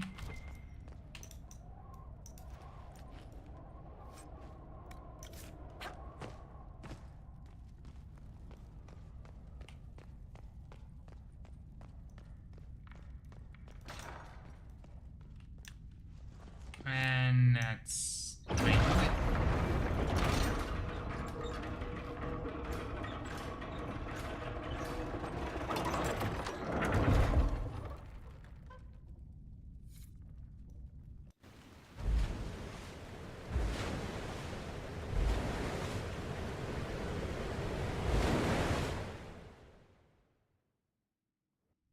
The mayor said Darkspawn destroyed these controls 10 years ago.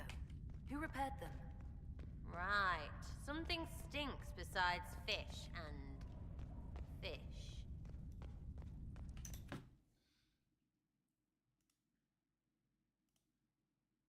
How odd.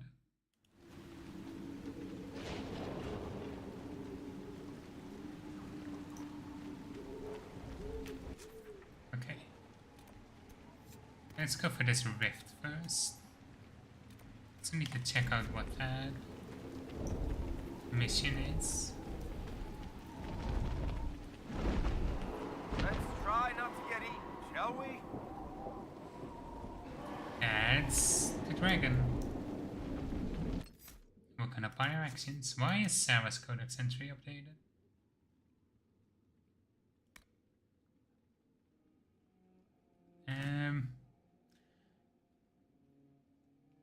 Addendum on Sarah's fascination with dragons. I do not know what Sarah finds in dragons and enthralls her so, but it's clear from her excited admissions that battling them speaks to her in a way for which she was not prepared, at least in my estimation. If you seek an admission, at best she would declare that was grand or similar. Hardly introspective, nevertheless he expressed an interest in any future hunts. Crude drawing of Sarah, tongue out, standing atop a dragon, mimicking its horns with her fingers. His can't draw shadows.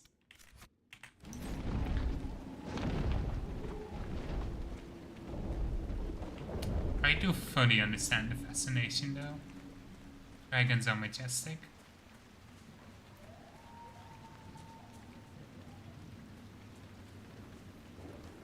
Let's go inside real quick to look for that mission giver.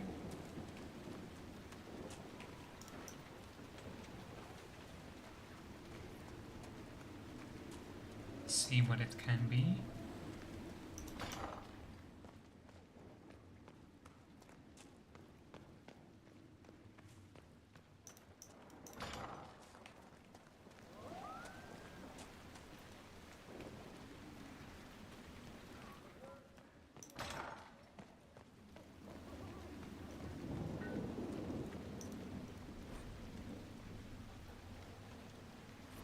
Honestly, I can't be asked to read more Hard and Icon right now. Maybe later.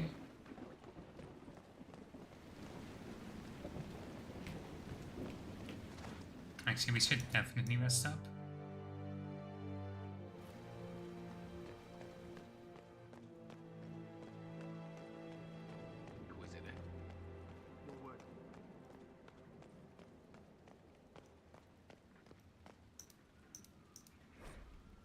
Chapter 4?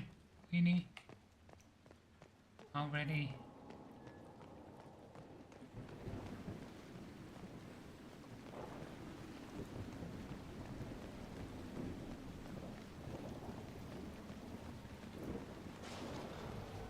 Someone needs to deal with the last of Crestwood's highwaymen. Who has time? If we clear the bandits out, more travelers. More travelers. More news for the Nightingale.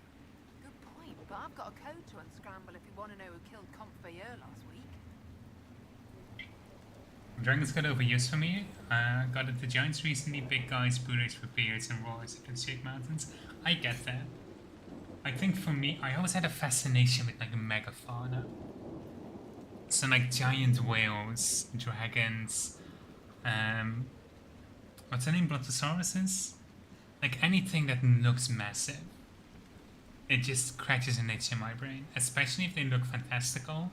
So things like dragons or like sky whales, star whales as well. Anything that just is that big.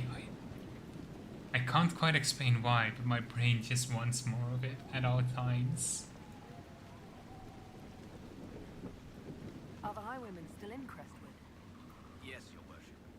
Now that their fort is gone, the bandits are ambushing travelers. Crestwood won't stop them either. The town's still reeling from the undead.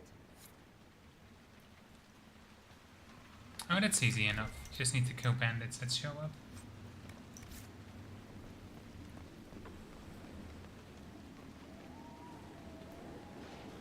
Let's jump down.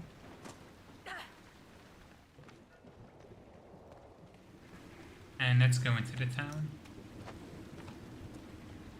For that fort. Or for that rift. I do sometimes think that like there were so many ways to do dragons.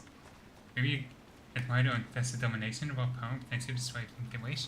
I mean, it's not really the power of it. Because I think the ones that fascinate me the most are like the gentle giants. You know? Ones that like just kind of exist and chill. I think that's also why I prefer intelligent dragons over wild dragons. Because there were so many ways to do dragons, but like some just write them as like wild beasts. But I think intelligence ones like Smaug are just so much more interesting.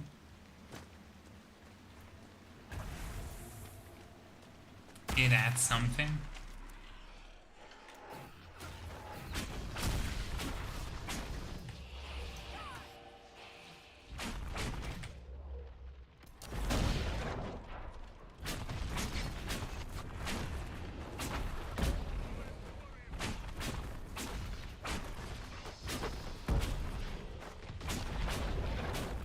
through, especially if you're plankton. Well, yeah, but it's a matter of perspective, I guess. The point is more that I think when giant creatures are only used as, like, monsters, it limits them a little bit.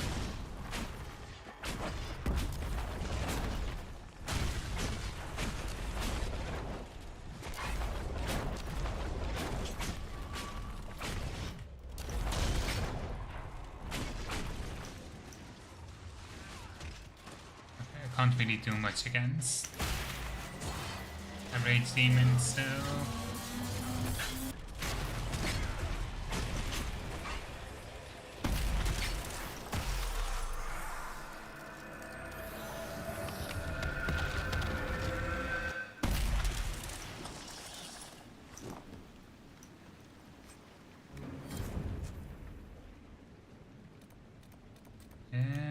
let's set this as active.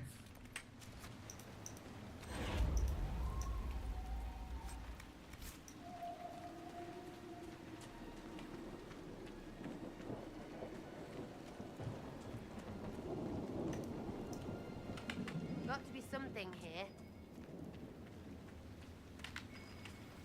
Looks like it's inside this house.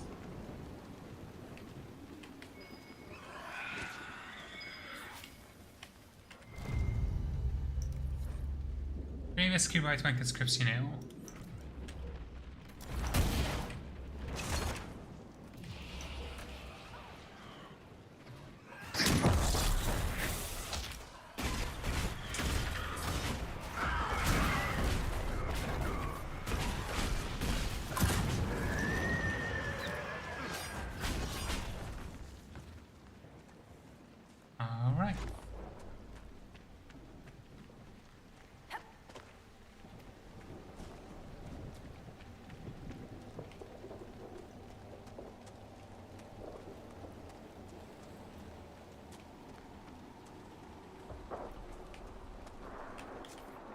Should also probably put a pin on this Astrarium.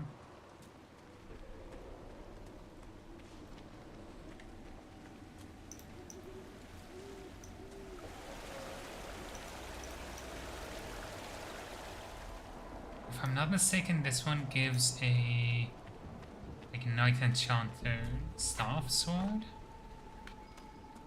So that might be interesting. I hate muck. It stinks like... Ah, there's bones in it! Smell just hits you, doesn't it?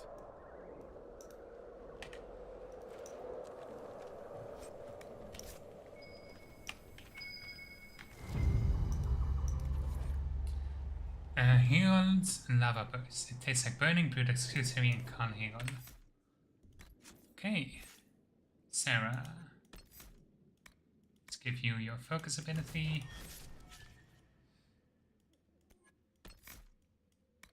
Same with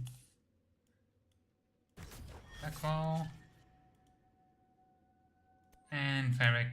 We're kind of out of ability spots for Varric.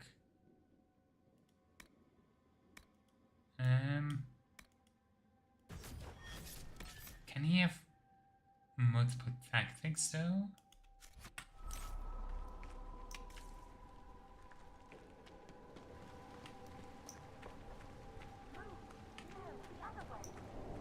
Move, I said. I command you there. I order you to tell me why nothing here heeds my commands. Oh no, what's this rubbish? Silence. Let the other one talk.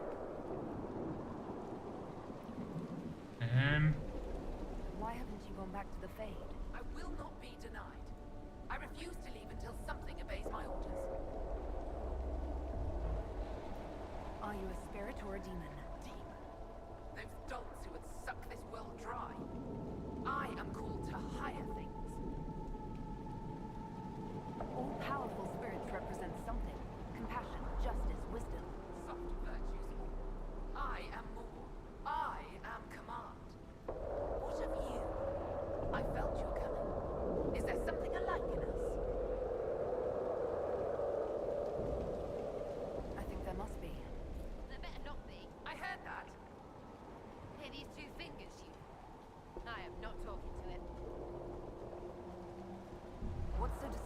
not the real world. It ignores me.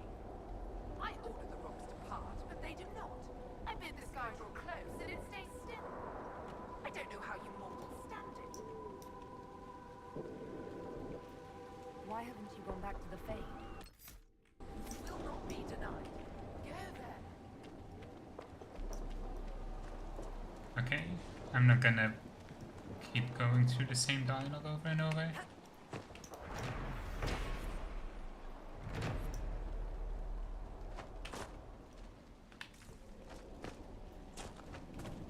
Let's look for the bodies. How's the book still? How did the book survive? The diary has been kept miraculously dry in a sealed chest with its page filled with powdery black mold. Grace has a cough, all well and good to help those running from the blood, but if my daughter catches something from these refugees, I'll have the mayor's hide. At least Dedrick moved them into the caves. I thought I'd put up a fuss, but they went, quiet and pain as a dead. Alfie once were relieved, and their sick friends seemed to get worse in the daylight. Make us save us from a plague.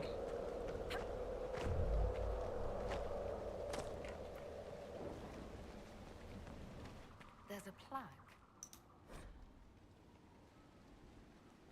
The work you ordered is done. Do what you want, and when the house try to forget it, we'll A letter from Crestwood's mayor. Damp but legible.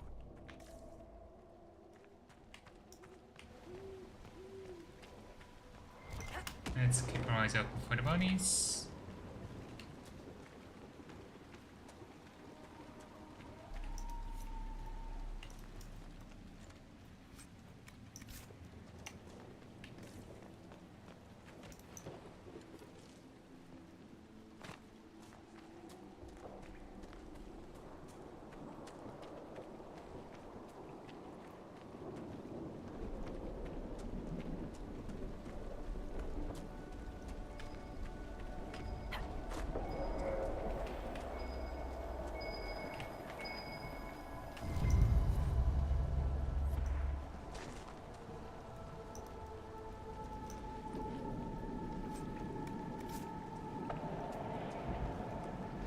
It's probably in here, I'm guessing.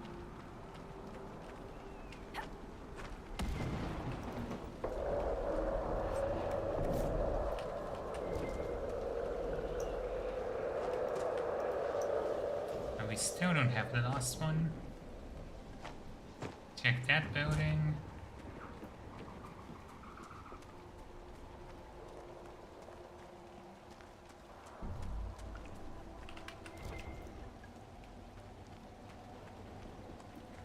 This one, maybe? No, we already checked that one.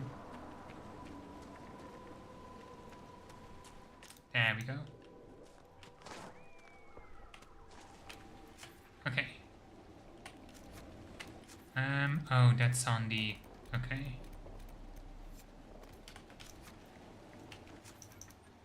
I'll have that later.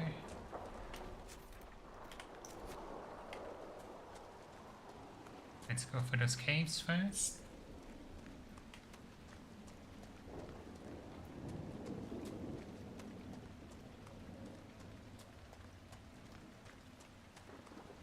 Where does this lead?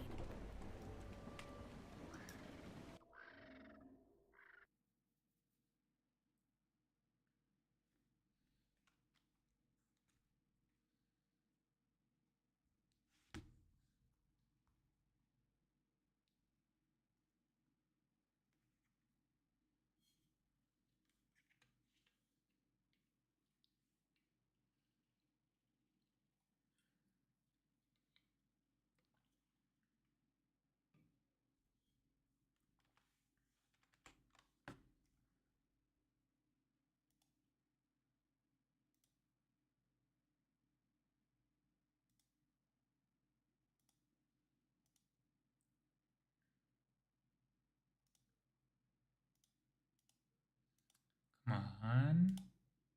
Hurry up, game.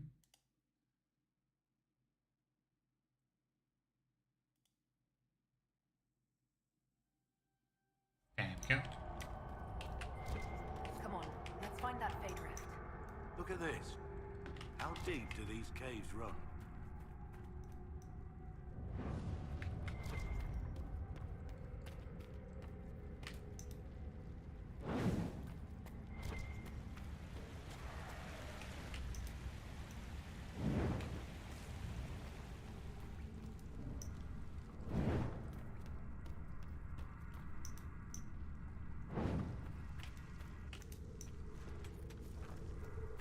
Stormheart is new,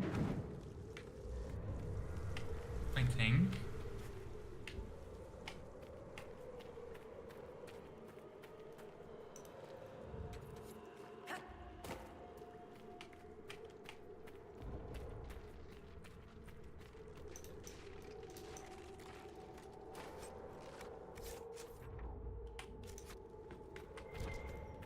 Anything back here?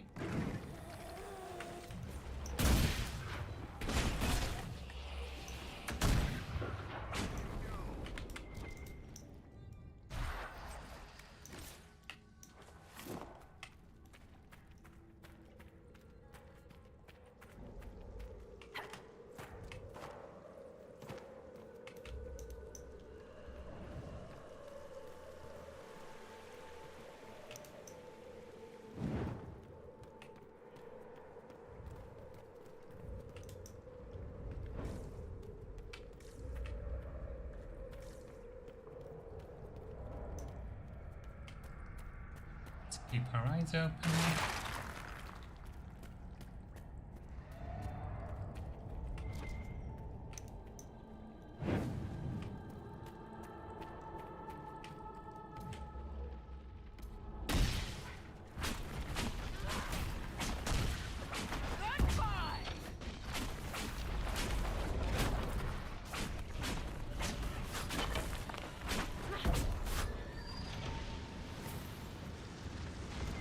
Perfect.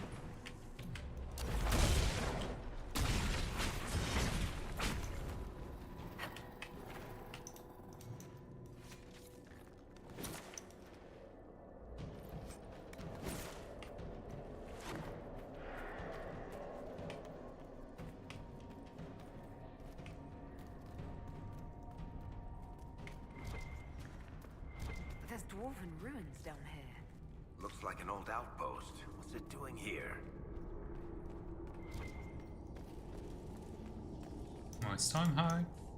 How nice. That's a big rage demon.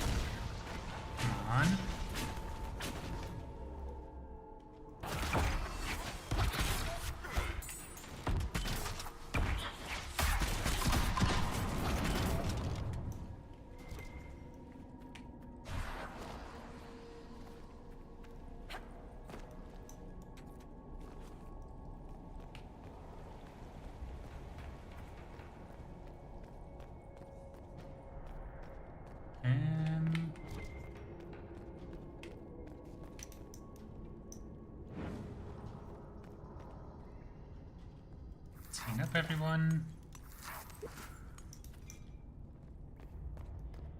I think that's the rift.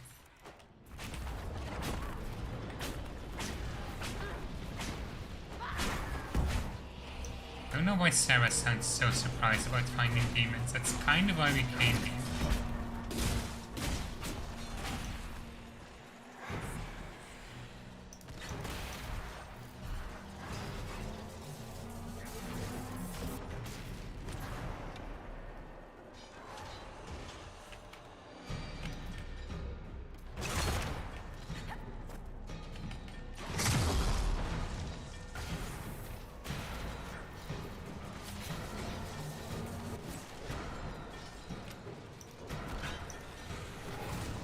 Really?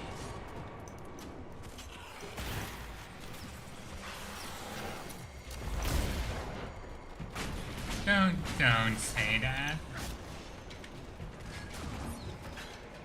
Don't be an ass.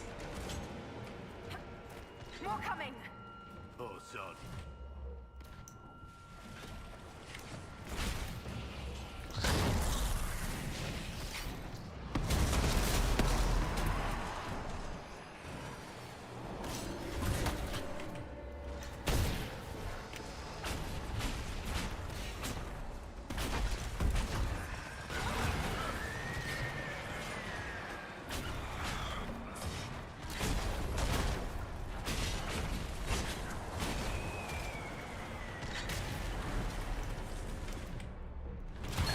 How many waves are in this rift?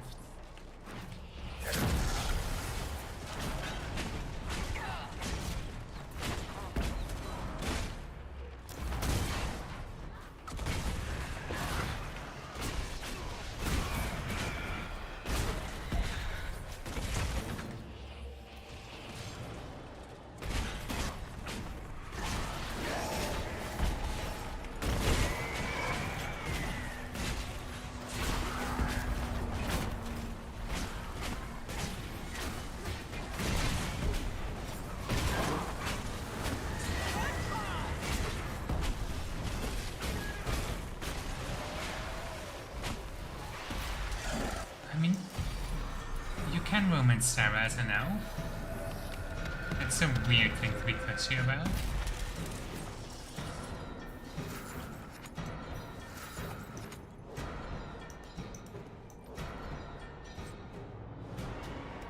You did it. We should let the villagers know there'll be slightly less undead in their future. Let's tell the mayor.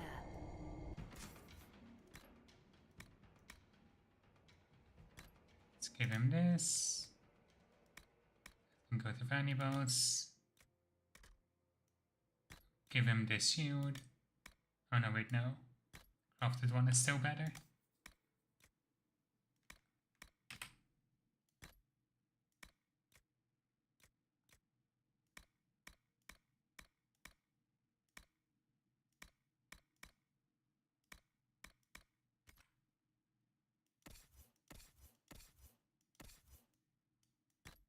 Finally, we can put on the hat.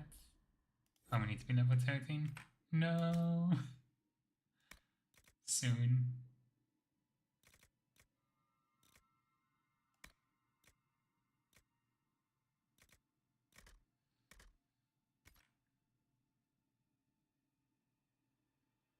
She can.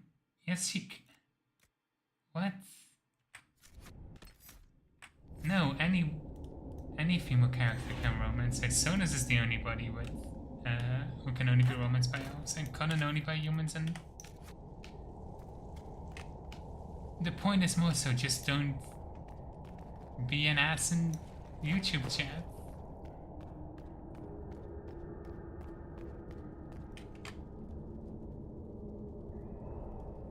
Actually, just have a nice 30 minutes in timeout.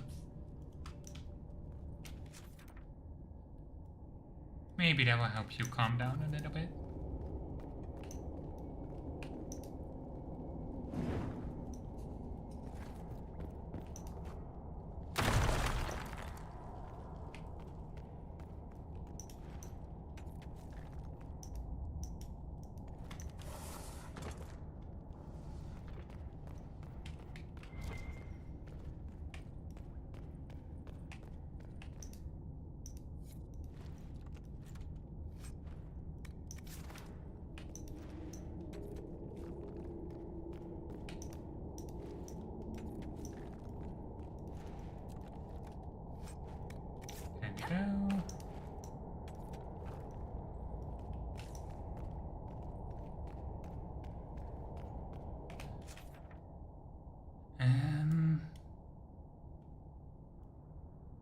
Do I have to go all the way back up? Is there not a back exit? Usually there is.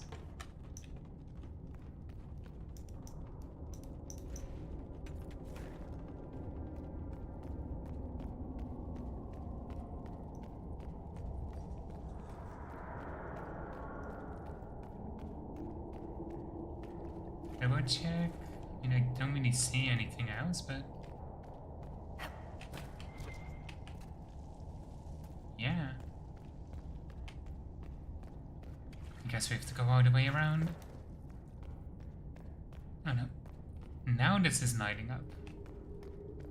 For fuck's sake.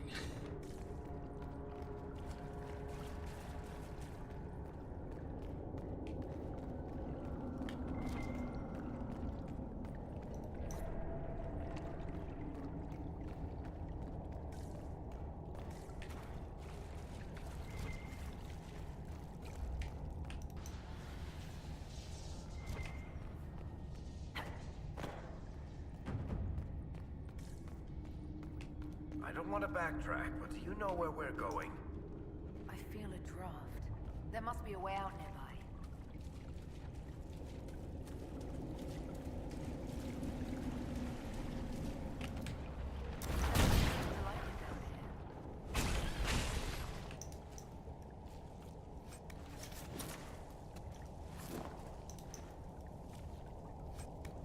More ladder, always useful.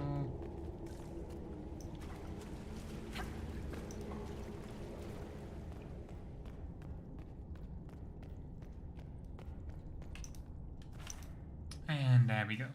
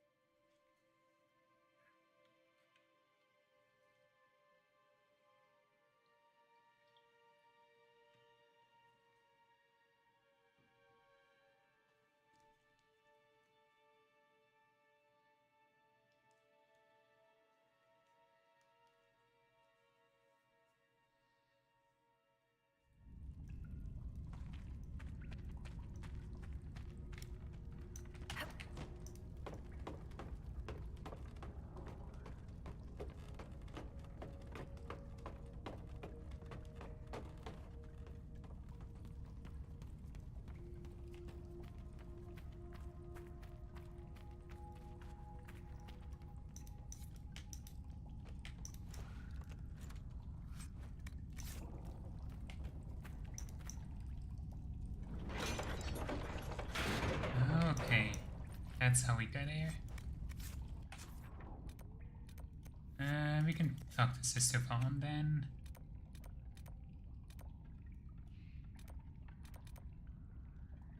And still don't remember how to get to Alistair.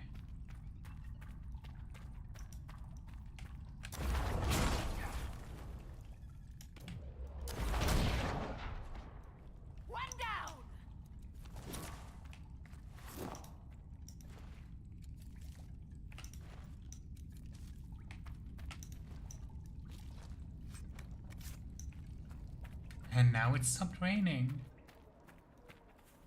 Isn't it so much more beautiful like this? I do kind of miss, like, the atmosphere that the rain brought, but at the same time it is just such a nice and satisfying feeling how the place comes back to life.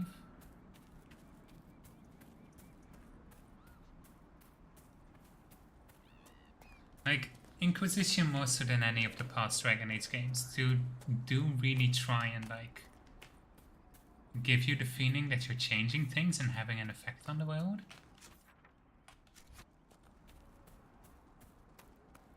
And that is really nice.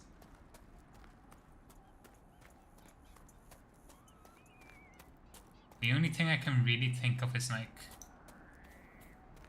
Redcliffe after the undead attacks, but, like, that's kind of it. Your worship. I've already found the remains of the people who died in Old Crestwood. Blessed Andraste. I didn't imagine you'd look yourself. Thank you for your thoughtfulness. It is all too rare these days. I will prepare. Farewell. Perfect. Let's talk to the mayor next.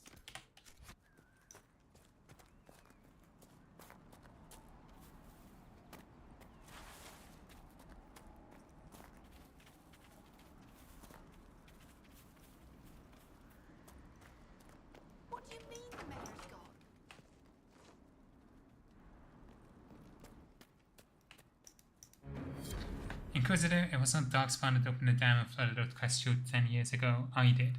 In secret, the night I attacked. The undead you have been fighting are people I killed with my own hands. We'd taken in refugees from the Blight. Many were ill. We moved the sick to the lower part of Crestwood and the refugees into the caves to stop the disease from spreading. It didn't work. One confessed he'd seen Blight sickness before. It was always fatal. When the Darkspawn attacked, I knew the only way the village would survive is if the Blight sick drowned with the monsters. I cannot bear the sight of Crestwood now that the old water is gone. I cannot stay. A letter of confession from the mayor. It says he was the one who flooded Old Crestwood 10 years ago, to stop the blight from spreading. I knew he was nervous about more than the undead. He drowned them. In the muck. Oh, Mayor is having an arrow for tea. That sorry bastard. He left before he could get caught. Okay. I really want to go and find these.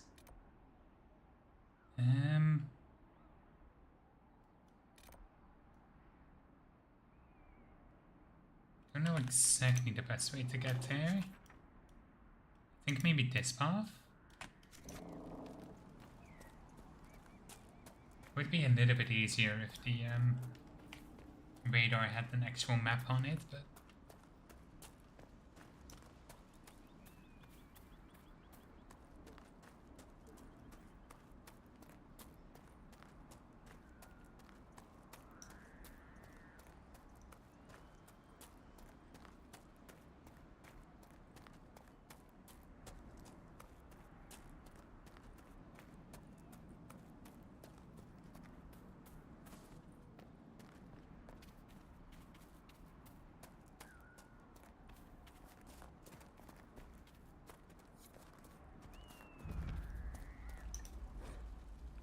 page from a Circle Mage's journal. I could travel around Crestwood. One person might sneak past the roaming dead with the aid of a little magic. I hear Redcliffe is taking a mage. If I get there, I'll be safe. I can't do it. These people have no one to help them. They've probably never seen undead before. Maybe they want to trust a mage. But what use is it? Was I penned in the circle? Maybe here can do some good. I'll introduce myself to the villager tomorrow. Or they don't turn me away. Looks like they did. Rip.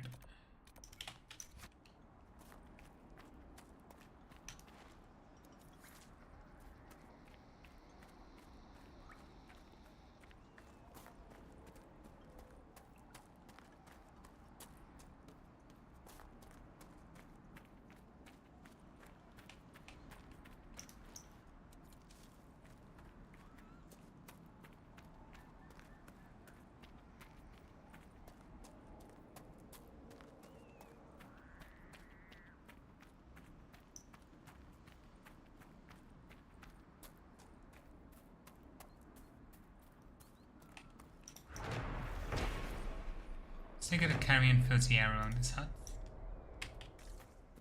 Understandable, I guess. Some more bows. And the last Astrarium for this area. Let's have a peek.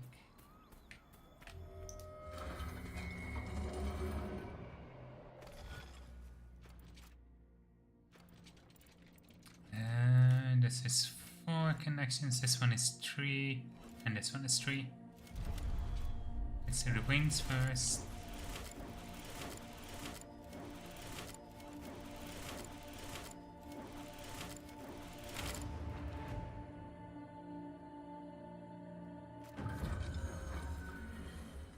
Consternation Tenebrium, called Shadow in the common parlance, nightly due to the ancient association of Consternation Tenebrium with his cousin, Lusakon, the old god of darkness in the night.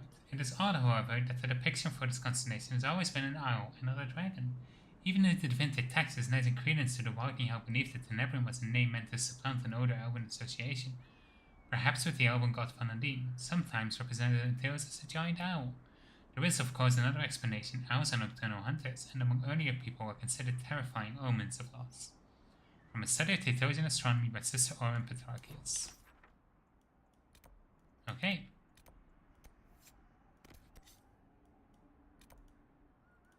Let's see what it opened up.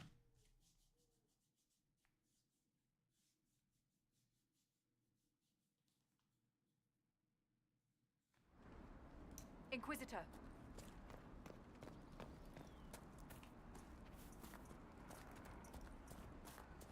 We also need to fight bandits, so while we're here...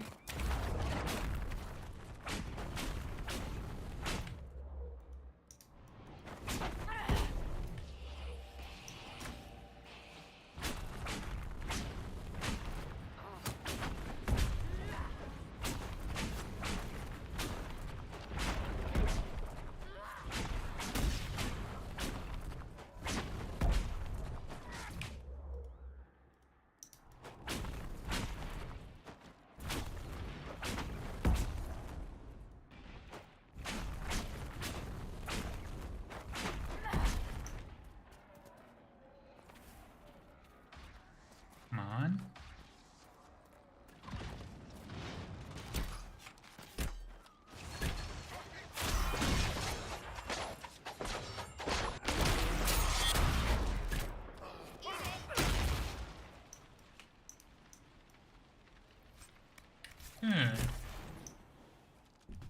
Okay.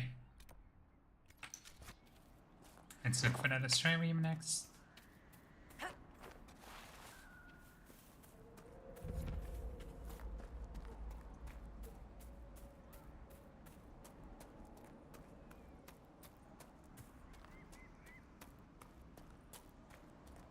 There it is.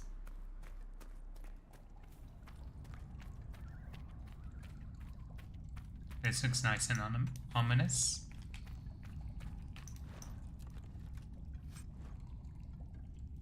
Aid of the Therian. What element is it? Electricity. I mean, I do kind of want to run around with it for a little bit at least.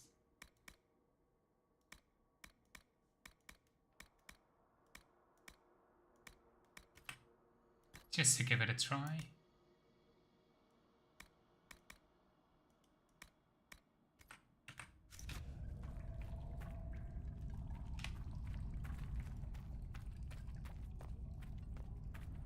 It does look really weird how the hilt is like on the top of the bag.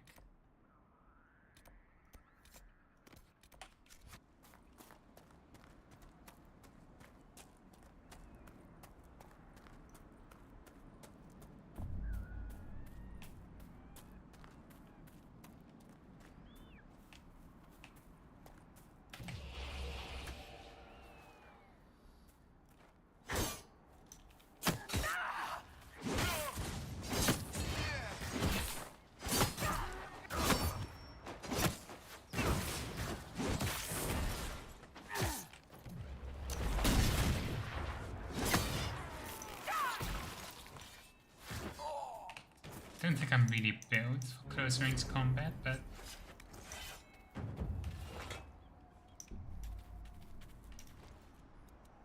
might be fun for a little bit.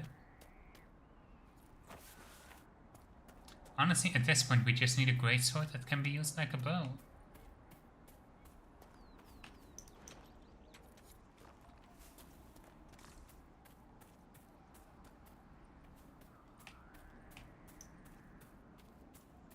I think this is just another node zone.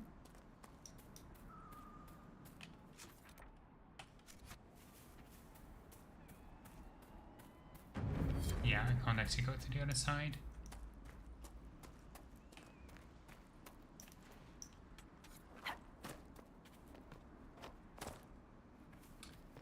It is kind of funny, you could do a non-fast travel playthrough by using those loading zones. I don't know why anybody would want to, but you could. The stack of papers are so blood-soaked that pages stick together, only a few lines are still legible. After knowing who truly serves was an easy thing to discover his compatriots, and it's a list of the spies from one before I left. A little time before the test was discovered, so I advise you to move post-haste. Follow, but do not fear, lost my pursuers and leads. After only your closest friends know my final destination, Butcher. Reinforcements! That's a shame. Red Templars are never happy to... Just keep your guard up.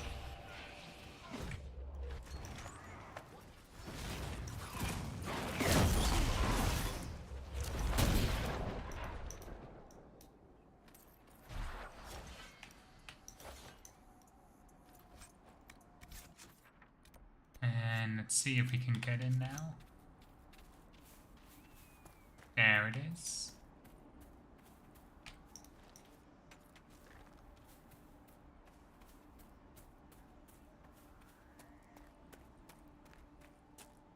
Hawk and the Warden should be inside. Glad you made it. I just got here myself. My contact with the Warden should be at the back of the cave. He's not the only Warden around here. It's a good thing his friends didn't find him in Crestwood. Yes, I saw them earlier. They've been told he's a traitor in order to capture or kill him. How much blood is shed by good men following bad orders?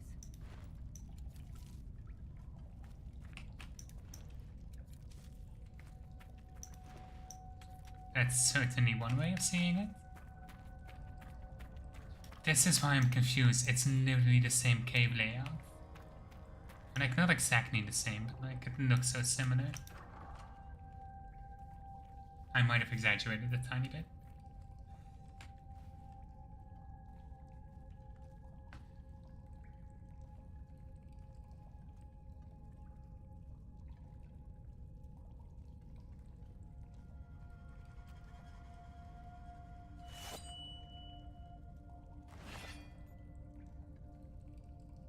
It's just us.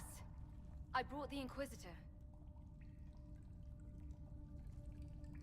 Wait. You have a Grey Warden with you? Warden Blackwall. You're Blackwall? Duncan, my mentor, he spoke of you. Duncan. Of course. Good man. I'm Alistair. It's an honor to meet all of you. I wish it was someplace nicer. Are you the Alistair who fought the Archdemon with the hero of Ferelden? I need to change my name. Yes, that was me. War, betrayal, darkspawn, all lots of fun. And made for excellent stories, I'm sure. Nobody cares about that anymore. I answer to Warden Commander Clarel now. Like everyone else.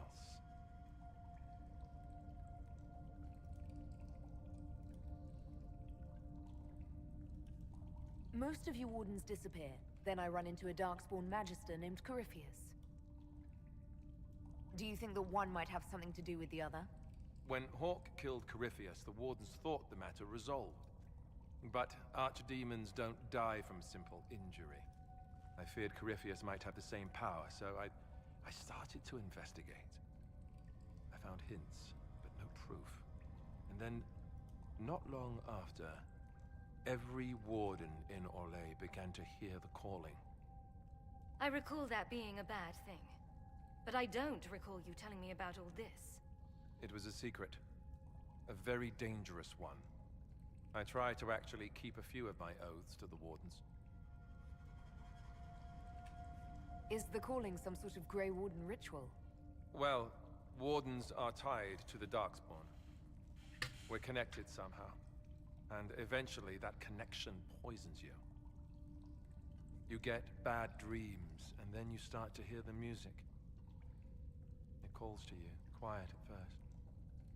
And then, so loud, you can't bear it. At that point, you say farewell, and go into the deep roads to die fighting. In death, sacrifice. And every Grey Warden in Orlais is hearing that right now. They think they're dying. Yes, I think Corypheus caused this somehow. If all the Wardens die, who will stop the next blight? That's what has them so terrified. And then they do something desperate. Which is, of course, what Corypheus wants. Is the calling they're hearing real, or is Corypheus mimicking it somehow? I have no idea. Before all this, I'd barely heard of Corypheus. I didn't even know he was supposed to be a Magister until I started digging around. But right now, all that matters is the Wardens are acting like they're going to die. You said all the Wardens are hearing the calling. Does that include you? And also you, Blackwall? Unfortunately, yes. When I'm talking or fighting, I can almost ignore it. But whenever things are quiet, I can hear it. It's like a song you can't get out of your head.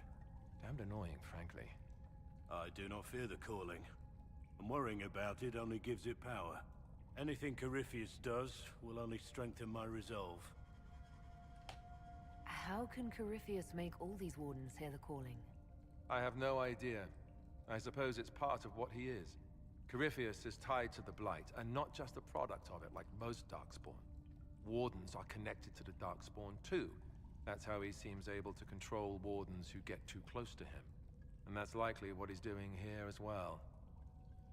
Somehow.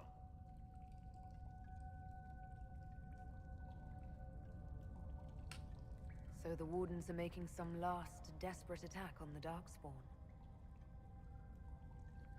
I saw what a Blight did to Ferelden. If Wardens hadn't stopped it, there'd be no more Thedas. Warden Commander Clarel proposed some drastic things, blood magic and such, to prevent further Blights before we die. I protested. Maybe too loudly. And Clarel sent guards and... well... here I am. Wardens were gathering here, in the western approach. It's an old Tevinter ritual tower. I'm going to investigate. I could use some help. Let's go.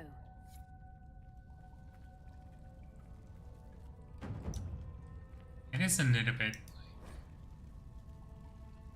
That's all we came here for? We couldn't have had this conversation anywhere else?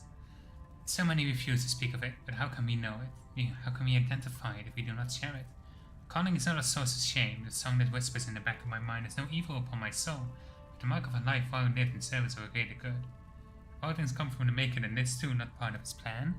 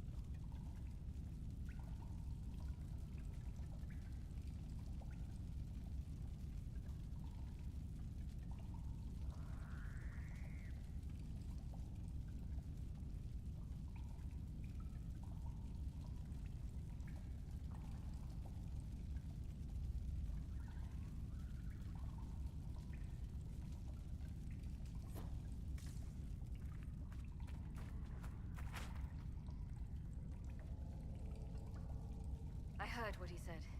Hopefully we'll find some answers in the western approach. Though I fear what those answers will be. I've seen too much blood magic to ever trust where it leads. We should get to that ritual tower in the western approach. Ideally before it lives up to its name. You mentioned Warden Commander Clarel. Is she behind this? She's the one who summoned me and the other wardens to Orlais when we started hearing the calling. I don't know her well. She's a mage. Smart, careful, determined. The sort of mage the Templars told me to keep a close watch over. Makes her the best kind of warden. Or at least I would have thought so. Maybe the Templars aren't wrong about everything. Do you think she's helping Corypheus willingly, or was she duped? Clarel would never serve something that looks like a Darkspawn willingly. I heard about an advisor of some kind. Maybe we'll learn more at the western approach. Corypheus was held in a warden prison, right? So the warden should know all about him. You'd think the wardens would share information with each other, but they're really big on keeping secrets. Maybe they think some knowledge is too dangerous, I don't know. I only found out about Corypheus after I started digging for information. Even then, it wasn't much. For most wardens, he'd be nothing more than an old legend dead long ago. If they knew of him at all. Was the hero of Ferelden involved in all this? I'm not sure. After we defeated the Archdemon, she was made Warden Commander of Ferelden. She disappeared some time ago. Not long before I started investigating rumors of Coryphia. She may have joined the Orlesian Wardens after I had to flee. If so, hopefully she'll be on our side, but I wouldn't count on it. When we fought the Archdemon, she did things that... She walks a dark path.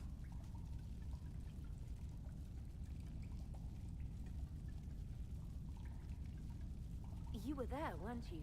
You helped fight the Archdemon. I'm going to be answering that question for the rest of my life. Yes, I was there. It was big. The hero of Ferelden was brave. But that was 10 years ago. What have you done for us lately, Alistair? New times. New problems. What's it like, being a warden? Oh, it's wonderful. You get fresh peaches delivered every morning, first choice of local village girls, and bunnies too. Or maybe it's not that. Not even close to that. I watched my brothers die at Ostagar soon after I joined. To deal with the calling, I said it wasn't a good idea. First, it was awkward silences, some coughing. But when I mentioned Corypheus, things really went wild. The Warden Mages said I was interfering. Called me a traitor. Funny how often that happens to me. We'll talk later.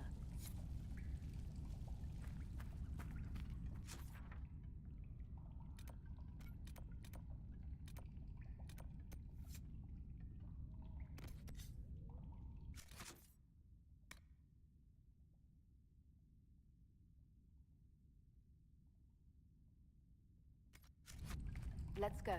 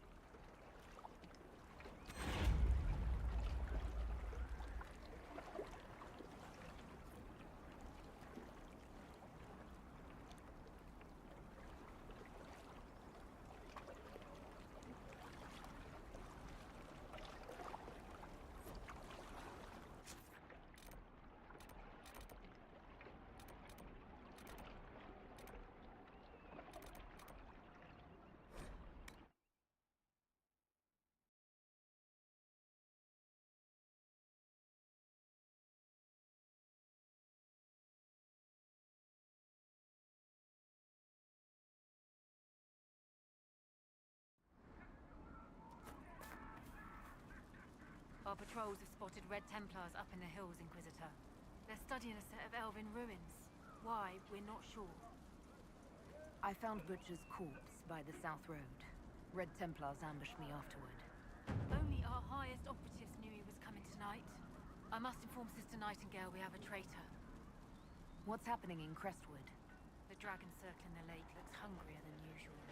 Travelers on the road will be scarce until it's gone. I should be going. Another time.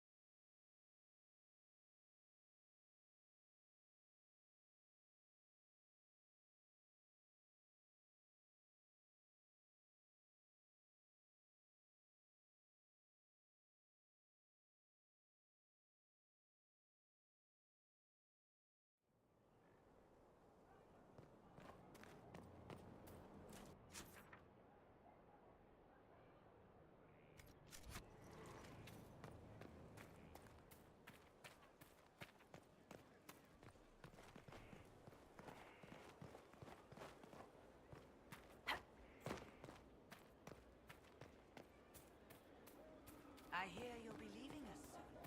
They're all dead. Inquisitor? Varric's friend Hawk said there were suspicions of corruption in Grey Warden ranks. Do you know anything about that? Corruption? What sort of corruption? Corypheus. He's been known to influence the minds of Wardens. That could very well explain why so many have disappeared. Are you feeling all right? No voices or anything? If I start hearing things, I promise you'll be the first to know. Let's talk about the Grey Wardens. You must know a lot about them. Ah, the Wardens. I'm afraid we're less exciting than we seem. Have you been hearing the calling too? I know what Corypheus is. He has no sway over me. Let's continue this at another time. As you wish. I'll be here if you need me.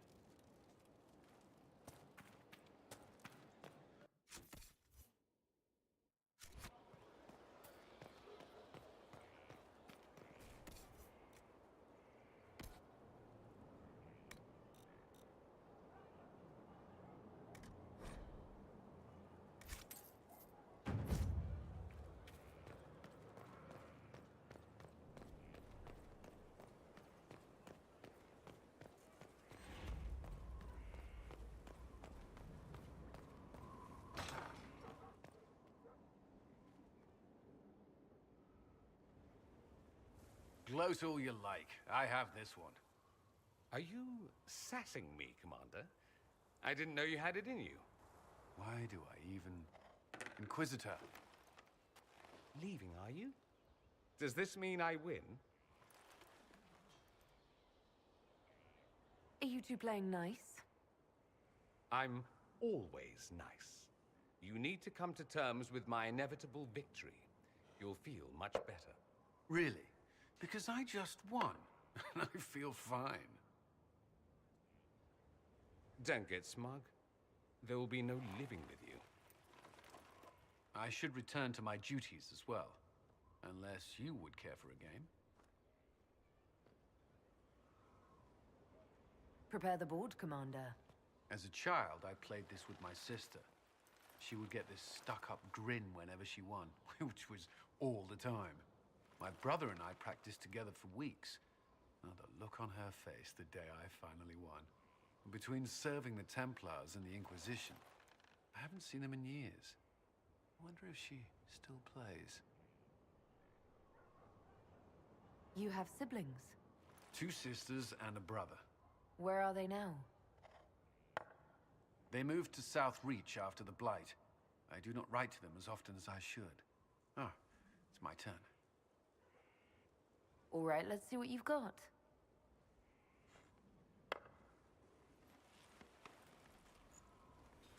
This may be the longest we've gone without discussing the Inquisition, or related matters. To be honest, I appreciate the distraction.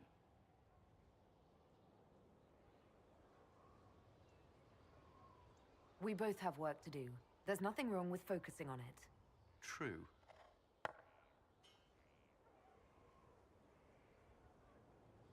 I believe this one is yours. Well played.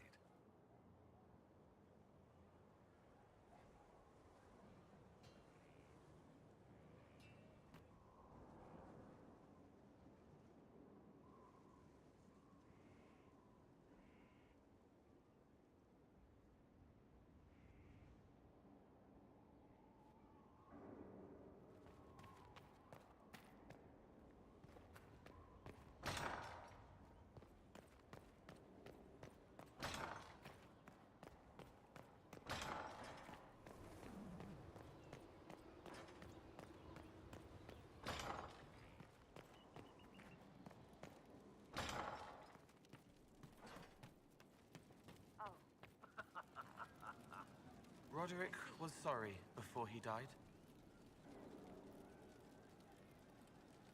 Did he tell you why he was sorry? Blood everywhere. Monsters, madness, dying. We're all dying. The Herald stands against it, and heads turn. Desperate and simple, pure. Voices in the chantry. Years since I'd sung the song and felt it flowing through me. But this is real. This is real. So long since I'd felt it. Falling, flying, faith, and I fought her. Make her forgive me. I hope I did enough. He hates it all because of the darkness behind the door. Some doors should stay shut.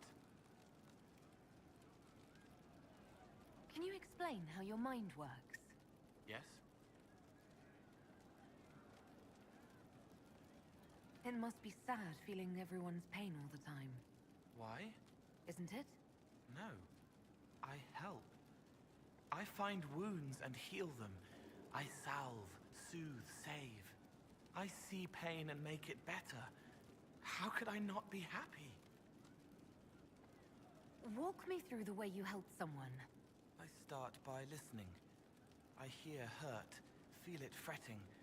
Some you can solve by giving something, food, a blanket, sleep. Some are intangible, terrible tangles that catch on a crack, fixed, festering, and the person makes a pearl of pain. I shake it loose. No pearl, no pain. They can hope, they can heal. Sometimes you say things that relate to other members of the Inquisition. They remember me. Their eyes stick, some more. They want me to be. Varric is quiet inside. He pulls me more to hear, makes me a person, calls me kid, a friend. Solus, bright and sad, observes and accepts. Spirit self, seeing the soul, Solus, but somehow sorrows. What do you sense when you focus on me? You're too bright. Like counting birds against the sun. The mark makes you more, but past it, you reach across. Mindful, meaning. You pull it through to this side, make it real here. And past that, the weight of all on you. All the hopes you carry, fears you fight. You are theirs. It must be very hard. I hope I help. I'll talk to you later. Probably.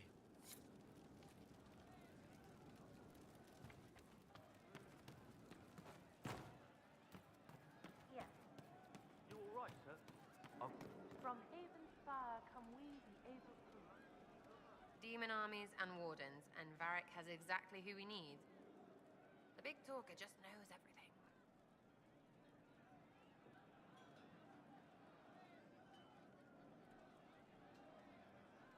I was thinking you and I should get to know each other. Look, you're nice. Let's travel around more. I get to know you. We'll see. There's you, yes? So you like to have fun. The Inquisition seems an odd fit.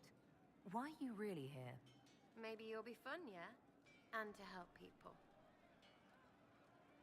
We both know that'd be easier to believe if you were a totally different person. Not everything is easy to believe. Maybe that's it. There's all this Andraste stuff going on, and seeing it should help, right? But it's fuzzy. I want to see if it's all really real. I just don't know if I want to really know. So I'm selfish. It's all for me. Count yourself lucky, I guess. Tell me about yourself. Oh yeah? Interested, are you? We'll talk later. If you...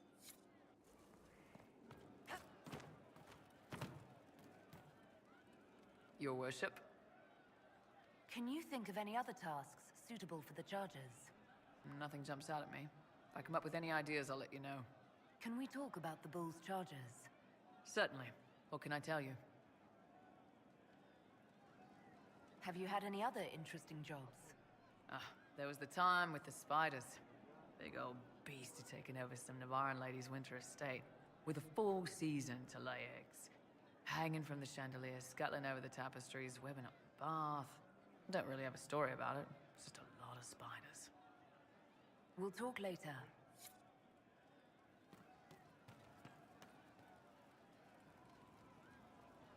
Can I help you?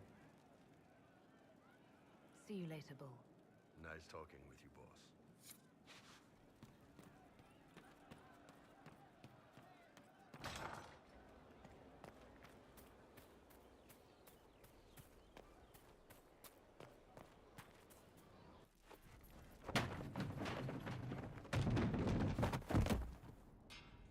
knew where Hawk was all along!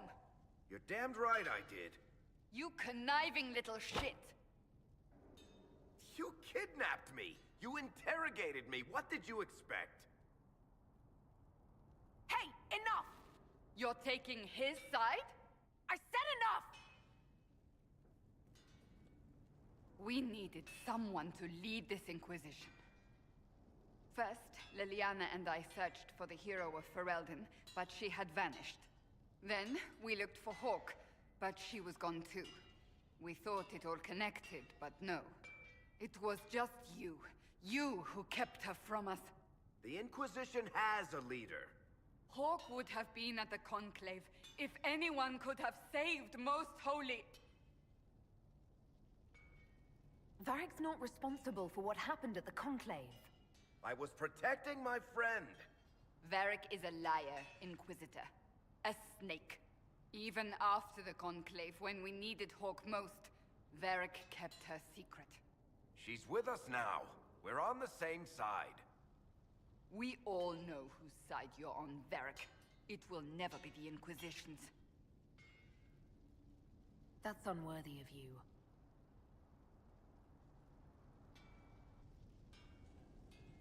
I must not think of what could have been. We have so much at stake. Go, Varric. Just go.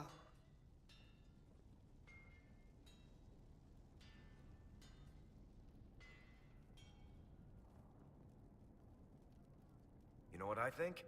If Hawk had been at the temple, she'd be dead too.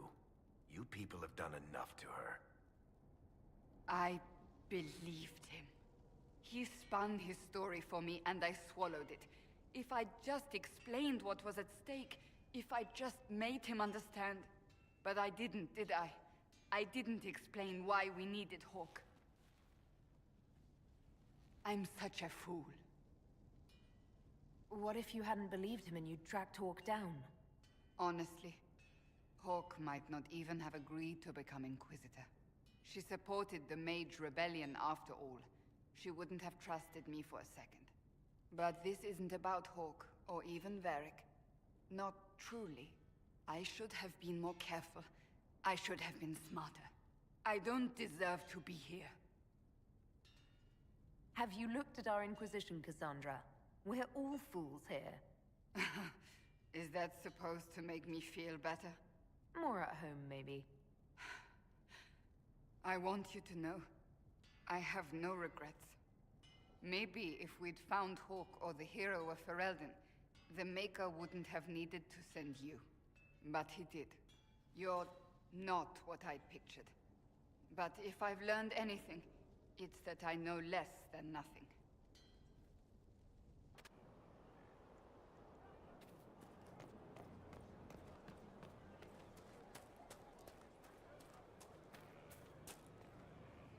Thank you for Haven. Less so for Redcliffe, but I am committed to serve your worship.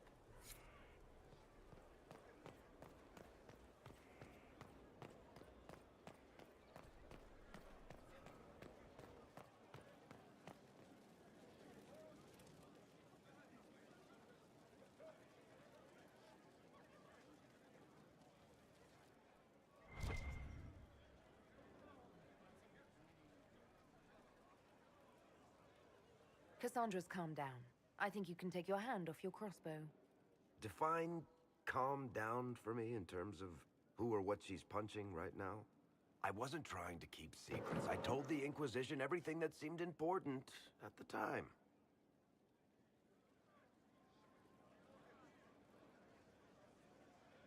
I know, Varric.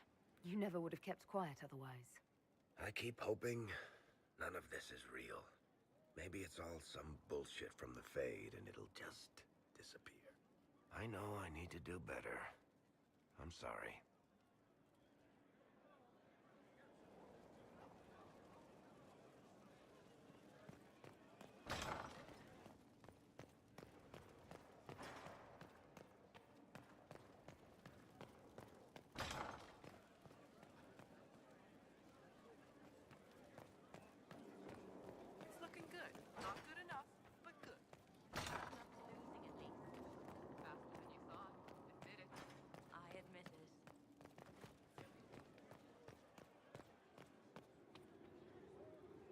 Yes?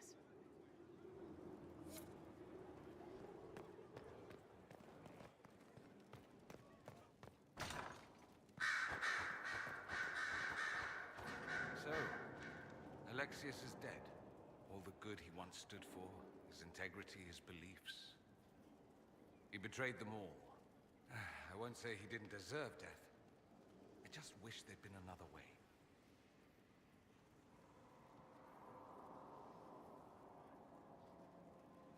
Dorian, there's a letter you need to see. A letter? Is it a naughty letter? A humorous proposal from some Antivan dowager? Not quite. It's from your father. From my father? I see. And what does Magister Hallward want, pray tell? A meeting. Show me this letter. I know my son? What my father knows of me would barely fill a thimble. This is so typical. I'm willing to bet this retainer is a henchman, hired to knock me on the head and drag me back to Tevinter. That would be hard to do while I stood there. He expects me to travel with Mother Giselle, although Maker knows why he'd think I would. Let's go. Let's meet this so-called family retainer. If it's a trap, we escape and kill everyone. You're good at that. If it's not, I send the man back to my father with a message that he can stick his alarm in his wit's end. There seems to be bad blood between you and your family. Interesting turn of phrase. We've never talked about my family before. They're not happy with my choices, you see. Nor I theirs. What choices? Leaving Tevinter? That too. Let's go meet this retainer then. I wonder how much my father paid this man to wait around just in case I showed. We'll find out soon enough.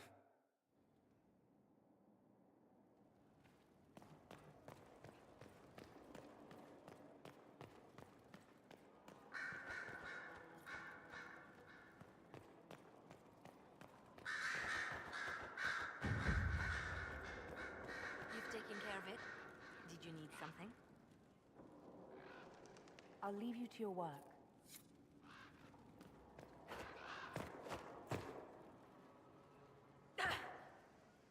Inquisitor. I'd like to hear more about what you saw in your exploration of the Fade. I would be happy to share it with you. Tell me about a spirit you encountered. I met a friendly spirit who observed the dreams of village girls as love first blossomed in their adolescence. With subtlety, she steered them all to village boys with gentle hearts, who would return their love with gentle kindness. The matchmaker, so I called her. That small village never knew its luck. Tell me about the old ruins you explored. I found the ruin of Barandur, a lost Tevinter city buried deep beneath a dead and barren wasteland. Volcanic ash had sealed it tight. In one dark moment, every living creature in the city seared and smothered. They were statues in the ashes, like a mold made to recall the lost.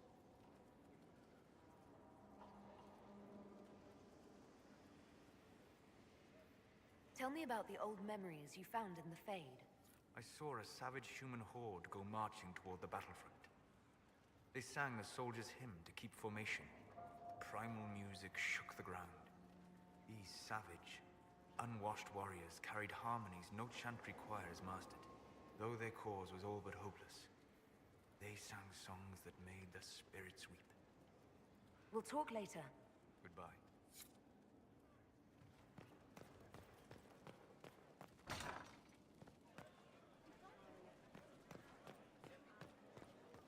Complete. Well, honored, Inquisitor. Got see Sturhall. Did my part on the walls. Now I'm on this strange collection you've brought us. Don't know its worth to the fight exactly, but it's good workmanship. Any ideas about the origins of these reliefs? Tevinter, early. It's in the tool marks, the grain. That's hard dust mined from the 100 Pillars, if I know anything. Oh, I suppose the scene is probably full of Tevinter robes, too. The 100 Pillars? Damnedest things. Massive spires that aren't stone. It's like a mortar. Don't know more than that.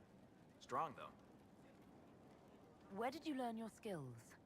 Zamar. Carved a few statues in my day. And before you ask, yes, I chose to leave. I carved a paragon who turned out to be a sodding madwoman. Couldn't stand looking at it. The memory of a dwarf, right? Do you have insight into the stories these tiles are supposed to depict? Tell you what, you finish one, and I'll write it up. Who better, right? A good dwarven perspective. Another time. Best of the vein, Inquisitor.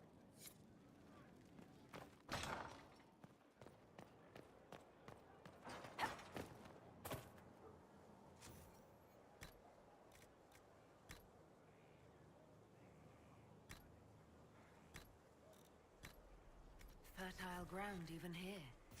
This hold has everything.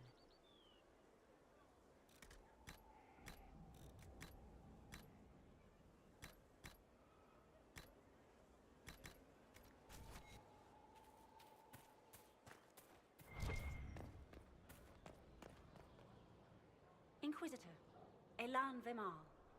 Honored to represent the College of Herbalists and offer my services as apothecary. My colleague Adan was clear about the worth of your cause. I look forward to assisting him. He didn't seem all that friendly toward me. A sign of his respect. Smiles are saved for fools, so they leave quickly. All the mundane needs of Skyhold will be well tended. If you note anything special, let me know. I'm here to serve the cause we must.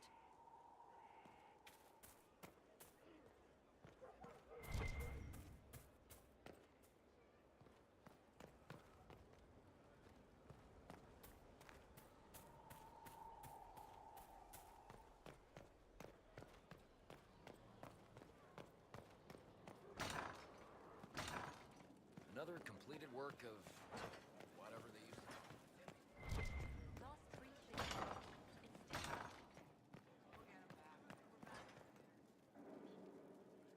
Inquisitor, I must speak with you. What is it? I must explain something first about the Montilier's fortunes. I remember you said your family had been forbidden from trading in Orlais. It's devastated our finances. The Montilier's have, in fact, been in debt for over 100 years. Debt or no, you appear to be surviving. That isn't enough. A disaster could wipe us out completely. For generations, we've done everything to keep creditors at bay. Sold our lands to stave off interest. It's just... it is infuriating to see my family still reduced to this. I'm to become head of our house. If I sell any more of our land, my family will become destitute. That cannot be my legacy to them. Most people worry about their next meal, never mind an estate. I'm not blind, but I worry for my family. My foolish sister Yvette with her daydreams, my brothers trying to rebuild our fleet with their own hands. Is it wrong to hope they never know hardship? Is there anything I can do? I'd almost solved our problems. For a while. I negotiated a chance to reinstate the Montiliers as landed traders in Orlais. We could rebuild with that. But when I dispatched paperwork to Val Royeaux... I've just learned my carriers were murdered. And the documents restoring my family's trading status destroyed. Were the murderers targeting the Inquisition? Leliana made inquiries that bore success. Comte Boisvert, a nobleman in Val Royeaux, claims to know who killed my messengers. He has a request that you come when I meet him, so he's seen publicly conferring with you. What will being seen with me gain the Comte? The Comte will drop hints at parties he's to meet with an important visitor. Allies and rivals will take note. Once he's met you, there will be speculation. The Comte will subtly spin reports to his advantage. He will use us. But if he knows who killed my people, I ask that we indulge him. I hope the Comte isn't making up information just to be seen with me. I will take full responsibility if that's the case, Inquisitor. I must know who killed my couriers just to harm my family.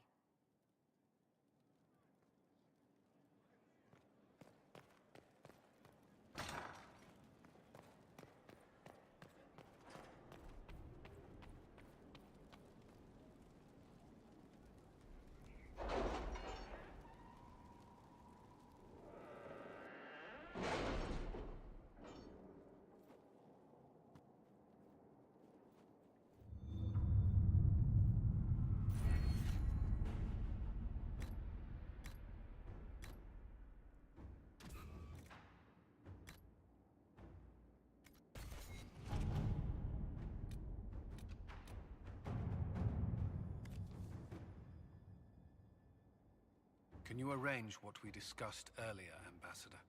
I found the money. The Inquisition will compensate the families of those we lost at Haven. Thank you.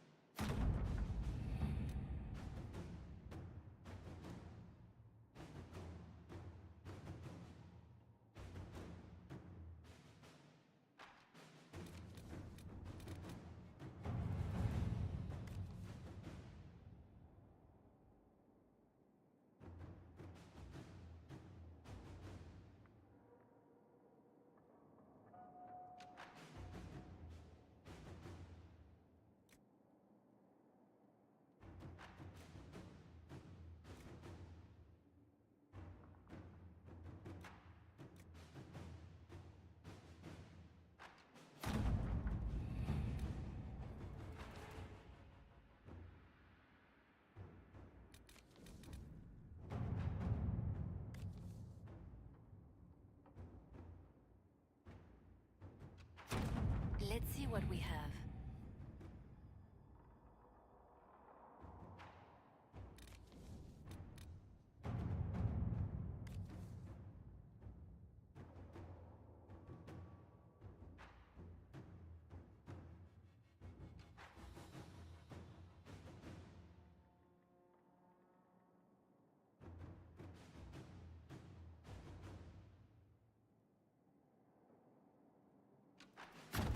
Let's see what we have.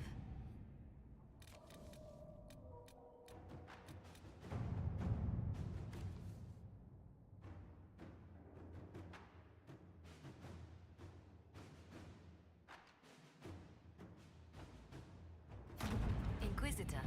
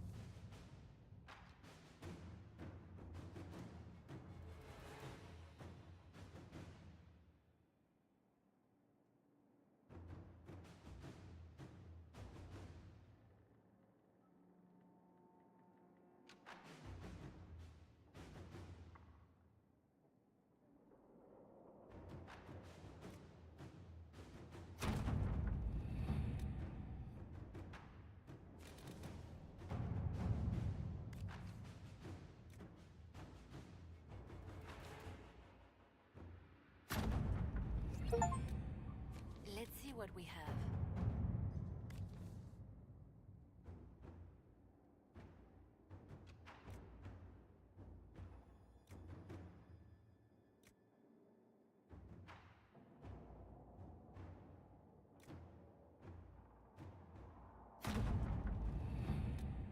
Inquisitor.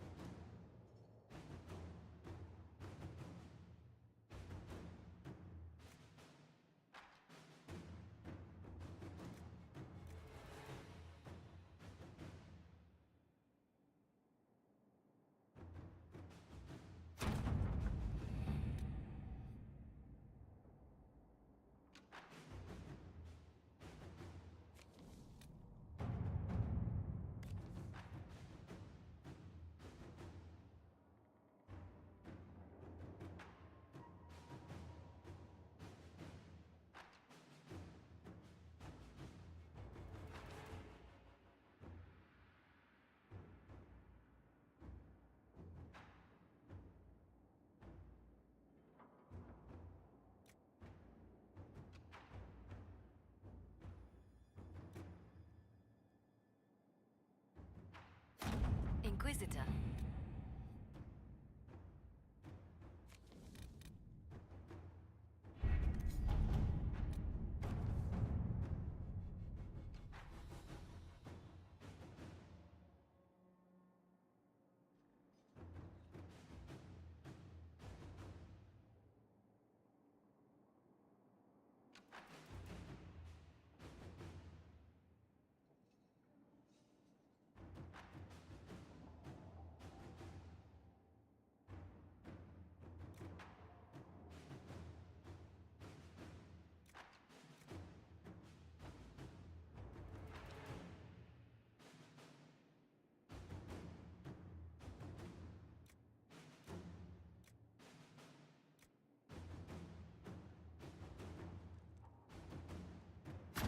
At your service.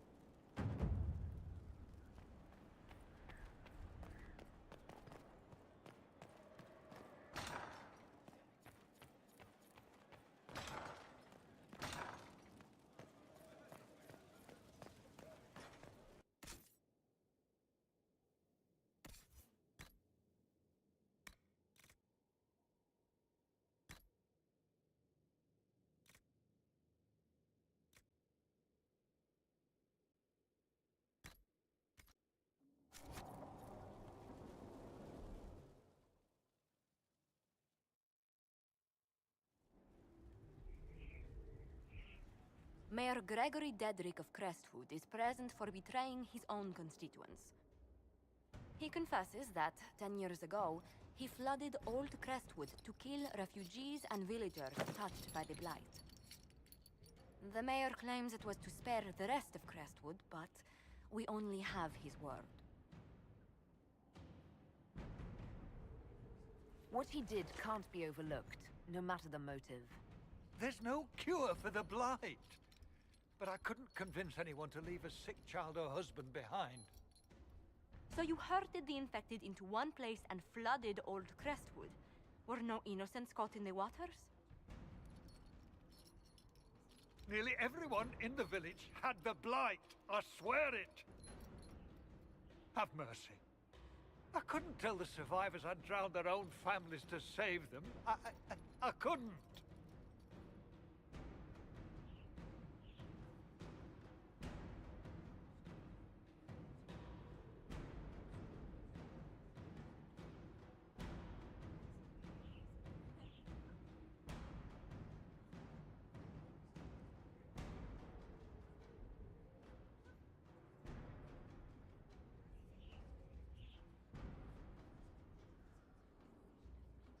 War forces terrible choices on us, but justice demands its due. Gregory Dedrick, I sentence you to a swift death. The day has come at last. Maker, forgive my sins.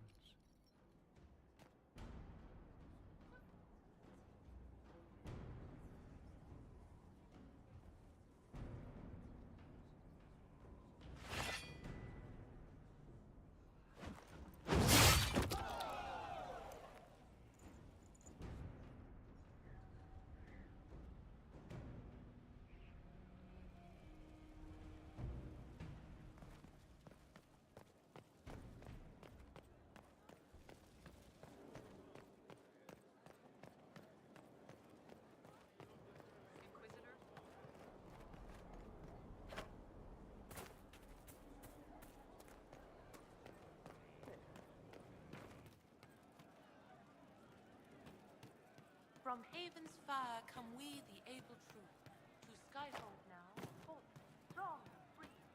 We rally with our hero, born and new, Inquisitor. Love seeing you, yeah? I was thinking you and I should get to know each other. Right. You come with me.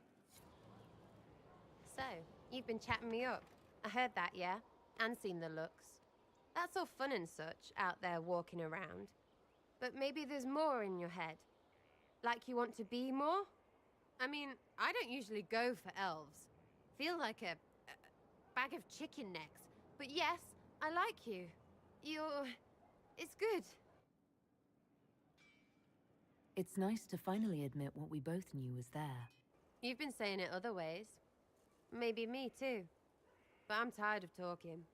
Of everybody always talking. We're all dead this. We'll kill them that. What about what's important when you like someone? I'm in bed. We should get to your bed. Now's good.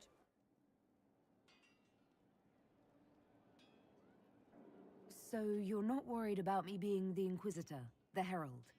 Did that do something to you? Down there? Oh, the Andraste stuff.